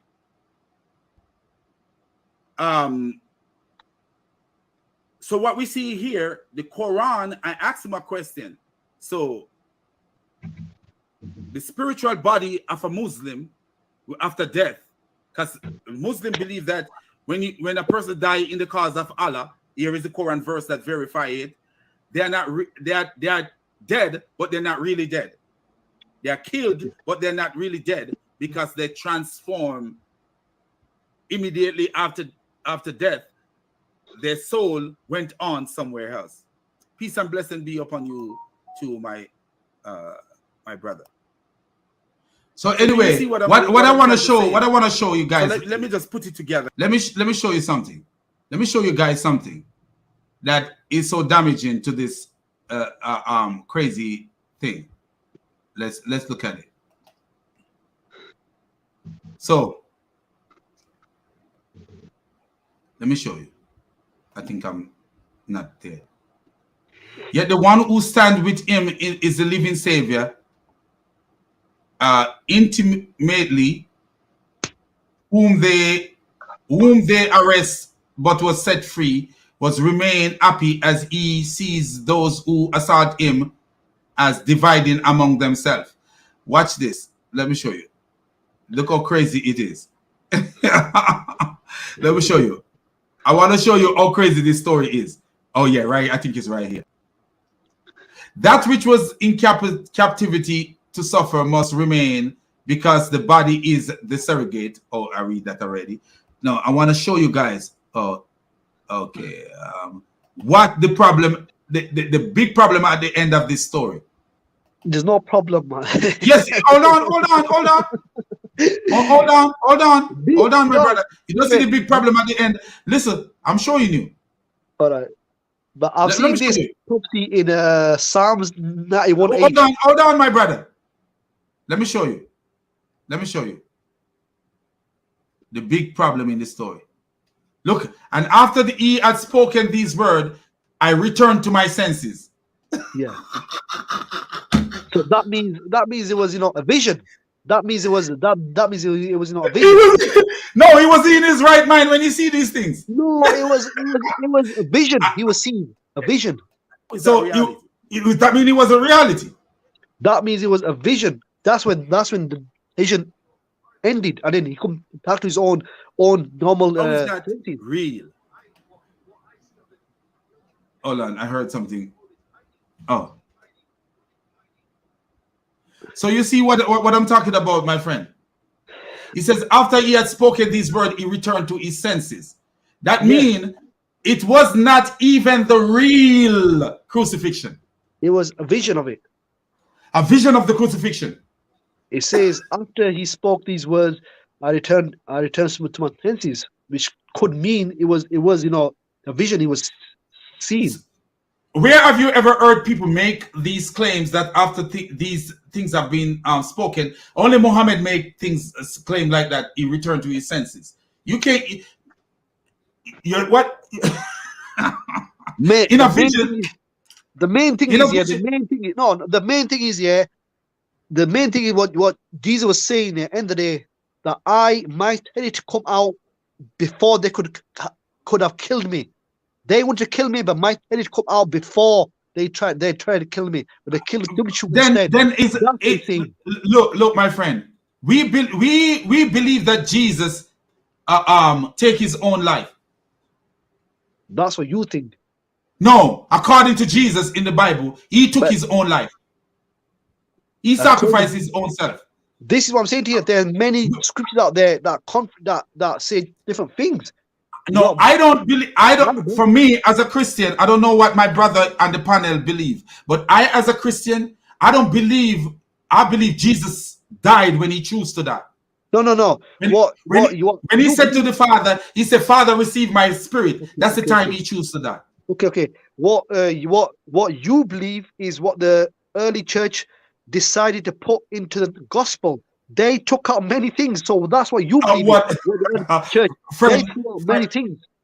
They threw out the book of Enoch. The book of Enoch was agreed. It was supposed to be in the scriptures. It was in the scriptures, but they took them out. They took out many scriptures. And with or without the book of Enoch, it doesn't make any difference. The crucifixion of Jesus doesn't make any difference. I'm telling you now, there are many scriptures that was agreed. But then what they did, they just pick and choose what to add. And this is the difference. This is the difference between Islam and Christianity. That we still have these books. So if a Christian decide, okay, I want to go read those books, or I want to follow these books, we still have these books that you could follow. When it comes to Islam, whatever was taken out by Uthman, we can't find them. We can't find it. They were 114. 114 chapters, simple, completed. They were completed. 100 of what? 114. Why is it that Ubay ibn Ka'b, one of the men that Muhammad said to learn the Quran from, he's have 116? Man, that's a fake hadith. Simple. And why is it that Ibn Abbas says Ubay was the best of the reciter, and we leave out some of what he recite? Man, that's a long. That's got another half an hour into dialogues, because some of them. You see the difference between Christianity? We have everything. We have everything. Yes, we do. The book of Joshua was also in. They took him out. They took out the Thomas. They took out Mary. Took out Judas. Took them all out. Why? Can you find the book of Thomas if you want to? Eh? Can you find the book of Joshua and the book of Thomas if you want? Joshua, Thomas, Mary, Judas. Can you find them? The Barnabas. Eh? Can you find them if you want to? If you want to read them, can you read them now? We don't know where they are. We don't know where they went and where they are and what. You don't know where, but and what translations they're coming to now. Yeah, but there are many scriptures that were thrown out, and this is why your teachers went. Why? Because people realize that and you remember, you Muslims used to go about promoting the gospel of Barnabas. Then we found out later that it was written in the 14th century. No. Wait. Listen this, yeah. They found one 1,500-year-old one in Turkey, in the original language of Jesus. 1,500-year-old one in Turkey. What is called? The Barnabas. 1,500-year-old. What is called? The Gospel of Barnabas? No, it's not even called the Gospel of Barnabas. It's written in Aramaic, in gold lettering, and it was found in Turkey in 2012. And the Pope asked for this gospel. The Pope asked for the gospel in 2012, and in 2013, the Pope resigned. As soon as he found out about the gospel, he resigned 2 months after asking for the gospel. You look at the news; they will not teach you this. The Pope resigned 2 months after asking for this gospel. Aramaic. What was it? Eh? Oh boy! This is a 15-year-old mate. Much have been written. Listen what. So I put it in to see what you were talking about, and it said much have been written in the past few days, particularly in Muslim newspaper, on the discovery of a Bible in Turkey, a Bible that was apparently written in Aramaic, the language Jesus spoke in approximately 1,500 years ago, the Bible is written. Letter pages go letters. Yes, So yes. And the Pope, let's open it. Let's open it and see what it says. But you can't read it. Hold on, friend. We like we like to bust myth. That's what I do. We like to bust myth. So let's bust the myth. Okay. But that news come out in where? 2012. The Pope asked for it in 2012. In February, 2 months after, he resigned. 2 months after he. Hold on, friend. Hold on, friend. Hold on. Let's continue to read so we see if what you're saying make any sense. But alas, hold on, friend, calm down, because you guys like to make up all kind of stories. Just like Muhammad make up a story about Moses Balsack. You guys like. I'm speaking facts that the Pope resigned. Okay, all right. Let's see. But alas, the extraordinary discovery is probably a hoax. The work of a fort. Who told you that? The work of look at this. The work of a forger, according to some, and as being a European Jewish scholar from the Middle Ages, the most factual criticism have been from the Syriac. So what we see here, we what is the name of this book that you're talking about? Nobody knows the name on the cover, but they're saying this. Barnabas is the one that wrote this, and he's saying that he's saying in there that Jesus only gave Barnabas the command to write. He was the only one that was commanded to write. Nobody else. This is why they hid it. The early church hid this for years and years because they knew it was talking about Islam. They knew What is the name of this book that you're talking about? Nobody knows the name of this gospel. It's just there. I don't know what exactly it says on the cover, because obviously it's in Aramaic. But there's the only Aramaic gospel on earth. There's only Aramaic gospel on earth. Why? Because Barnabas was given the command by Jesus to write about his life, but the early church got rid of him on purpose. Barnabas was mate. Let me ask you something, mate. Barnabas was the most educated disciple of all of them. He was a Levite. He was Paul's teacher. He was Paul's teacher. He was the most educated guy around. Why did your early church got rid of him? Because they knew the coming of Muhammad. They knew it was going to be the coming of Muhammad. That's why they got rid of it. Bro, you need to stop delude yourself, man. No. You are living. Mate, the Pope resigned 2 months after this discovery.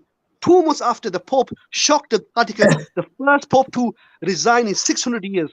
He was the first Pope to resign in 600 years. They questioned him, said, "Why have you resigned for? Why have you resigned for?" He goes, "Oh, but God has given me a medical that I have to resign now." Safras, the problem I find with you and your religion, that is, even if I didn't know our Lord and Savior Jesus Christ, one of the reasons I would find with your religion, even if I didn't know I was learning your religion, the craziness of your religion to the point where you guys like to make up all kind of stories without any historical proof behind what you are saying. It's their news. 2012, the Pope requested it. The Pope requested in 2012, and he resigned 2 months after.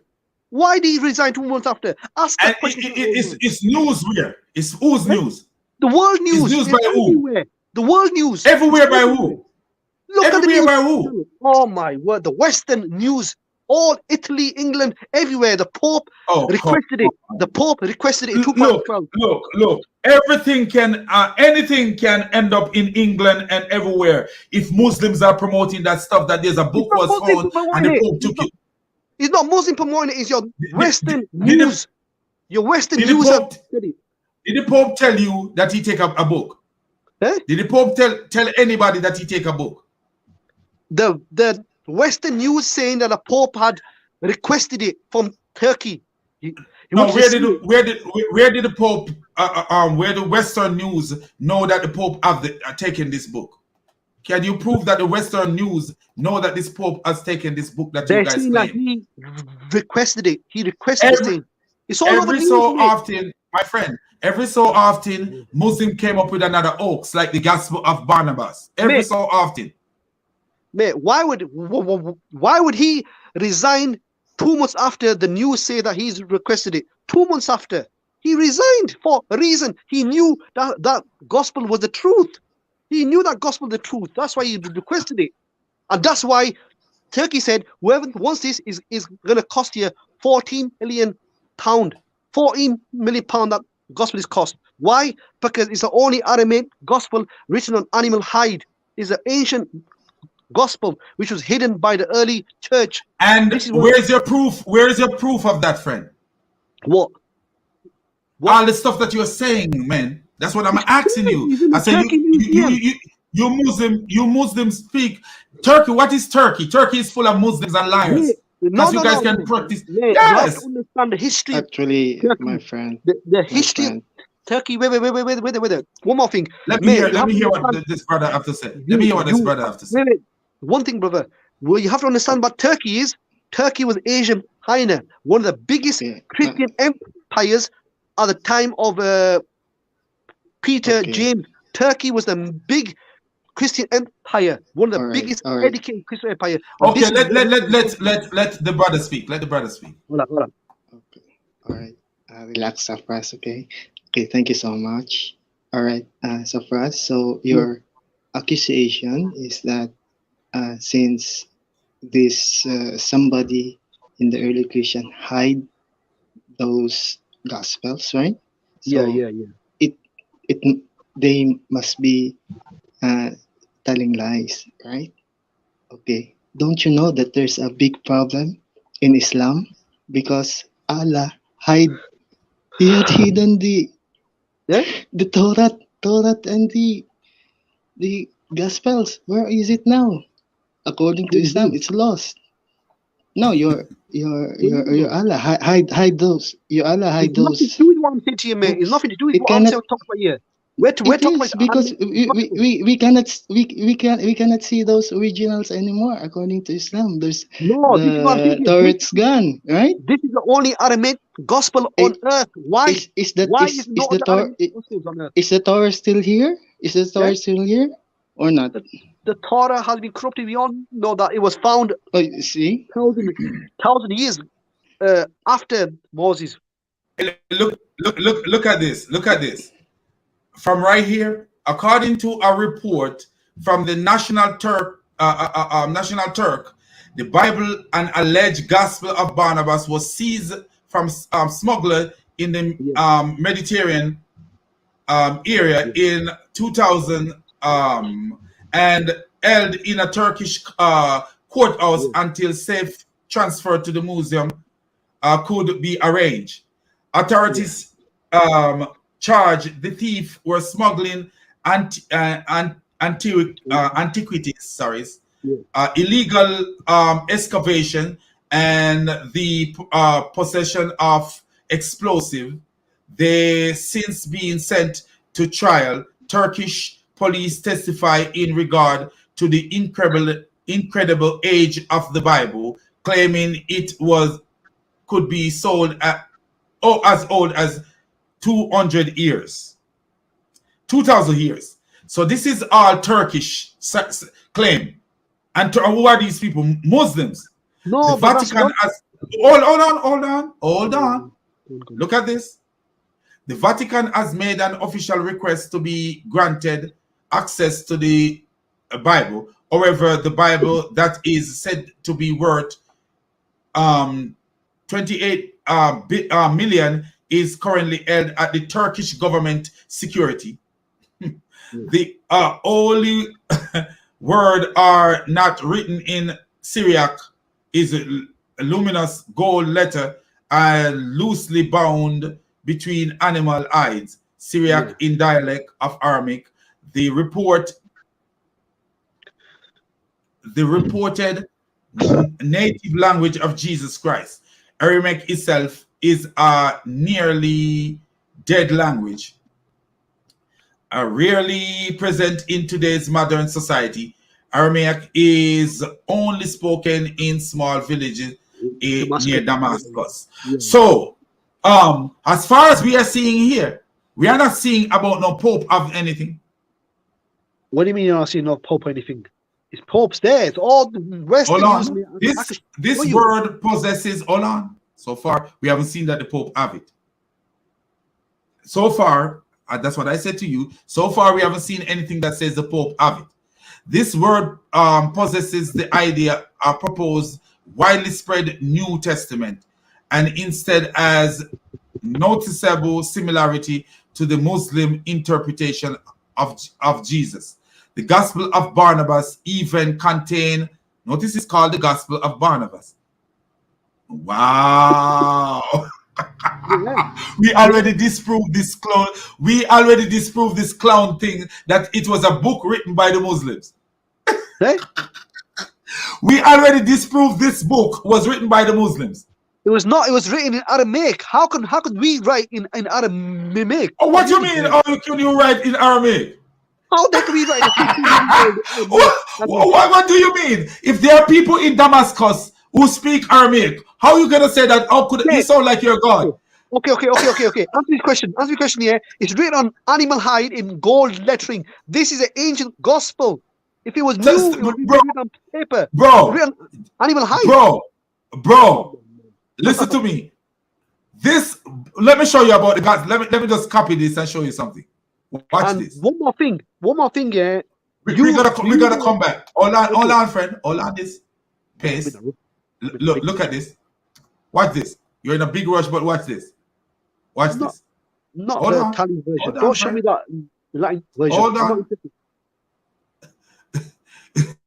Was written in the 14th century. They say it was written in the 14th century. Is that what they're talking about? No, it's saying it's written 1500. It's 1500 old. That's what you guys were claiming. That's what Turkish officials who have got it are saying is 1500 old. Turkish, listen to me. You guys practice tikya. Muslim practice tikya. You can't listen to the Muslim. Can I ask you one question just before I go? Yeah, where will the Council of Nicaea took place? The Council of Nicaea in 325, when all the church fathers got together. Where did that take place? Where is Council of Nicaea? Where all the Gospels got agreed upon. Council of Nicaea was where? In Turkey. Today's Turkey. And this is where the Gospels were. Use your brain, mate. You've done your own history. So man. what does that have to do with anything, friend? That you guys fabricate. You guys are tikya and made up stuff. That doesn't have anything to do with the reputation of Islam.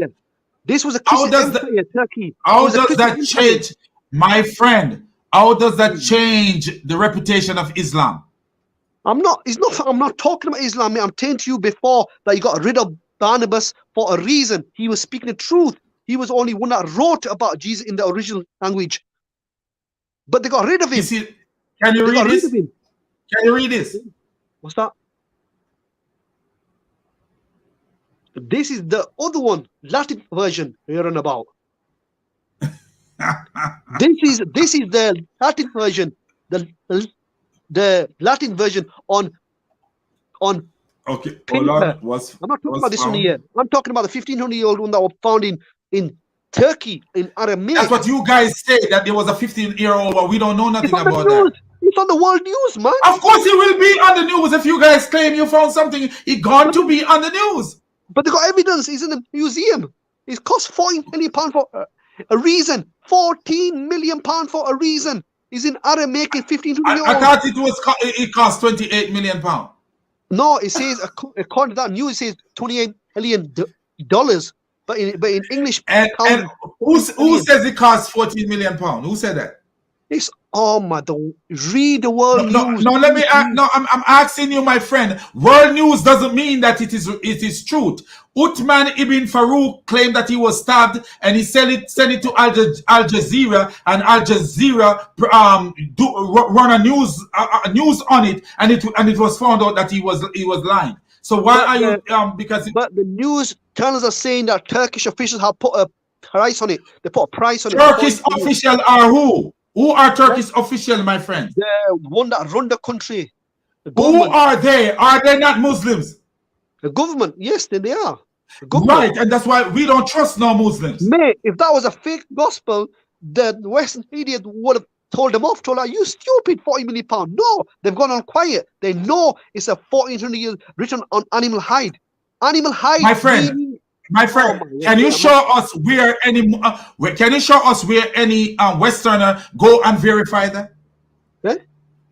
Can you show us where Westerners like American, British, and other Westerners went to Turkey and verify it? They've gone there. Obviously, they've got pictures show of us, show us, my friend. Show us. This is a platform. My friend, let me tell you something. One thing about my platform is a platform that verify things. If you notice it, Christian platforms are platforms that verify things. I follow in the footstep of my brother Sam Shamoun. Oh my word! No wonder you're bloody not. Yes. So one thing I can say about my brother Sam Shamoun, he verify things. Yes, he does. Yes, he does. Yes, he does. That's one thing I can say about that guy. He may be rough like I am rough, but guess what? That guy verify what he says. This guy, I've never seen Sam Shamoun speak anything about Islam that he does not have something to verify what he says about Islam. Never. My argument is, my argument is from day one, and I'm not the only one saying this. Many people are saying this, that the church leaders got rid of many gospels for their own gains, mate. They've left 4 gospels. That's your assumption, my friend. No. They got rid of. That's what your assumption is. Barnabas one, Mary. They got rid of many. Why? It was exposing their beliefs, so they got rid of them. No, that's not the reason. Rid of them, mate. Nothing about the reason. You was not there. You was not there. No, but I read why. But I read on what the reason is. What is the reason why they kicked out Mary? What's the reason why they kicked out Judas, Joshua? Because Enoch. Judas. Why? Judas. A book called Judas. So you would take a book from even if there was a book called the Gospel of Judas, you would take a gospel from Judas? No, but you have the answers to why they took the books out. Mary, Thomas, Joshua. What was wrong with Joshua? Because Judas. Why would I trust Judas to write anything? Judas was a thief. Put Judas aside, Joshua, Enoch, all these books, Mary, Thomas's, many books got taken out. Okay, so now, Safras, this is what I want you to do for me. What? Which of these books verify that your prophet is a prophet? The one in Barnabas, the Aramaic one. Before that, didn't you guys say that the other gospel, the other gospel of Barnabas verify Muhammad? No, the other one was a 15th. No, I asked you a question. Before that, this is come on, Safras, be fair too. Be fair. Weren't there Muslims who were going around selling the other gospel of Barnabas that is verified Muhammad? Yes, but they did not know that they were clueless. It was one from Italy or somewhere. I don't know where that was from. No, it was many Muslims. Muslims. I know they are. I know there are people saying even today they're saying it. But that was a after the shame. And look what happened. After the shame hit you guys, the shame kicked you guys in your face so hard. Why should I trust that another gospel of Barnabas was found in? Because we believe Barnabas wrote. We believe Barnabas wrote, and this is why we were asked the question. So okay, I could believe that what's the name? Umar wrote his own Quran. But can I verify that Umar wrote his own? No, you have to understand, Paul was Barnabas was Paul's teacher, educator, and what you have to understand is, why did the church get rid of Barnabas and put in Paul in his place? You know why? In that Barnabas calls Paul a man deceived by the devil. That's why they got rid of Barnabas. In the Aramaic gospel, Barnabas says Paul. Where is it? Where's the proof, friend? You guys got all this big. You guys got this big book sitting on, and you guys are Muslims. Hey, Safras, use your brain for once in your life. Use the brain that Jesus give to you. You not the one that Allah give to you. Use the brain that Jesus give to you for once in your life. I'm asking you, please, my friend, use the brain that Jesus give to you, not the one that Allah give to you. Jesus give to me brain. Are you mad? Listen to me. Listen to me. I'm telling you how to think now. Because you are thinking with the brain that you claim Allah give to you. Now you need to think with the brain that Jesus give to you. If these clowns in Turkey was sitting on a gospel called the Gospel of Barnabas that could disprove so many things and do so many things and do all these things, why is it we haven't seen anything of it? It's in the museum in Turkey. It's in the museum. I thought you said the Pope of it. Oh my word! I said the Pope. Requested it in 2012, and he resigned 2 months after. He resigned. So did he get it after he requested? According to news, he requested it, but we don't know if he had it or not. But he requested it. It's in the news thing. So if he requested it and then resigned after, how do you associate his resign to requesting the book? He's talking about a few months after, 2-3 months after. And I'm asking you a question now. If your people have such a powerful book that can prove that your prophet is a true prophet and all this stuff, why don't they send this book out so that people can see it? How can I send book out, bro? You know how it's cost. You know book is cost. £40 million. You don't take it. No, all you got to do is copy the book, write the book into paper on the internet, and send the book so we can see the book. Go ahead and do that. Have you seen any part of the book? No, you haven't. I've seen pages of it on the news. Pages of it. You seen pages of it on the news, and what does it say? And what does it say? It's in Aramaic, man. Come on. And it cannot be translated, my friend. They translate it. They translate and they put verses in there. Who translated it? They got verses coming out of it. They're saying that Jesus is saying that after me, Muhammad's coming. Simple. He's saying it there. Didn't they say that the Gospel of Barnabas said the same thing? The fake Gospel of Barnabas said that. This was saying to you. This is what I'm saying to you, mate. There was a Gospel of Barnabas long time ago. There was a Gospel. Bro, listen to me, man. One more thing, listen to me. One more thing, brother. Your religion is a religion of lie, man. You guys. One more thing, brother. Yeah. One more thing, brother. You have to understand when Barnabas and Paul were close at one time. Yeah. Barnabas took Paul in as a disciple. Yeah. But then what happened then was Barnabas completely fell out with Paul. That's in the New Testament. He completely fell out with Paul.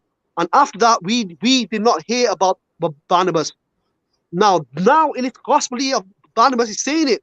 Barnabas is saying it, that Paul was a man deceived by the devil. So in the New Testament, he's saying it. And the Barnabas that was with Paul is a disciple of Jesus?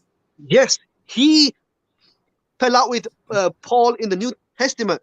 He was a disciple of Jesus. He was from the tribe of Levi, one of the most educated disciples of Jesus. He was one of the highest of all, and he held out with Paul in the New Testament. And then we never seen Barnabas after that. Why did Barnabas fall out Paul completely? Because he knew Paul was preaching a different gospel, and that's why he called him a man from the devil. And that's why they got rid of him. Let me ask a question. Why did Judas fall out with Jesus? Why did Judas fall out with Jesus?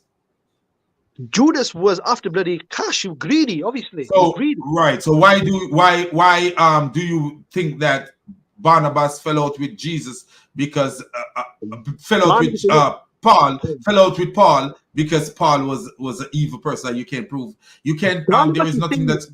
He's saying that they fell out completely. After that, they never spoke even once. Then we never hear about Barnabas at all. We never hear a single thing. Where has he gone? This is why we question Christians. Where did Barnabas go? He was You So because this is how Muslim brain work. So because you questioning the Christian, where did Barnabas go? So you go and invent a gospel of Barnabas, and not once but twice. Because Barnabas fell out with Paul. So we're asking Christians, yeah, where did Barnabas go? Do you ever wonder where the 16th century, this 15th century book come from?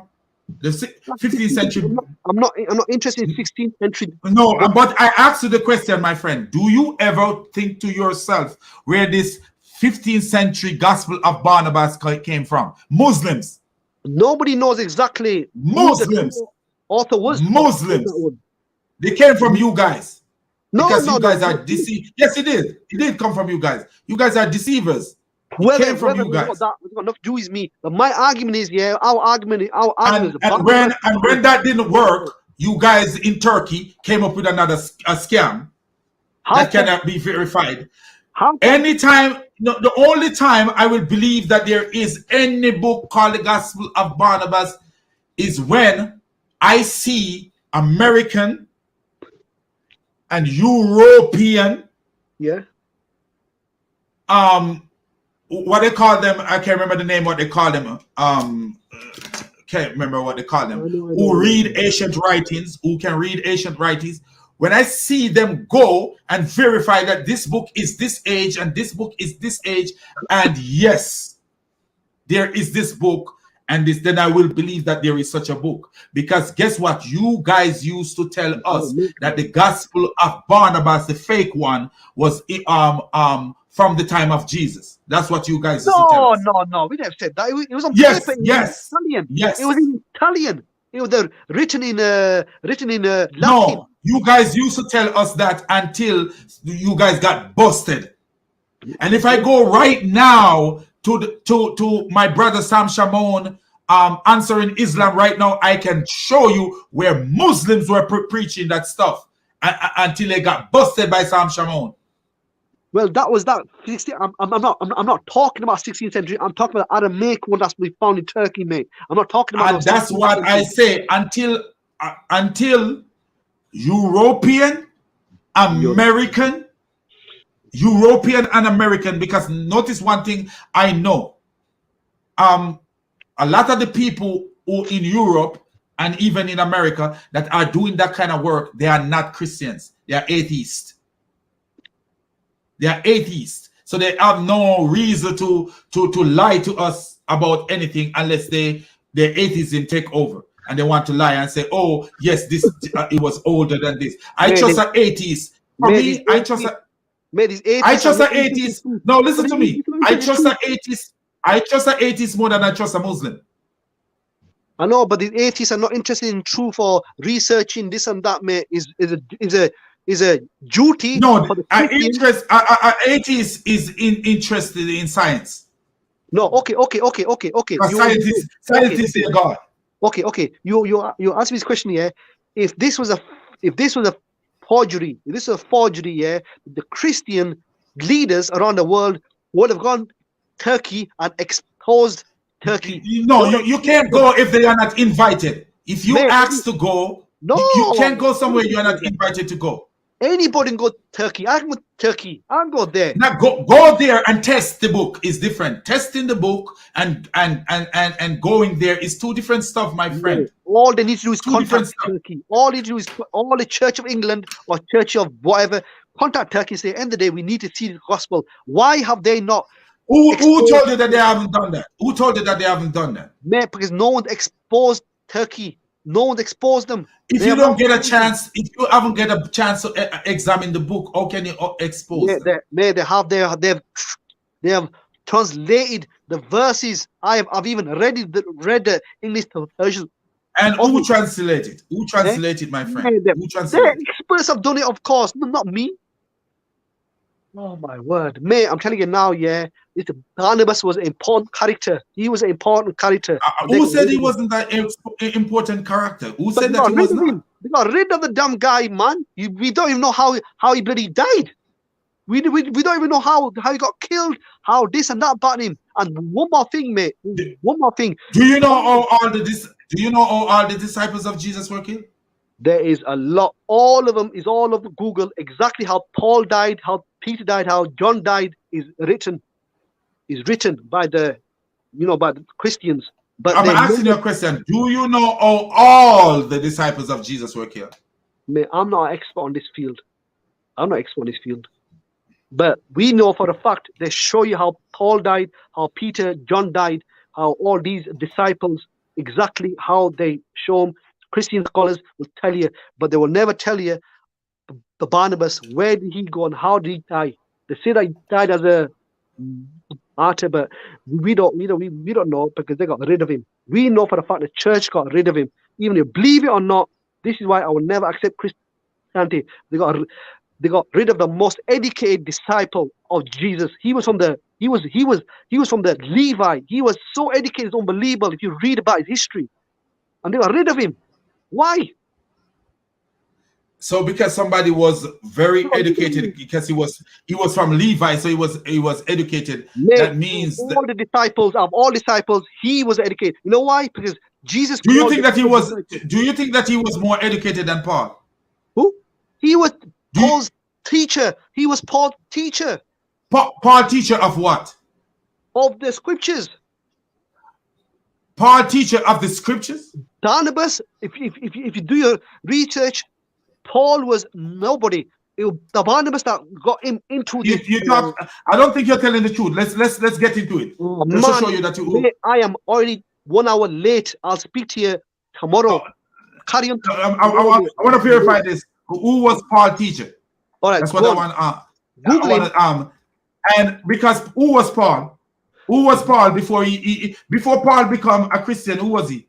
Yeah, he was just wiping out the. Who was he, my friend? Who was he? What career did he have, friend? That's what I asked you. What career did he have? He was just he was what do you call it? He was what they call that thing? Bounty hunter. No. Paul, guess what Paul was? Paul, listen to me, my friend. Let me read for you, because you talk nonsense. Paul, why you think Paul was persecuting the Christians? Because of Paul's no, friend. Stop talking nonsense. Because of his status. You know that as well. And Paul was taught by Gamaliel. That's what Paul was Paul's teacher. Okay, and listen to me, for my friend. Yeah. Speak with evidence. When you speak, try to speak with evidence. Don't be like Muhammad and your God who speak without evidence. Google's there right in front of you. Type in was Barnabas Paul teacher. I guarantee you, it will say. Teacher in what? Teacher in what, my friend? Scriptures. In what scriptures? What scriptures? He was learning from Barnabas. He was learning from Barnabas. What scriptures, my friend? I'm asking you the question. What scriptures? What scriptures? They were following the Jewish scriptures. Did Paul include in the Old Testament? There was no other gospel available at that time. It was only the Old Testaments that they were following at that time. So, before you're talking about what time are you talking about? When was Barnabas Paul's teacher? I'm asking you. No. You know when Barnabas was apostle of Jesus at that time, and then Paul met Barnabas, and Barnabas slowly taught him and then got him in. He told the disciples, he's Paul, and in the day, he's to be helping us. And they all was, agreeing. First of all, they said no, but then afterwards they agreed. Barnabas was the mentor of Paul. I guarantee you, the mentor of Paul, Barnabas was the mentor of Paul on in what way? I've told you before, in the scriptures, teaching him the teachings of mate. Type in. You got Google there, mate. Type in. Right. And what should I type? Let me put it on the screen so you can see. What should I type? Barnabas was Paul's mentor. Was Barnabas Paul's mentor? Okay, so mentor and teacher is two different stories. Yeah, no, same thing.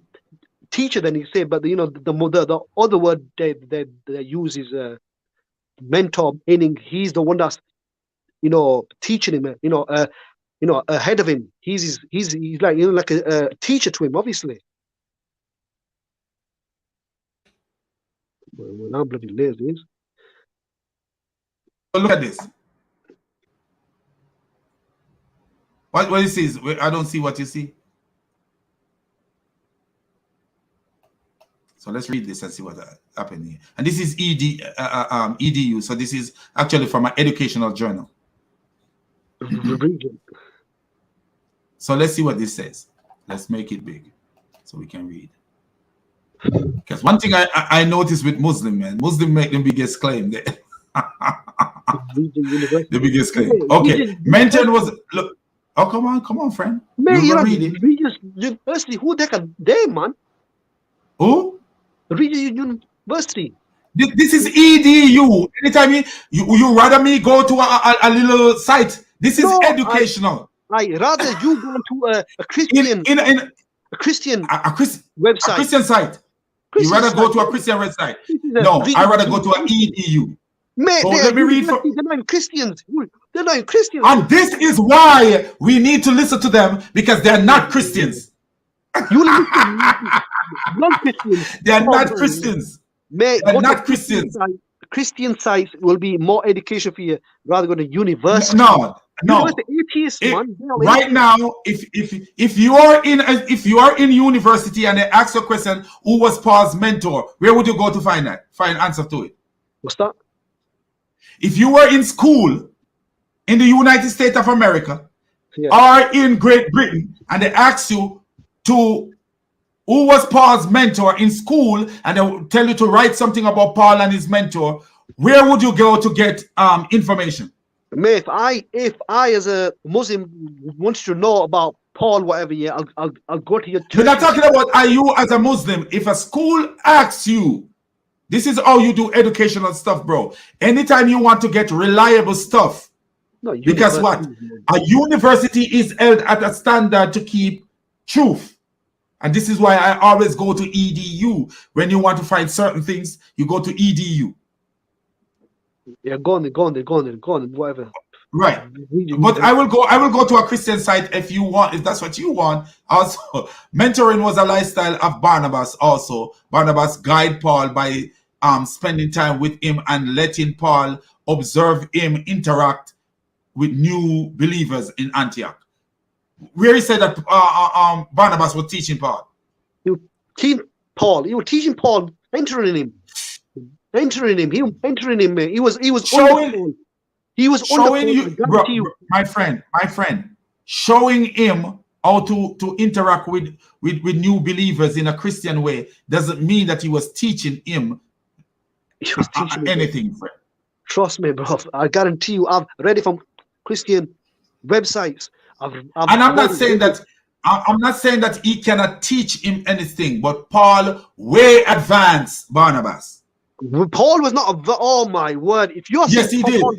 You are talking rubbish, man. You are talking rubbish. He did. He did. No. Okay, can you show me anywhere in the God in any where in any gospel where any of the disciples tell you that Barnabas outweigh Paul? I'll show you anyways. No, all it says in New Testament, Barnabas took Paul on missions. He took him and that doesn't mean that because you take somebody, the person don't out advance you. No, the person don't advance you. Paul was a nobody, but Barnabas got him in. And I totally agree. A person was a nobody. But then when they got into it, like for example, say I was using somebody as an example. Say we're talking about GodLogic right now, since he's a young man. Yeah. There was a time when GodLogic, I'm sure, since he's a young man, I'm going to use him as an example. I'm sure that there were people who GodLogic learned from, and then in some way he advanced some of the person that he had learned from. I'm sure GodLogic, the Avery, he gets all his education done by I know who. Sam Shimon. Simple. No, I'm not saying that. No, you can get all your education from one place. Come on. His most information that he hands out, I guarantee you, is from Sam Shimon. Come on, friend. Most of I'm not saying that most of his, because most of what I know, to be real with you, when I got into this and I found answering Islam and I started looking into some of the stuff, I would copy and paste some of the things that Sam Shimon say, and I drop it into different places, Google, different places, and realize that this, I said, wow, this brother is actually telling the truth. Because some of the things that he says, Muhammad say, I couldn't believe it. I was like, what? So I copy and paste it and drop it in the right place. And I said to myself, I said, bro, this dude is off the chain. Like, for real. That's what I have to say. This dude have done his research, because you are actually verifying what he says. You will never hear me say something that Sam Shimon say unless I can verify that what he says. It. Right. To prove in the beginning. And then after I realized that this guy speak only the truth and things that he can verify. Right now, I will quote anything Sam Shimon say without thinking that he's telling a lie, because I know he's not a liar. Okay, you know when Barnabas and Paul went on missions, yeah, you know they had this huge fallout, yeah, they completely went their own ways. This man Paul, if you read Book of Acts chapter 21, this man Paul went to Asian Minor, is Turkey. He's in Turkey today. He went there in Acts 21. You can watch it after, read it afterwards. Book of Acts chapter 21 full. Yeah, I actually read that before. He went to Asia Minor. He was preaching there. And them people from Asia Minor, they come to James. They come all the way from Asia Minor to Jerusalem in chapter 21, verse 21. They come to James and they were complaining, saying that this man is coming to and he's preaching against the God's commandments. So if you read chapter 21, verse 21, James questioned Paul. He said that, is this true? What I'm hearing. So if you read then, James helped Paul that, okay, that these people are going to come again, and if they see you here, they are going to kill you. So you know what to do?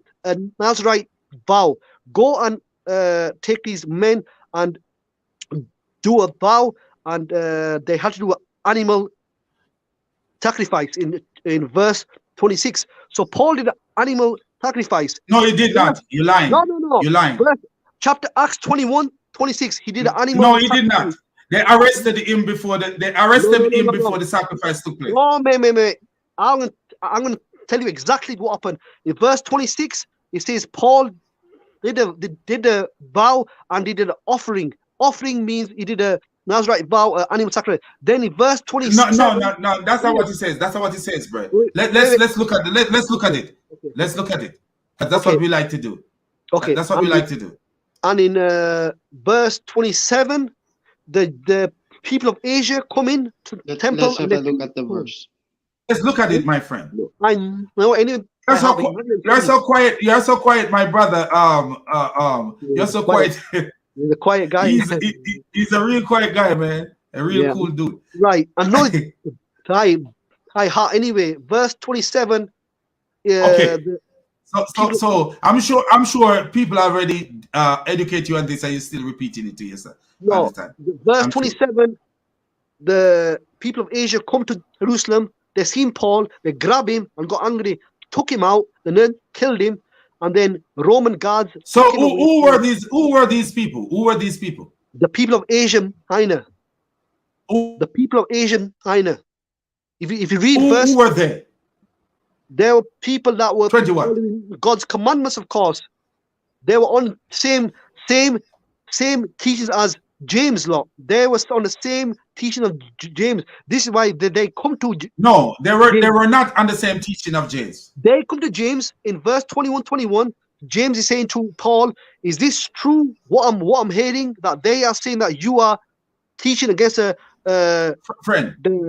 And they have look at it. They have been informed that you teach all the Jews who live among the Gentiles to turn away from Moses. Yeah, and then so they were lying. Look, they were lying on him. Okay, no, because no Christian. Oh, friend, man, come on, calm down. No Christian teach that you should turn away from Moses. Telling them not to. Hold on, friend. Telling them not to circumcise their children or live according to our customs. So this is what they were saying. They were saying that Paul was saying this. Well, what's this? What happened, my friend? Friend, calm down, man. Calm down. What is wrong with you, friend? The evidence is here. You don't have to run around like Paul was teaching. You're saying to me that Paul did not teach against the law, but Paul himself said. Read the text. Paul himself. Read the text. Read the text, friend. Friend, let the text speak. Stop ranting, friend. Let the text speak. I can't even see on the screen. You can't see the screen. No, it's just Regents University. Oh, I think I'm sharing the wrong place. Sorry. I think I went back to the wrong sharing. Calm down, my friend. How are you, Nate? How you doing? Oh, good. I'm sorry, man, but sometimes when you're dealing with Safras, man, Safras is so hyper, man. He's hyper. So he gets you hyper too. I don't like it. I'm hungry for the truth. I see the truth. I do my education. This is why I come here. If I don't do my education. Safras, calm down, man. You're getting ahead of yourself. Right. Okay, so verse 21, what he says. You can see it now? 21. No, he says 22. You have to put. Oh yeah. I have been informed that you teach all the Jews who are living amongst the Gentiles to turn away from Moses, telling them not to circumcise their children or live according to our customs. What shall we do? They will certainly hear that you have come. So do what we tell you. Look, friend. Hold on a minute. Is it showing that Paul? Is it showing that James is against what Paul was doing? No, he's saying that I have heard. He said I have. So right, but is there any indication that James is against what Paul says? No, he's not. He's not saying that he's against Paul, but he's questioning Paul that I'm hating. Okay, and listen now, listen to this. They will certainly hear that you have come. So he's telling Paul that they will hear that he's come because he's in a place where the Jews are, the same people who are accusing him, and because he knows that they will kill him, they will kill Paul. And listen to this. They will certainly hear that you have come, so do what we tell you. So he's telling him, giving him advice what to do. Not that he disagree with what Paul was doing. He's just giving him advice what to do. Yeah. There are four men who have. There are four men. Now hold on, my brother. Hold on. There are four men with us who have made a vow. So there's four men who have made a vow. Take these men, join in their purification, and pay their expenses. Okay. So that they can have their heads shaved. Then everyone will know there is no truth in these reports about you, but that you yourself are living in obedience to the law. Okay? Yeah. Right. So wait there. So what James is saying that we are under the law. So if they find out that you are not under the law, they are going to kill you. So you have to show them that you're under the laws. So they were still under under what law? Under what law? Law of Moses. No, he wasn't talking about the overall law of Moses. Come on, under the law, mate. He wasn't. Let me show you that he wasn't talking about the overall law of Moses. Hold on, friend. Let me show you that he wasn't talking about the totality of the law of Moses. The law of he Moses was not. Let me show you that. He gave him something to do because these men were Nazarene and take a Nazarite vow. Even though these men were not following Jesus Christ, he told Paul, hey, go and pay for their expenses. That's what he told these men to do. Anyway, as for the Gentile believers, we have written to them our decision that they should abstain from food sacrificed to idol from blood and from the meat of strangled animal and from sexual immorality. From blood. From blood. What does that mean? From blood. What does it Halal. mean? Halal and kosher. Take out the blood out of the meat. Halal and kosher. You people eat the blood of the meat. You people who eat the blood? Who eat the blood of the meat? You lot do. Who? You people eat from their blood, the meat from the supermarkets that are not halal. Halal and kosher means you have to take the all blood out of it. How do you take the blood out of your meat? Mate, it's called halal and kosher. It's a rule. No, I asked you a Christian friend. How do you take the blood out of your meat? I don't do it. The butchers do it. They how they do it? They slaughter it and take out all the blood out of the meat, wash it all. How they do it? How they do it? Eh? How they do it? What do you mean? What do you mean? How they do it? Do they dehydrate the meat? Mate, they clean all the blood out of it. They take all the blood out of the meat. You cannot clean all the blood out of a meat. Oh man, that's why you call it kosher and halal. Kosher and halal is two different story, bro. No, they're not done the same. No, that they're not. They're not, friend. I've been into a Muslim butcher shop all the time. I've been there. They're not the same thing. I don't eat their meat because your God's name is called over it, and that's pagan meat. But I don't eat the meat, but I've been in their meat. They don't do the same way that the Jews do their meat. The Jews are making have a law. You have to take all the blood out and wash all the meat. You Christians do not do this. And this is what James is saying. Do not eat from the blood of the meat. You Christians do not follow what James is teaching here. Simple. Abstain from no, hold on, my friend. Abstaining from blood and don't drink blood have nothing to do with what the Jews are doing today. The Jews nothing to do with what the Jews are doing today. Friend, listen what I'm saying. Abstaining, if you read the Bible, you will see exactly abstaining from blood have nothing to do with kosher meat, because you will see in the Bible. Listen to me, my friend. Listen to me. Listen to me. You will see in the Bible where people kill animal and eat it right then. They kill the animal and eat it right then. What they didn't, you can't kosher a meat within in one day. What's that? The Muslim, the Jewish way of kosher is not biblical. Not biblical. That's what kosher is. I guarantee you, they are no. It is overreacting. All God was saying is for you to drain the blood out of the animal. Yes. Hang up the animal and drain the blood. And this is how I eat my meat. I don't eat meat with blood in it. I don't eat no meat. My meat must be fully cooked.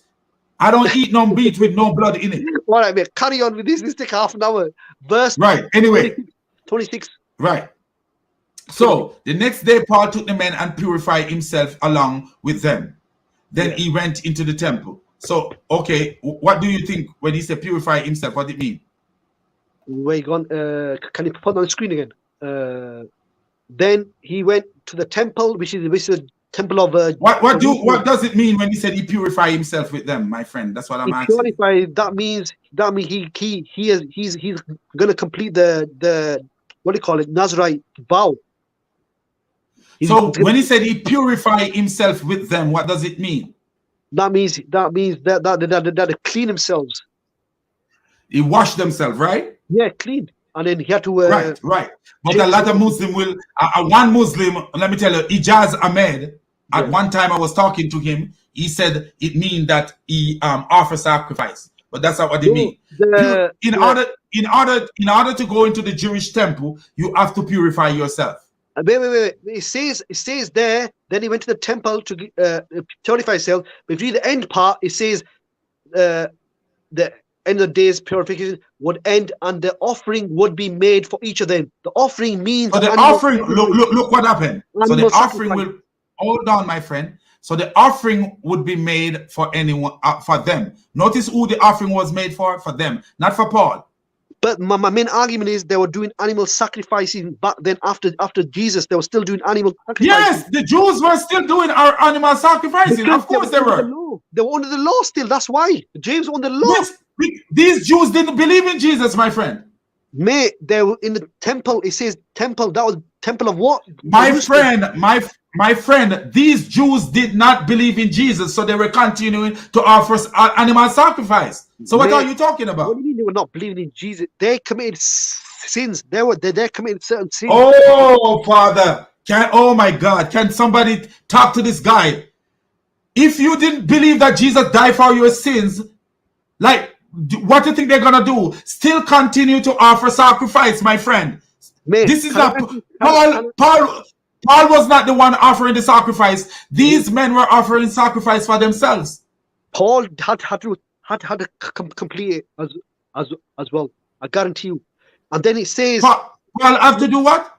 This Nazarite vow. Nazarite vow. No, he didn't say Paul did no Nazarite vow, friend. He said what he says. Read from it. Let's go back up. Purify himself, meaning wash himself before he goes into the temple. Even archaeologists, my friend, let me show you something. Even archaeologists today, not long ago, found in front of the temple these pools that these people used to have to wash themselves into before they enter. They have to totally wash and clean themselves before they enter into the temple. But the main thing is that they did this offering. But then verse 27 it says, when the 7 days were nearly over, some Jews from the province of Asia saw Paul in the temple of Jerusalem. They stirred up the whole crowd and seized him. So they grabbed him inside the temple, shouting, fellow Israelites, help us. This is a man who teaches everywhere against our people and the law and the places. And beside he who has brought Greeks into the temple and defiled this holy place. Where are you going? Okay. Where's that? Then it says they had previously seen Paul had brought him in the temple. But then if you read after that, they beat him up. They beat him up outside the temple. Right. So what does that prove, my friend? So what were you trying to prove? No, what I'm trying to prove to you, where is James complaining to these people of Asia? They've come into the temple of Jerusalem, and the elder of this temple was who? James. They've grabbed Paul, took him out, and nearly killed him. And then what happened then was the Roman guards, if you read verse 32, the Roman guards grabbed Paul, arrested him, jailed him. Yeah? And so, then what's your point? What's your point? Your point? My point is the Asia Minor rejected Paul. Why? No, the Jews, friend. The Jews who were practicing Judaism, not the Christian Jews. But it says, Paul said to Timothy in 1 Timothy chapter 2, verse 15, as you know, all those in Asia have turned away from me. All of those, he said. You want us to go to Timothy and show you that you're not telling the truth either? 1 Timothy chapter 2, verse 15. Can we go there into Timothy and show you? 1 Timothy? 1 Timothy chapter 2, verse 15. Let's go to 1 Timothy. This is where he's writing to Timothy. He's been in all. Hold on, friend. This is why I told you. I am 2 hours late. What you going, man? You're going to eat halal meat? I am bloody hungry, man. Got some takeaway, man. Doner kebabs, man. What you want? Doner kebab and chips, man. That's our food down here. 1 Timothy. 1 Timothy what? 2 verse 15. 2. All right. I hope you're not eating no McDonald's. Yeah? McDonald's harami. That's not halal, man. KFC is halal, yeah. KFC is halal, yeah. KFC. But don't believe that the kosher food of the Jews are actually the way that people were doing it in the Old Testament. That's not how they were doing it. Where you've gone, where you've gone here. 1 Timothy 15, verse 15. Is it? You said 1 Timothy 2, right? Okay, yeah, so let's go down to 1 Timothy 2. 2:15, you said. All right. Yeah, it's right here. Oh man, I'm on the wrong one. I'm on the wrong one. It's right. 1 Timothy. What is it? Sorry, mate. It's 2 Timothy chapter 1:15. I mean, sorry about that. 2 Timothy chapter 1, verse 15. You turn it the other way around. So that's okay. Sorry about that, man. No, that's cool. That's cool, my brother. 1, 2 Timothy, 3 Timothy, 4 Timothy. So you say 2 Timothy. Okay. 2 Timothy 1, right? 150. Yeah. Okay, so here we go. Because when a Christian read, he read around surrounding chapters, surrounding verses. When a Muslim read, he take things out of context. 15. You've gone. Oh, is it? Okay. 15. Okay, here we go. Very hope it is so. No, you are in a different place, bro. No, 15. Hold on, man. Hold on. Oh, you're in the Acts.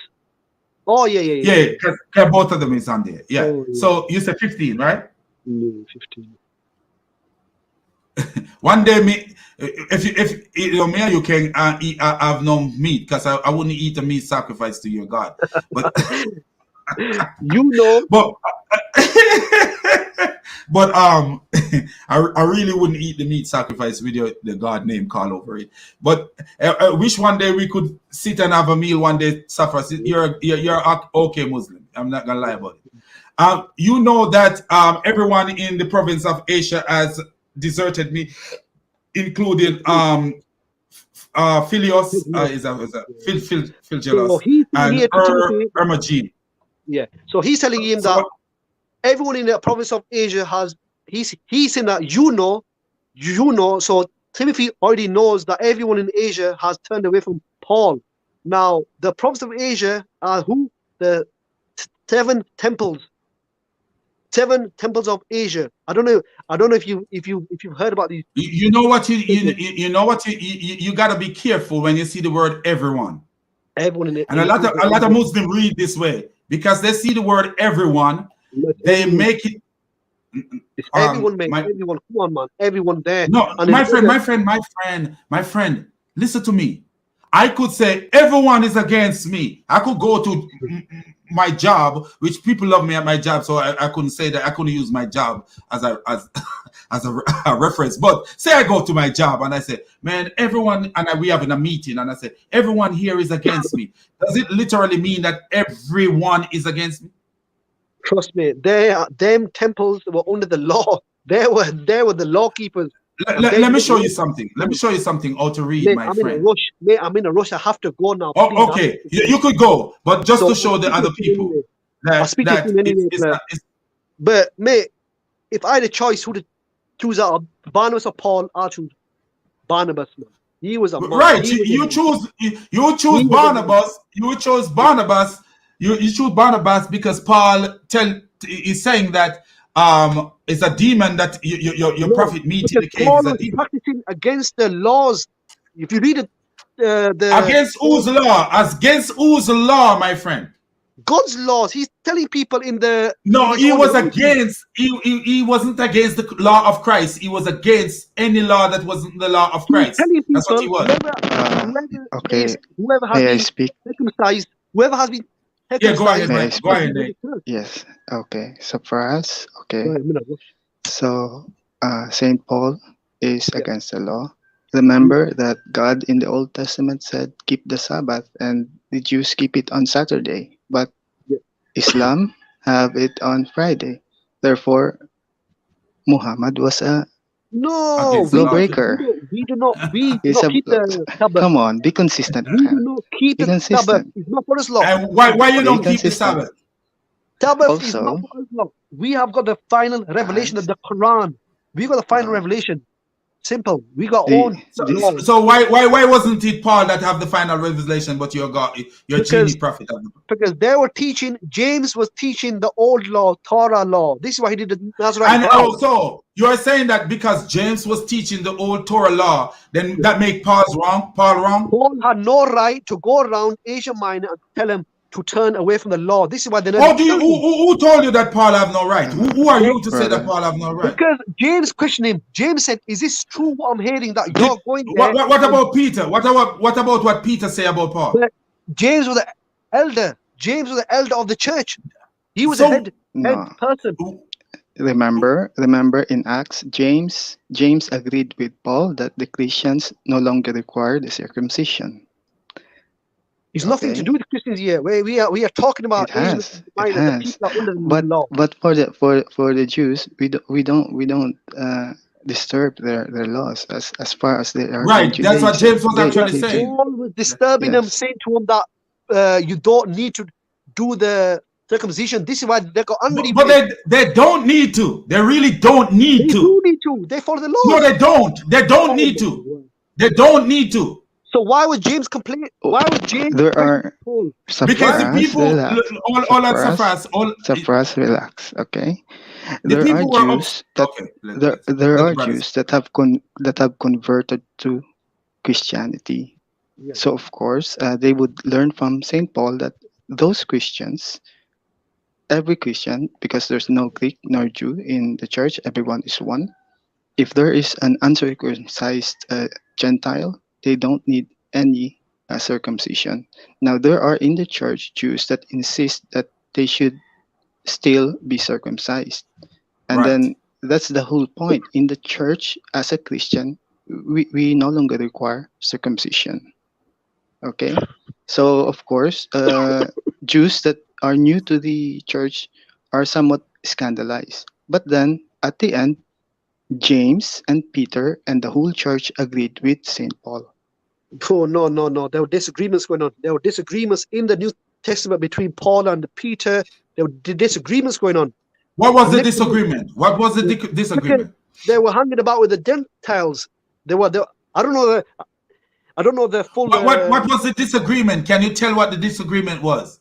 It was about the Gentiles that eating the foods. And do you think that Peter was right? Yeah. Do you think Peter was right and Paul was wrong? Mate, I don't know what happened there, but they were arguing and they never. But you need to know what happened there, my friend, before you can comment on something neat. Please know what happened. Let me tell you what happened. Peter was being a bit hypocritical that when the Jews were around, he would not eat with the Gentile, but when the Jews were not around, he would eat with the Gentiles. So Paul called him out on that. And Paul was right for calling him out on that.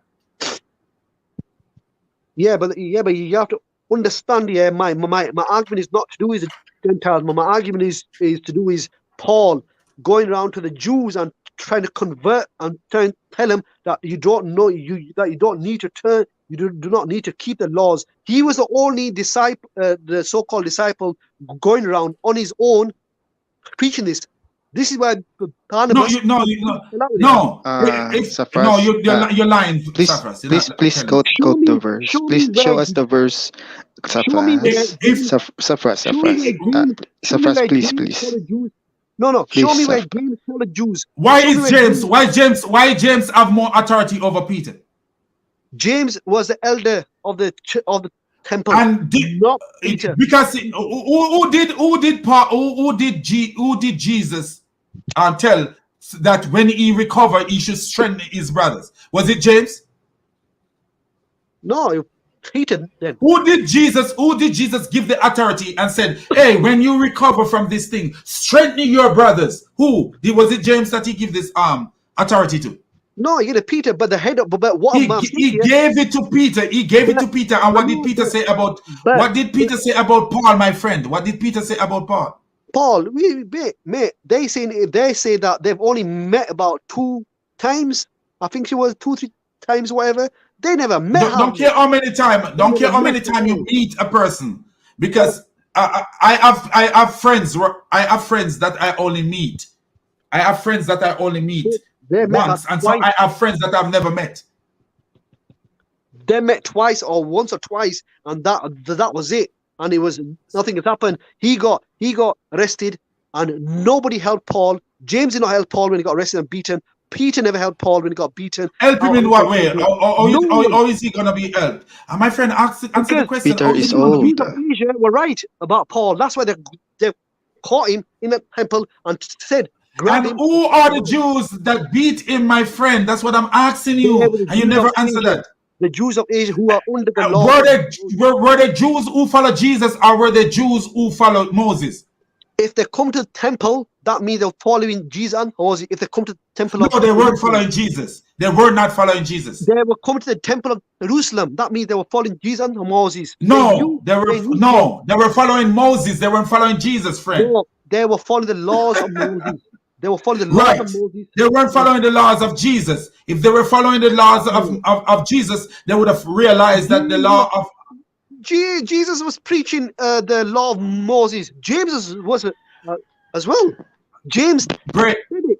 Bro. James said the Jews have to keep the law, but the Gentiles do not keep the laws. Bro. But James said the Jews have to keep the laws. He's there in Acts 21:25.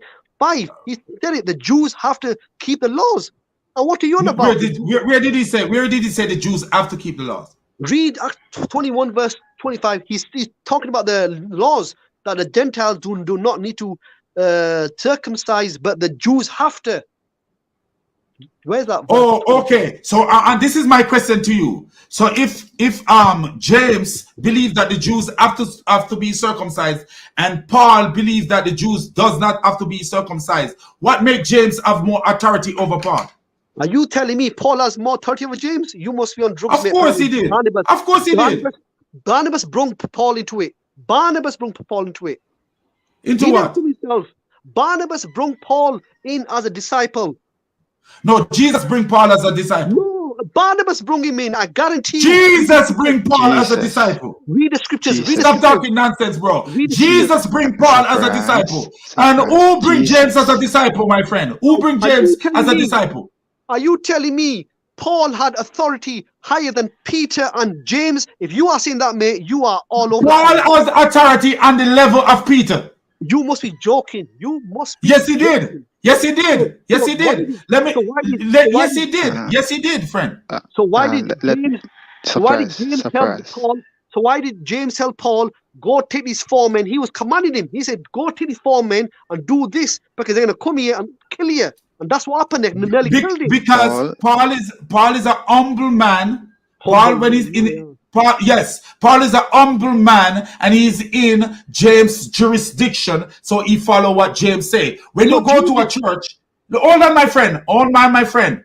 If I am a deacon at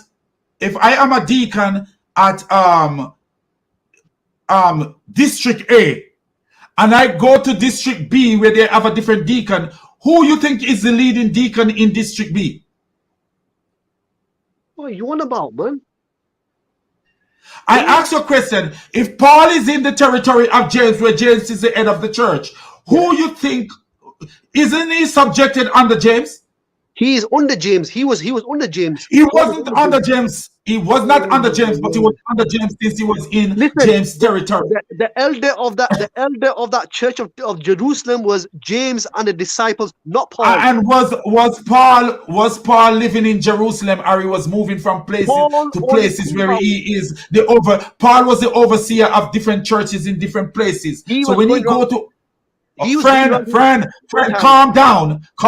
When he go to a place where James was the overseer, he listened to James, because this is how you do things. God is not the God of confusion, so you follow the head of the church. If I am the head of the church in District A and I go to District B, I would follow the head of the church in District B, friend. So what I'm getting on here is James is clearly saying to the Jews that you have to keep the laws, but you Christians saying that the Jews do not have to keep the laws. So who am I going to believe? James, the elder of the church, or you Christians?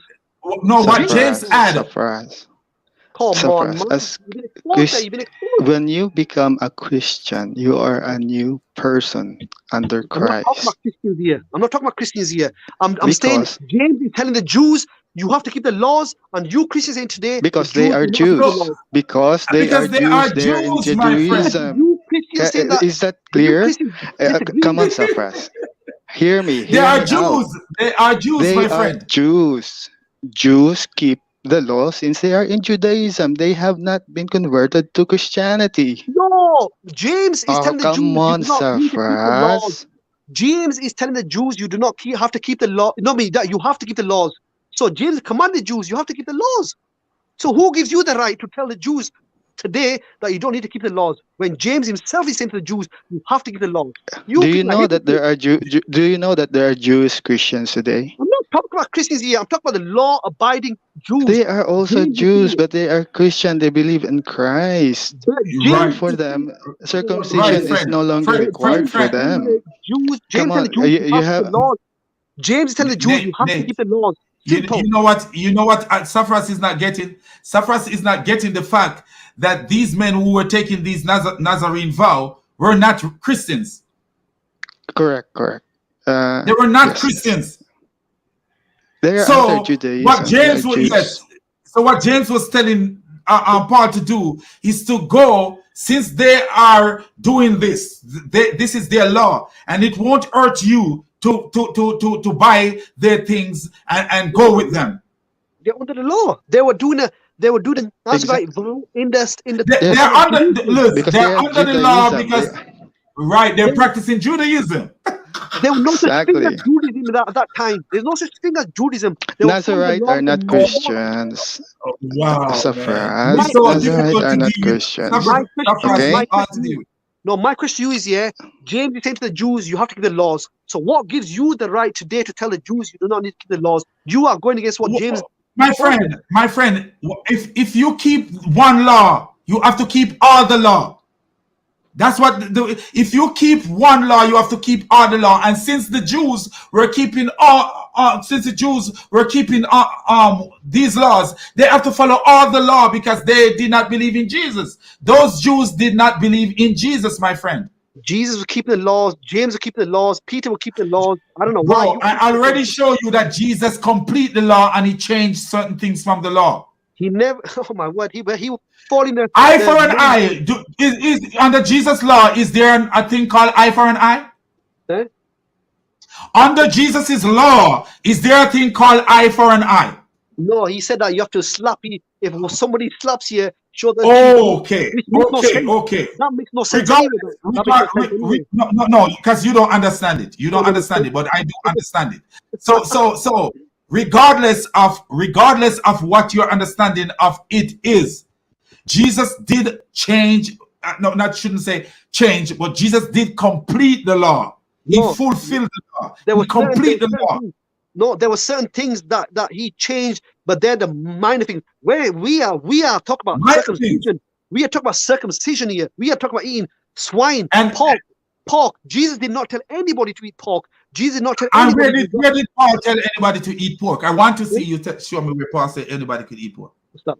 Paul was telling the Jews that you do not need to keep. Show me, my friend, where Paul say anybody could eat pork. I just want you to show me that. Can you? But let me answer the question here. Don't interrupt. Paul said, "Whoever's under the law are under the curse." Simple. He told them off. You are not allowed to be under the law. He said, "You're not allowed." You don't understand what Paul was saying, man. You don't understand what Paul was saying when he says whoever is under the law is under by the law. The Jews. He was telling you no longer abiding by the law. That was going against God's teaching. No, that's not what he says. Let me show you something that Paul wrote. Let me show you something. Bro, I'll speak tomorrow or next time, whenever. Yeah, I am in a. I'm just gonna show this so that you don't. Just before you go, look at this. Okay. I want you just to look at this just before you go, because you don't understand what Paul was saying. You don't understand what Paul was saying at all. When you talk about under the law and all this stuff, you have no clue what he was saying. Let me show you something that Paul says. Let me take these off so that it's easy for you to see it. Let me take all this off so it's easy for you to see it. And so far as I really do, man. I have a lot of respect for you. You just gotta leave the camel urine drinking Arab and you'll be all right. Man, I'm telling you now, look at this. Look at this, my friend. Look at this. Look what Paul says. In Romans 3 verse 31, look what Paul says. Do we then nullify the law by faith? Not at all. Rather, we uphold the law. Uphold the law, yeah. So Paul wasn't saying, oh, come on, my friend, come on. So Paul wasn't saying that there is no law. That's not what Paul was saying. Paul was saying that the law that govern us and the law that we live on, we should abide by is the law of Jesus Christ. And you see where he said that in the book of Corinthians, I think it's 2 Corinthians 9 verse something, where he says, didn't Paul say about circumcision? Yeah, circumcision, yeah. And the Jews would have got angry. The Jews are angry with him, saying, "Why are you telling us to go against the circumcision? That's so important. He really wasn't telling them to go against circumcision. He just telling them that it doesn't profit them anything to be circumcised. Oh my word, mate! Have you read the book of Genesis when God told Abraham that your seed, this circumcision is going to be forever. This circumcision has to be forever. And what does forever mean, my friend? Forever meaning bloody until the day of judgment, of course. No. Let me show you what forever means. You got to be careful, friend. Let me show you something. You lot uncircumcised. Let me show you something, my friend. I'm going to show you something. Bro, let me show you something. 2 hours late. I'm 2 hours late. I'm telling you now. I need. No, let me show you the last thing, and let me show you what forever mean in Hebrew. Just the last thing I'm going to show you, and then because I'm been on this for a long time too. So it's the last thing I'm going to show you, because a Muslim understanding of the scripture is not the real understanding of the scripture. Let me show you what forever mean. Their seed. So their seed. Hold on, my friend. Let me show you. I think I'm at the wrong place. Forever. He says throughout your generations,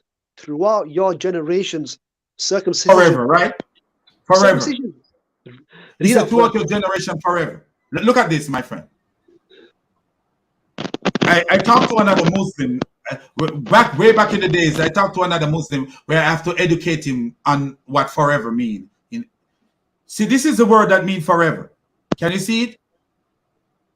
Right. This is the Hebrew word that means forever. and it is translated to mean forever. But look at this. It is not the same when it is used for God. When you say the word forever, like God is forever, God lives forever. It is different when you use it for God than when you use it for creation. Why? Here is one example. For example, Jonah says he was in the belly of the fish olam, forever. Was he in the belly of the fish forever? No, but he did say that. I was in the belly of the fish forever. He did say that. Yeah, but the thing is, it says in that verse, throughout your generations, meaning throughout your generation could be throughout any generation until it comes to an end. But it never come to an end. Circumcision never come to an end. Yes, it did come to an end, and that's why Paul was putting it to an end. This is why they killed him. This is why they grabbed him out of temple and nearly killed him. Right. The reason they were trying to kill him because they were still under the Moses law, but they were not following Jesus. No, they were. Oh my word! They were no. No, anybody who would follow Jesus would never try to kill Paul, because Jesus said, do unto others as you'd like them to do unto you, and love your enemies as love yourself. Do you see that you're not making any sense, friend? Mate, I'm telling you now, if anybody goes to Israel today and asks them, forcing them to get off the laws, they will kill them. They'll kill them on the street. Right, because they're not following Jesus. Jesus was circumcised. Come on, Saffras. I'm telling you now, nowhere would you find Jesus, James, Peter telling people that you no longer abided by the circumcision, telling the Jews never. They were my friend. When Jesus was leaving his disciples, what did he say to his disciples? What did he say? He said, "I have many things that I want to say to you, but I cannot say them now." But when go on. But when the Spirit of truth come, he will lead you into all things. So when the Holy Spirit come to them, the Holy Spirit will lead them into all things. So why are you saying you will never see Jesus do this, never see Jesus? There is a lot of things that Paul taught that came from Jesus. Man, if you read Matthew chapter 5 verse 79, Jesus said, until the heaven and earth pass away, not one jot or tittle of the law shall pass away. Meaning, until what? Until what? Hey, don't cut it off. Don't cut it off. I'm quoting now. You get scared now. I'm quoting now. No. I don't. No. Come on, Saffras. When you read in a verse, continue to read the verse till the end. Read the verse till the end. Matthew chapter 5 verse. Saffras, read the verse to the end, Saffras. I am. But you cut me off. You cut me off, man. He said okay, that, so continue to read. Continue to read. He said that until the heaven and earth pass away, meaning until the day of judgment, not one jot or tittle of the law shall. No, he didn't say until the day of judgment. That's what he said. He said until the heaven and earth pass away, meaning the day of judgment, until the world comes to an end. Mate, Right. you have not read the scriptures. You have not read the scriptures, mate. Okay, go ahead. What he says after that? What he say after that? And then he says, whoever. No. Go ahead. Read the old verse, Saffras. I am. I've just quoted that verse where it says, "Until heaven and earth pass away, not one jot or tittle of the law shall pass away." Simple. And then he says, and did he finish? You're not reading Did he it. finish? You're not reading it, Saffras. Saffras. You're making me late as it is, man. 2 hours late, young man. Be honest. Saffras, you need to be honest to yourself, Saffras. Yes. Respect yourself, man. Respect yourself. Be honest to yourself. Put the verses on. Put the verses on the screen. This is the last argument, and then that's it. I'm off. That's the worst thing you can do if you don't respect yourself. I am respecting myself. It says there, for truly I tell you, until the heaven and earth disappeared, meaning until the end of the world, not the smallest letter nor the least stroke of the pen will by any means disappear from the laws until all be fulfilled. Okay, Correct. so this is the key. The key is right here, Saffras. Look at it. Till all be right fulfilled. Until all The be key is fulfilled. there. Meaning what? And what is Till all be fulfilled. No, you know what I mean? does he? My brother will show you. Man, let me Saffras, what does it mean until all be fulfilled? Okay, if you read the whole verse, it says first he's saying until the heaven and earth disappear, and then he says here until all be fulfilled, meaning until the world ends, fulfilled, everything be fulfilled of the world. You cannot break a law again until the heaven and earth pass away. You cannot break one tiny law. Jesus is saying this. You not gone against the law. Saffras, pay attention. Let Jesus. Pay attention to me. Pay attention to me. Let me show you something. Look. Saffras, look how you throw your Quran under the bus. Have you ever read this in your Quran? What's that? This verse right here. Can you see the screen? The Quran 350, which says that Isa makes lawful for you some of what was forbidden to you. Yeah. So if Jesus was saying that until the day of judgment, if Jesus was saying until the day of judgment, nothing will pass from the law, this would make your God a liar. No, it's not. No, it's not. Yes, it is. He preached the law, and whatever law he gave to them Jews, he told them that you cannot break a single law of what I've taught you. Simple. He taught them. So did Jesus teach circumcision? Of course he did. Where? Oh my word.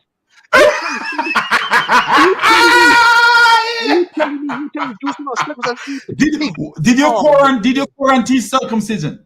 Yeah? Did your Quran teach circumcision? No, it's in the hadith. If it was so important, why your God forget about it?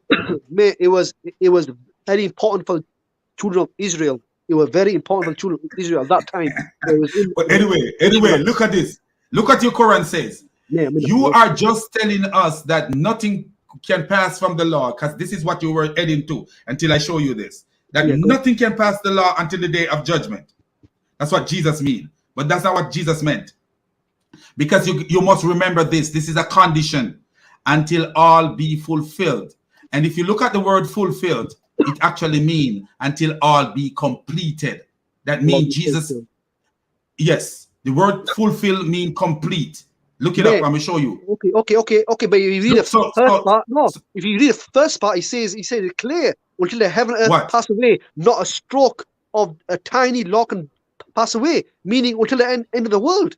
So you right. No, he didn't contradict himself because he put this thing in here. If I say to you, I will not give my company to anyone until my son reach 18 years old. That's literally what he's saying. I would say until as long as I live, I will not give my company to anyone until my son reach 18 years old. It's a condition on the law. So he said, until all be fulfilled. And the word fulfilled means until all be complete. So, and why do we know that it means all be complete? When we continue to read. When we continue to read, we see why it means that all be complete. Watch, look at this. Murder law. Look at the murder law. Matthew 5, verse 21. You have heard that it was said, people long ago, mean in the time of Moses, you should not murder. Because this was written in the time of Moses. And anyone who murder will be subjected to the judgment. Now, this is what Jesus is doing. He's completing the law now. So verse 22, he says, but I tell you that anyone who is angry with his brother or sister will be subjected to the judgment. So Jesus is adding more, completing the law and adding more to it, in the sense that he's telling you, like, hey, it's not only murder. If you're angry with your brother without a just cause, you can be subjected to the judgment. Yeah. And again, anyone who says to his brother or his sister, Rafa, is answerable to the court. And anyone who say you fool will be in danger of hellfire. Do you see that? Yeah, but may all this contradicts what we went through in Acts 21, where James told the Jews that they have to be under the law, but the Gentiles. No, it contradicts your belief. It doesn't contradict Nate.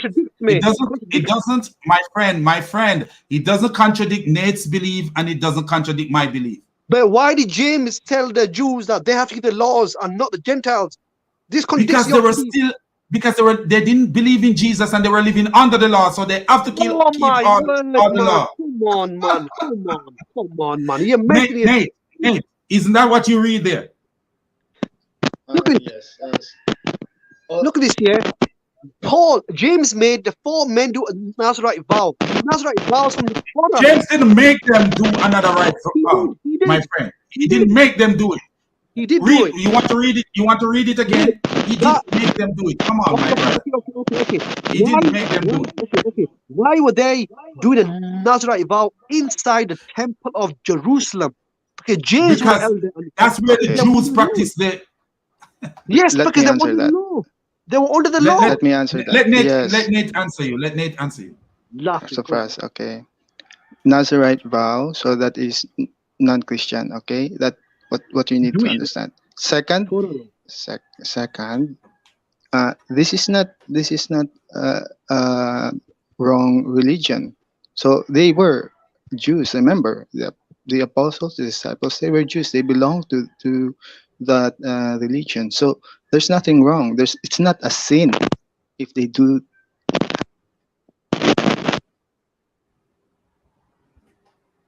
Hello.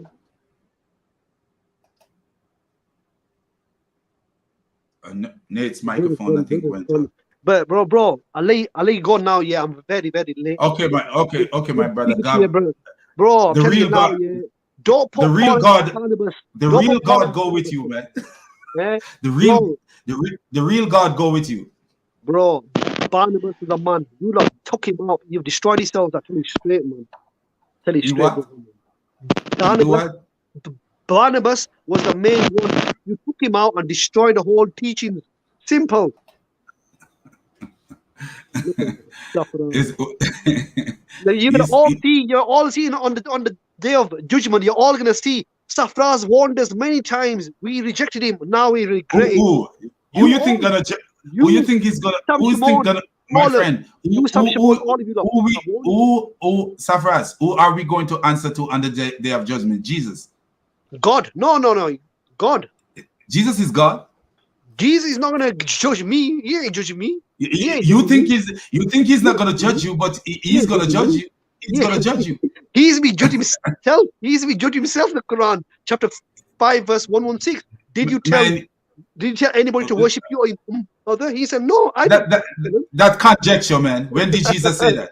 When did Jesus say that? That's what happened on the day of judgment. Chapter 5, verse 116, 118. That's just Muhammad making up story. Just like he make up a story about Moses' ball sack. He was making up another story. Okay, bro. Yeah, I'm out of here. I'm out of here. Yeah. Cool. All right, man. God bless, man. Oh man, that brother, I had to love him, man. I had to love him. It's hard, you know. Even though I love all Muslims, but this guy, I have a special love for him. He's funny. He's very funny. So the thing about it, he went to the book of Acts. You know, I just want to wrap up a little bit and get a, because we've been going at this for a while. So he went to the book of Acts, and when you look into the book of Acts, what you see there is actually James trying to save Paul's life, really. So he's telling him, he said, take these Nazarites and go with them and let them perform their rights. Because if you notice it never say Paul was in agreement with what he was about to do. He just go and did it because these men were doing it, and it was not a sin to do it. It was not a sin for him to do, to help them to carry out their vow. It was not a sin at all. There was no sin in it there. It can neither harm him or anything. But that was something that they continued to do after Jesus died for their sins. They continued to do that. And James knew the same thing too, that it was nothing that can harm. It was something that they were doing. And this is why Paul says something like, to the Jews I become a Jew, and to the one who is not a Jew I become one of them, because Paul was a Jew and he could participate in the Jewish custom without committing any sin.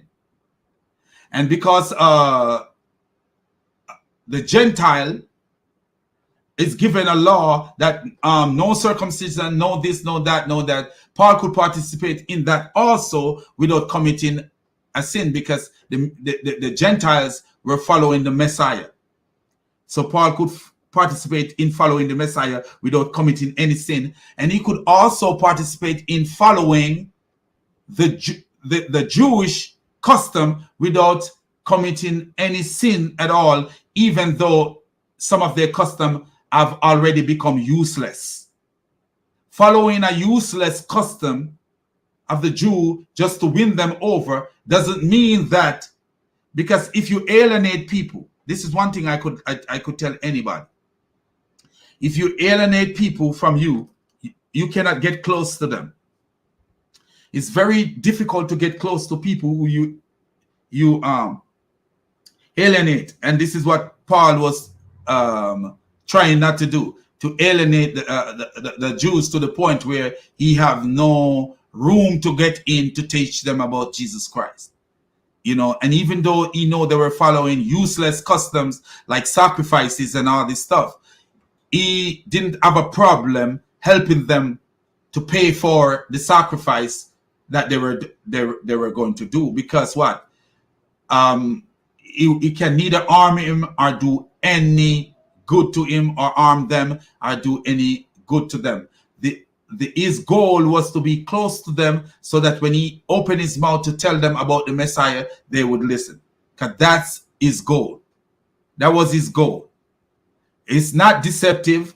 It's just very wise. Very wise. That's what it is. Very, very wise. Very, very what should you use? What word? Intelligent. Wise and intelligent, because it came from the Holy Spirit. That's what I see. What do you say about that, Nate?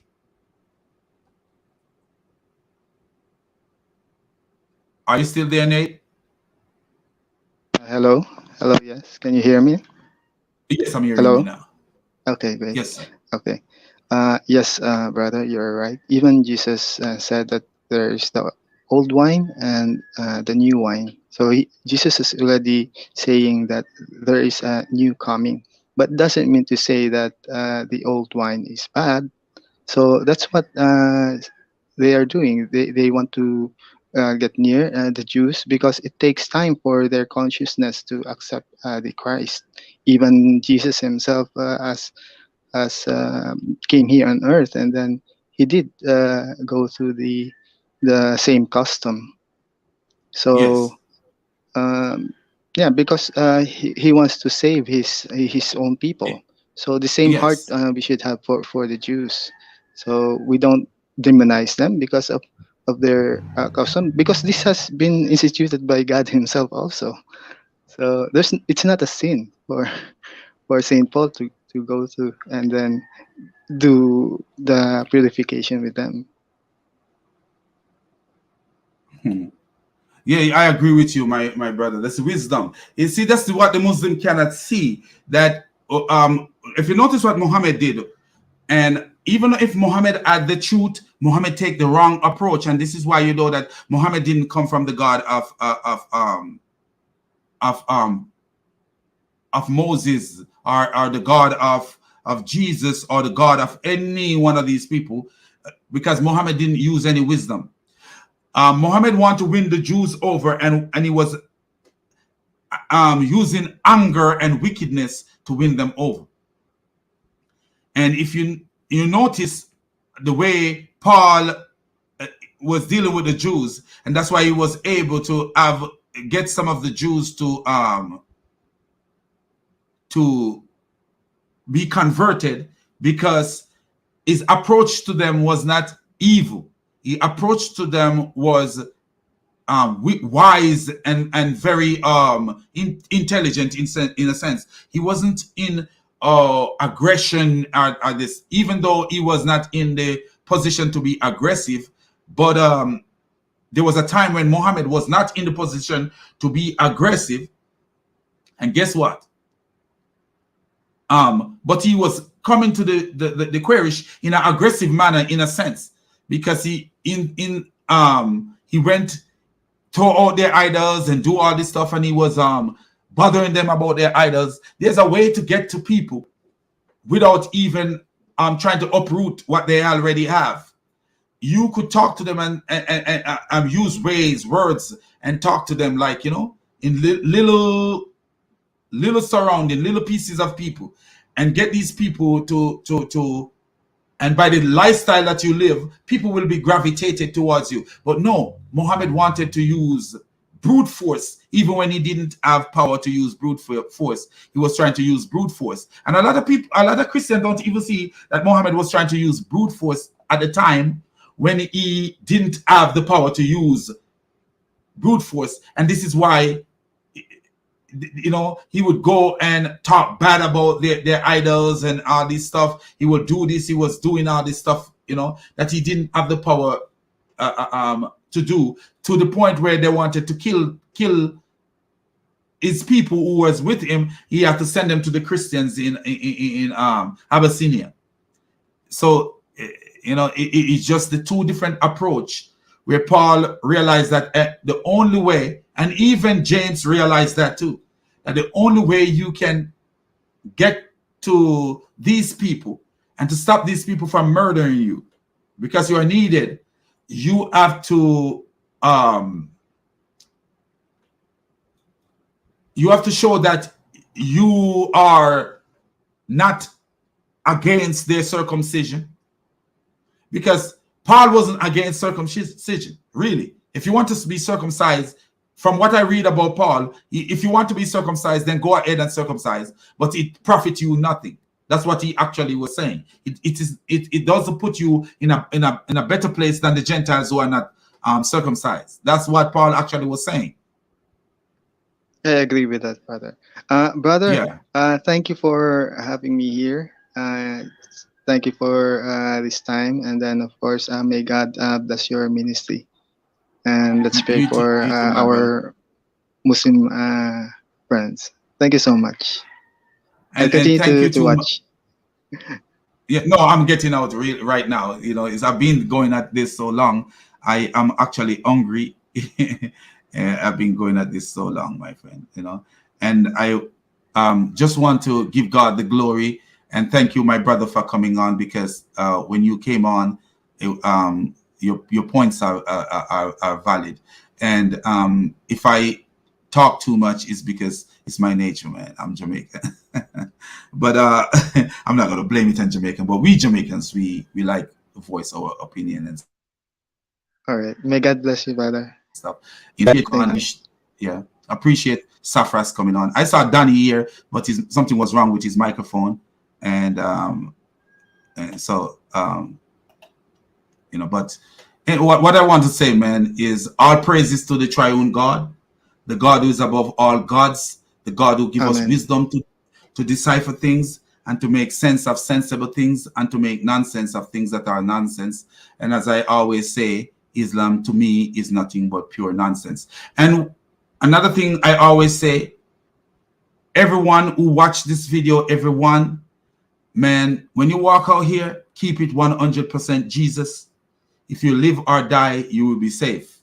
Don't worry about death. Just keep it 100% Jesus. And if you live or if you die, you will be 100% safe. So I'm sorry I didn't use a lot of the comment today. It's, you know, but I always respect the comment of everyone. And I'm sorry I haven't used a lot of the comment today, you know, but I just want you guys to know that I respect you. It suffers, you have just been busted again. So anyway, my people, God bless you all, man. I love you, man. Really, really do. I appreciate you guys coming out and listening to me, man. I totally do. And this is everybody's channel. So if anytime I'm gonna start sharing the link so that people could come on and share their story. Anybody could come on and talk, you know. Don't be scared, man. And God bless you all, man. And I see you tomorrow. I was supposed to make another video, a little video, but this becomes so long. But so I will use that video for tomorrow, since we are finished with the video on slavery. We have done 2 videos on slavery. So tomorrow we are going to be looking into something else. And I will start about the same time. We've been going for a long time. So God bless you all, man. And I love you guys.